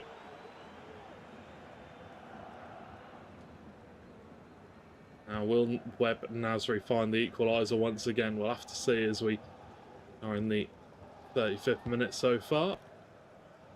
Stones with a switch of play. Out wide to Kai Havertz. Trying to find the pass through. Does find Mbappe. Now it's Bukayo Saka who takes a shot on. And Emmy Martinez forced to make a save again. Ball whipped in. Surely one of these corners has to go in for Bonanno eventually. Mbappe!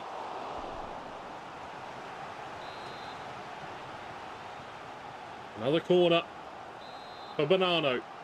Played in. Charles de Ketelaere wins it, of all people.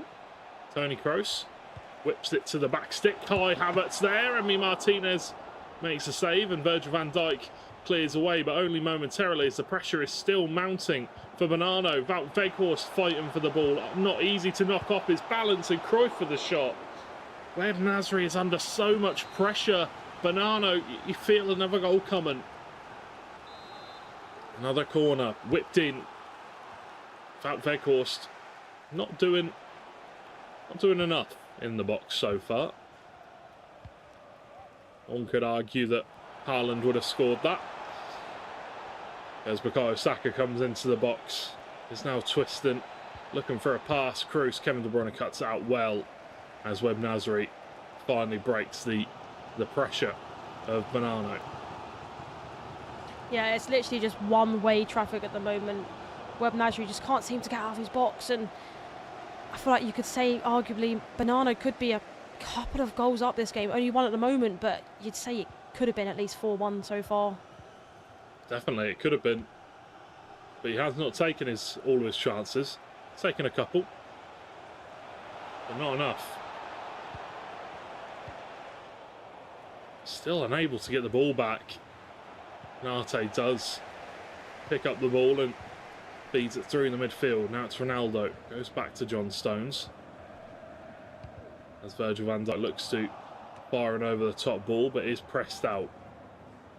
Saka. Back to Kai Havertz. Now it's Konate and Kroos. Mbappe once again. There is room for Kai Havertz, who gets given the ball. Virgil van Dijk with a good interception. Good run from Ronaldo down the right-hand side. As the half-time whistle blows at 2-1 for Matheus Bonanno.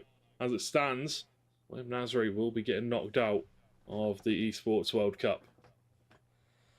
Of course, yeah. Still plenty of time still to go. Only 45 minutes, but obviously that's 9-minute half. So it's still got 9 minutes to sort of keeps his hopes and dreams alive. But I don't know if I'm going bonkers, George, right? But am I right in saying that Matheus Bonanno does not have Haaland in his team? I know Wout Weghorst is there, but I don't know if I've seen Haaland yet. And I know from corners he's going with Wout Weghorst, but pretty interesting if I'm correct in seeing if my eyes are actually correct there.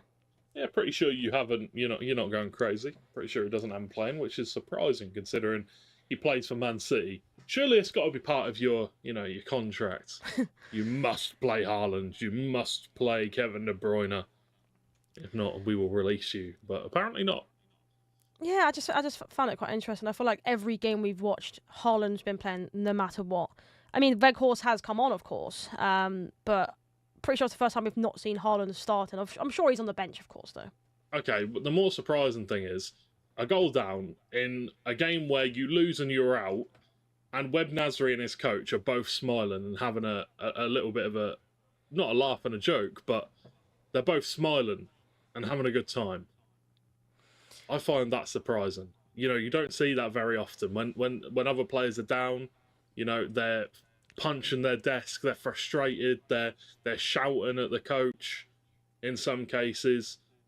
But Webb Nasri is, a player that you want to see in this kind of esport. Smiling, happy to be here. All that kind of stuff. It's good stuff. Yeah, exactly. I think he's not letting the occasion get to him as such. I think that's the way you should be. I think, obviously, if you're nervous and you're getting frustrated, if something doesn't go your way, you won't play the best you can. So I think he's just trying to forget about the occasion, and he seems to be doing that well because he's, like you mentioned, he's laughing and smiling, which I just love to see. He just loves being here. Havertz. An interception by Bastian Schweinsteiger.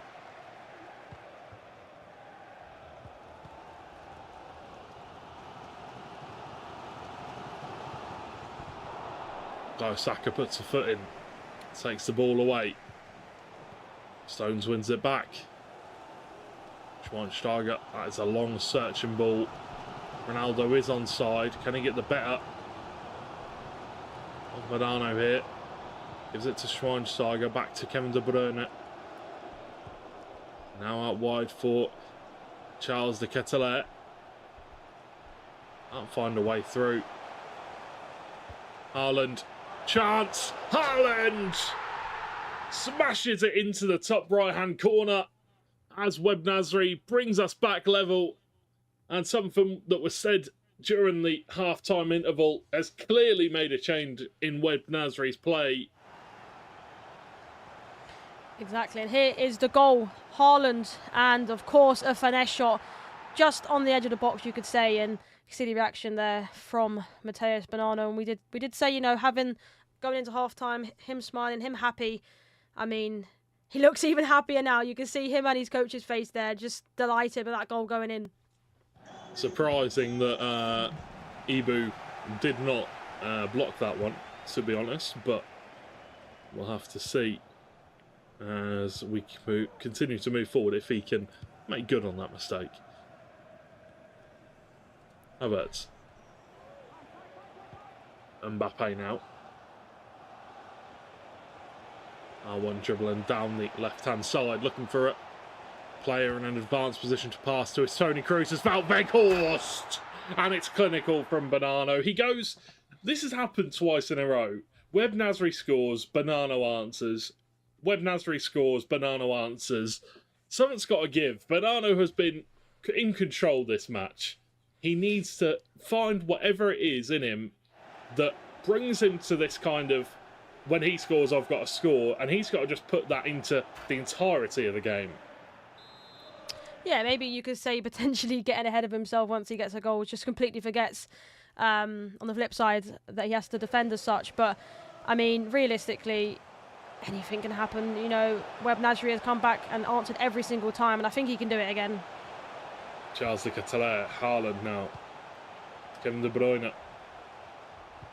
Nice ball out wide for de Ketelaere as he's patiently building this one up. Web Nasri.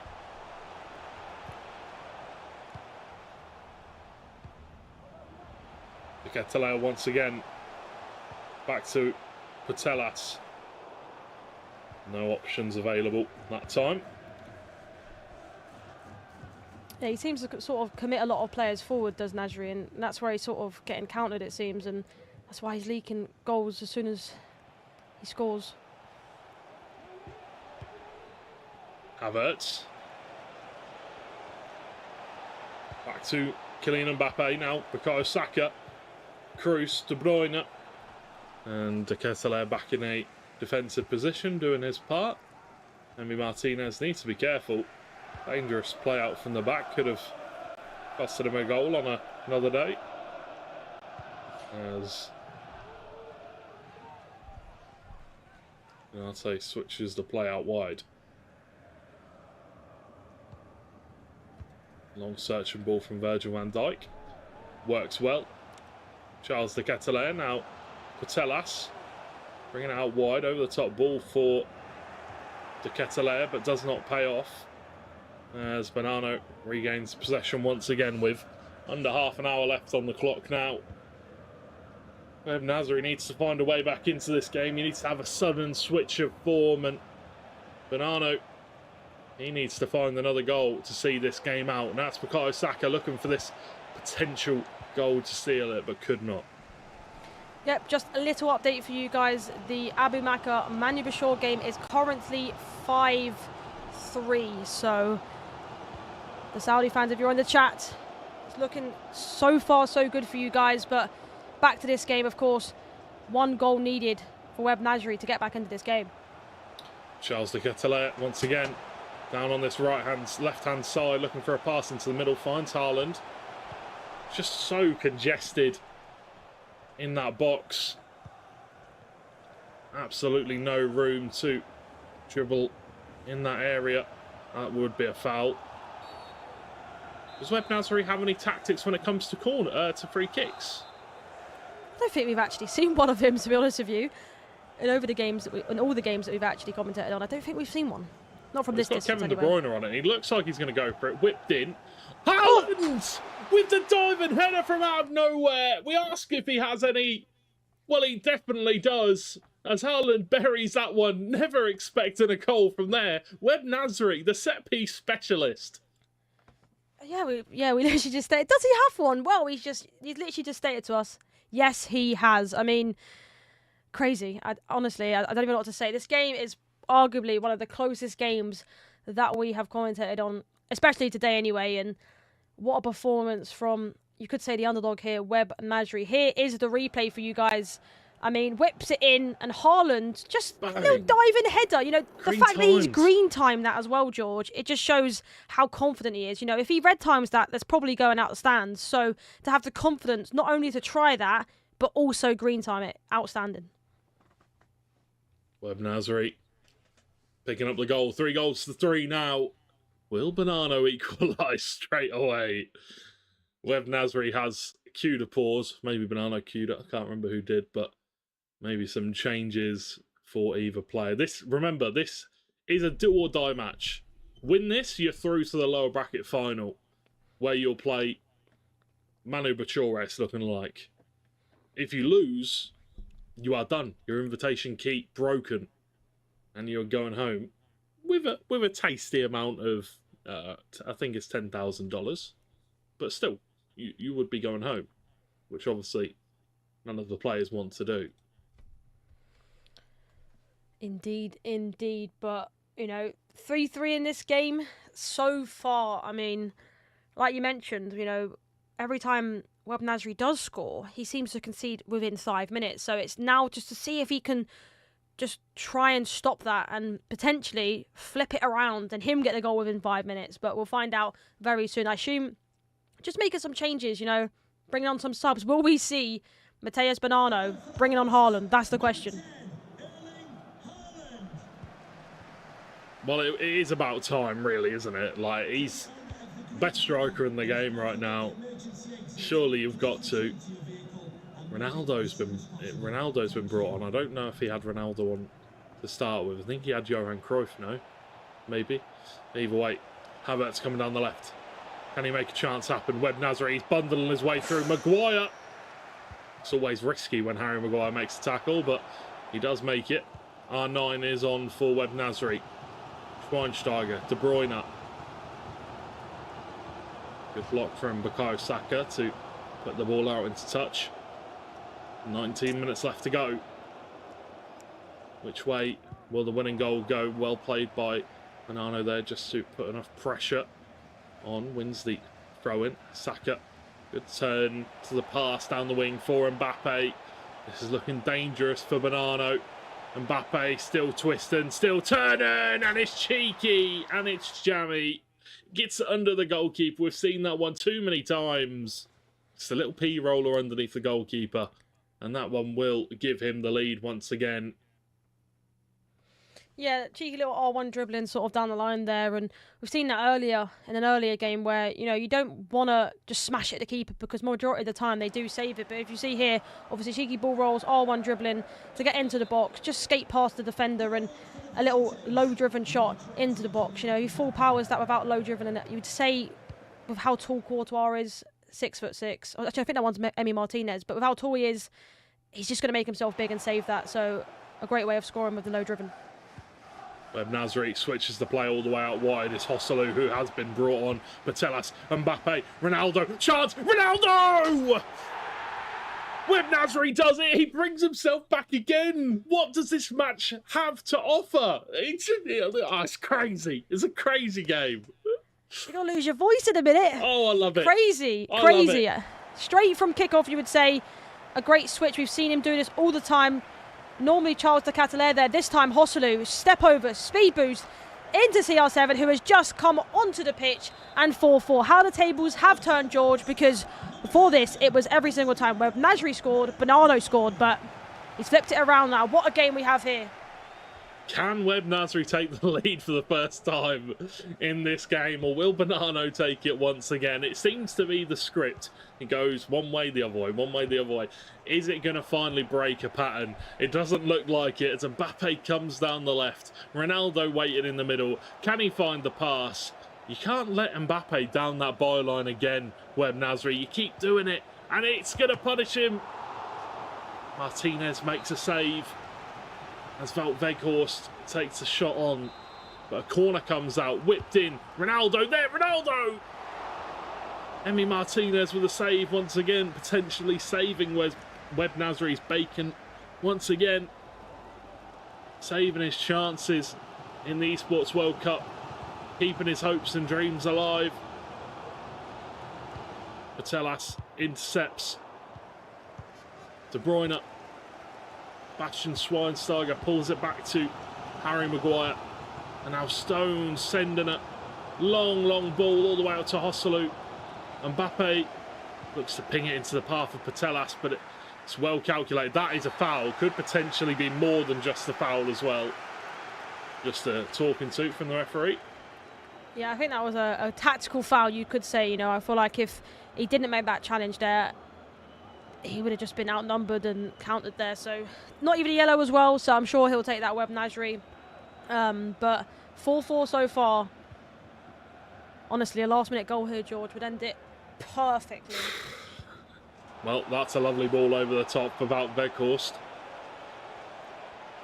Twisting and turning. Offside trap comes through. What have you done, Web Nasri? You've given the goal away. An offside trap out of nowhere. That is a throw. A massive one. Yeah, I mean, you see from the replay here, George, you know, I think he just tried to play it smart, but just the offside trap just left the two players at the back post open. Oh, you know, we've seen him make a mistake in the early rounds of the group stages, but you can't do that at this level, at this stage, where if you lose the game, you go out, and I'm sure Matheus Bonanno will be ecstatic with that gift. But on the flip side, can we see a Nasri come back in this? Web Nasri, can you do it? That's the question. I mean, he's already come back how many times now? 5. So, 6th. Easy work for him, I'm sure. Obviously not. Bonanno must be feeling like it's his birthday because, yeah, like you said, that was a gift. That was a big mistake from Nasri. But obviously we know how good of a player he is. We know how good he is at making these comebacks happen. And he has a very good mental state. Clearly, he's still remained in a good headspace. He's, you know, he's not doing the usual FC24 player things when you concede a goal. I've seen controllers, I've seen desks, but no, he's smiling, he's happy, he's positive, which is so important in these kind of stages as we re-enter the game with just 6 minutes left to go. Can Web Nasri come back for a 5th time?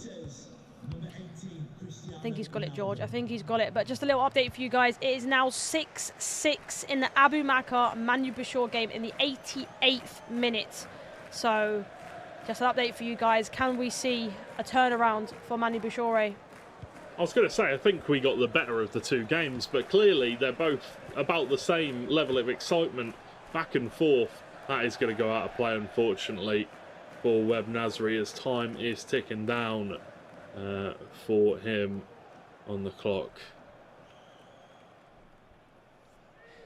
Throw-in is made, and a foul. We already know that Web Nasri likes a free kick in this kind of a position. And immediately you can see Bonanno trying to hover around Haaland. But I think has been taken off. But the ball comes flying in. Knocked away this time. But regained by Web Nasri. John Stones is the player that has gained possession once again. De Bruyne into the path of Wout Weghorst to Hosselu, who takes a shot on one more pass. And Saka was open. Oh, that was so close. That was so close. We always talk about the extra pass. Maybe a bit of nerves, just wanting to get that shot off just to try and trouble the keeper for a corner, but like you mentioned, he was open. He was so open. One more pass and it would have seen the break of dawn. The light would have shone onto Web Nasri, but here's a big chance for Bonanno. 3 minutes of out of time. Don't see that very often this year. Stones. Switch of play out wide to Hosselu, as this is the last chance for Web Nasri in this game. Can he make it happen? Bastian Schweinsteiger Ronaldo, big chance, lovely double step over, but the pass, maybe the wrong target. Oh! Virgil van Dijk off the back of him. The ball goes out of play. The whistle has not yet blown. The last chance. One last roll of the dice for Webb Nasri, and he gives it away. And that will be it. Webb Nasri's Esports World Cup is over, and Bonanno will advance to the lower bracket final, where he will face either Manu Bashir or Abu Maka. Wow. Honestly, the reactions from my face on that game was something else. I can't believe it. It was such a good game to watch, and hopefully you guys enjoyed it. But obviously, commiserations to Webb Nasri. But obviously, on the flip side, congratulations to Bonanno on getting the job done. Of course, he's got one more game, which is either against Abu Maka or Manu Bashir. But that game has gone the favour at the moment of Abu Maka. It's 7-6 up in the 93rd minute, so it could go either way to who he faces. Yeah, it could go either way. Still time in it for Manu Bashir, but time has run out for Webb Nasri as he is going to be going home and his World Cup is over. Unfortunately, he fought his hardest, but in the end, big congratulations to Bonanno. But let's have a look at the highlights of that game. As we get into these, we can see exactly how it all played out, and it started off with this goal from Kevin De Bruyne. Yeah, a good start for Bonanno, but literally not long later, Haaland got into the box and it was a great finish from him. 1-1 going into the 33rd minute, and an offside trap again there that allowed De Bruyne to put it in the back of the net. 2-1 up, however, a great save there from Martinez to keep him in the tie at this stage of the game. 37th minute, and I thought this was going in, George. If that went in, that would have been one of the best goals of the tournament for sure. But here's a goal from Webb Nasri, and that was the one to bring it to 2-2, as we felt like the tides could turn now potentially and somebody would take a foothold in this game, but that was the pass. It was an absolute killer ball. Now this free kick, set piece specialist, and we even get slow-mo on the diving header from Haaland. See, when I see diving headers, I think it can either go one of two ways. It can go like that, or you can do what John Terry did. Indeed, and that was another goal that settled it a little bit, you could say, for Bonanno. Obviously the fourth goal for him, but in the 75th minute we had an opportunity for Ronaldo, a nice step over speed boost and a nice finish from Ronaldo. However, corner down the other end, a good save from Martinez, and in the 82nd minute, this is where he scored his goal. Wout Weghorst on the wing, and an unfortunate offside trap that just didn't go right, and Ronaldo had no defenders around him, and this was the chance in the last bit of the game where I thought potentially if he won that, it would have been scenes. But honestly, the fact that he's still smiling, he just loves being here, and I feel like he's put on a show for you guys at home. Yeah, Webb Nasri is one of them players that I want to see at future FC tournaments, because he really brings something to the talent pool, you know, the pool of players. He brings something that not a lot of other players do. He seems like he's just genuinely happy to be here, which is, you know, I would say the same for myself and yourself, Lisa. We are just happy to be here and happy to be taking part. And unfortunately, he could not advance. Bonanno did take that space, and, you know, obviously very well deserved to stay competitive throughout that whole game and resilient, and kept coming back. But we do have an interview with that man right now. Bonanno, how are you doing, sir? Congratulations on your win. Thank you. I feel good, but still I need to win one more. So you do indeed need to win one more before you can advance through to the playoff stage. But obviously that was a very back and forth game. Probably not how you wanted it to go, but how did you stay resilient through that game? How did you keep coming back and keep taking the lead over and over again? in this game, I feel I deserve the win. It's like all the time my opponent one doing like crosses or switchings, and he scored because it's impossible the defense. So I feel good in general in the defense and in attack. So if I keep my game, I will win in the moment.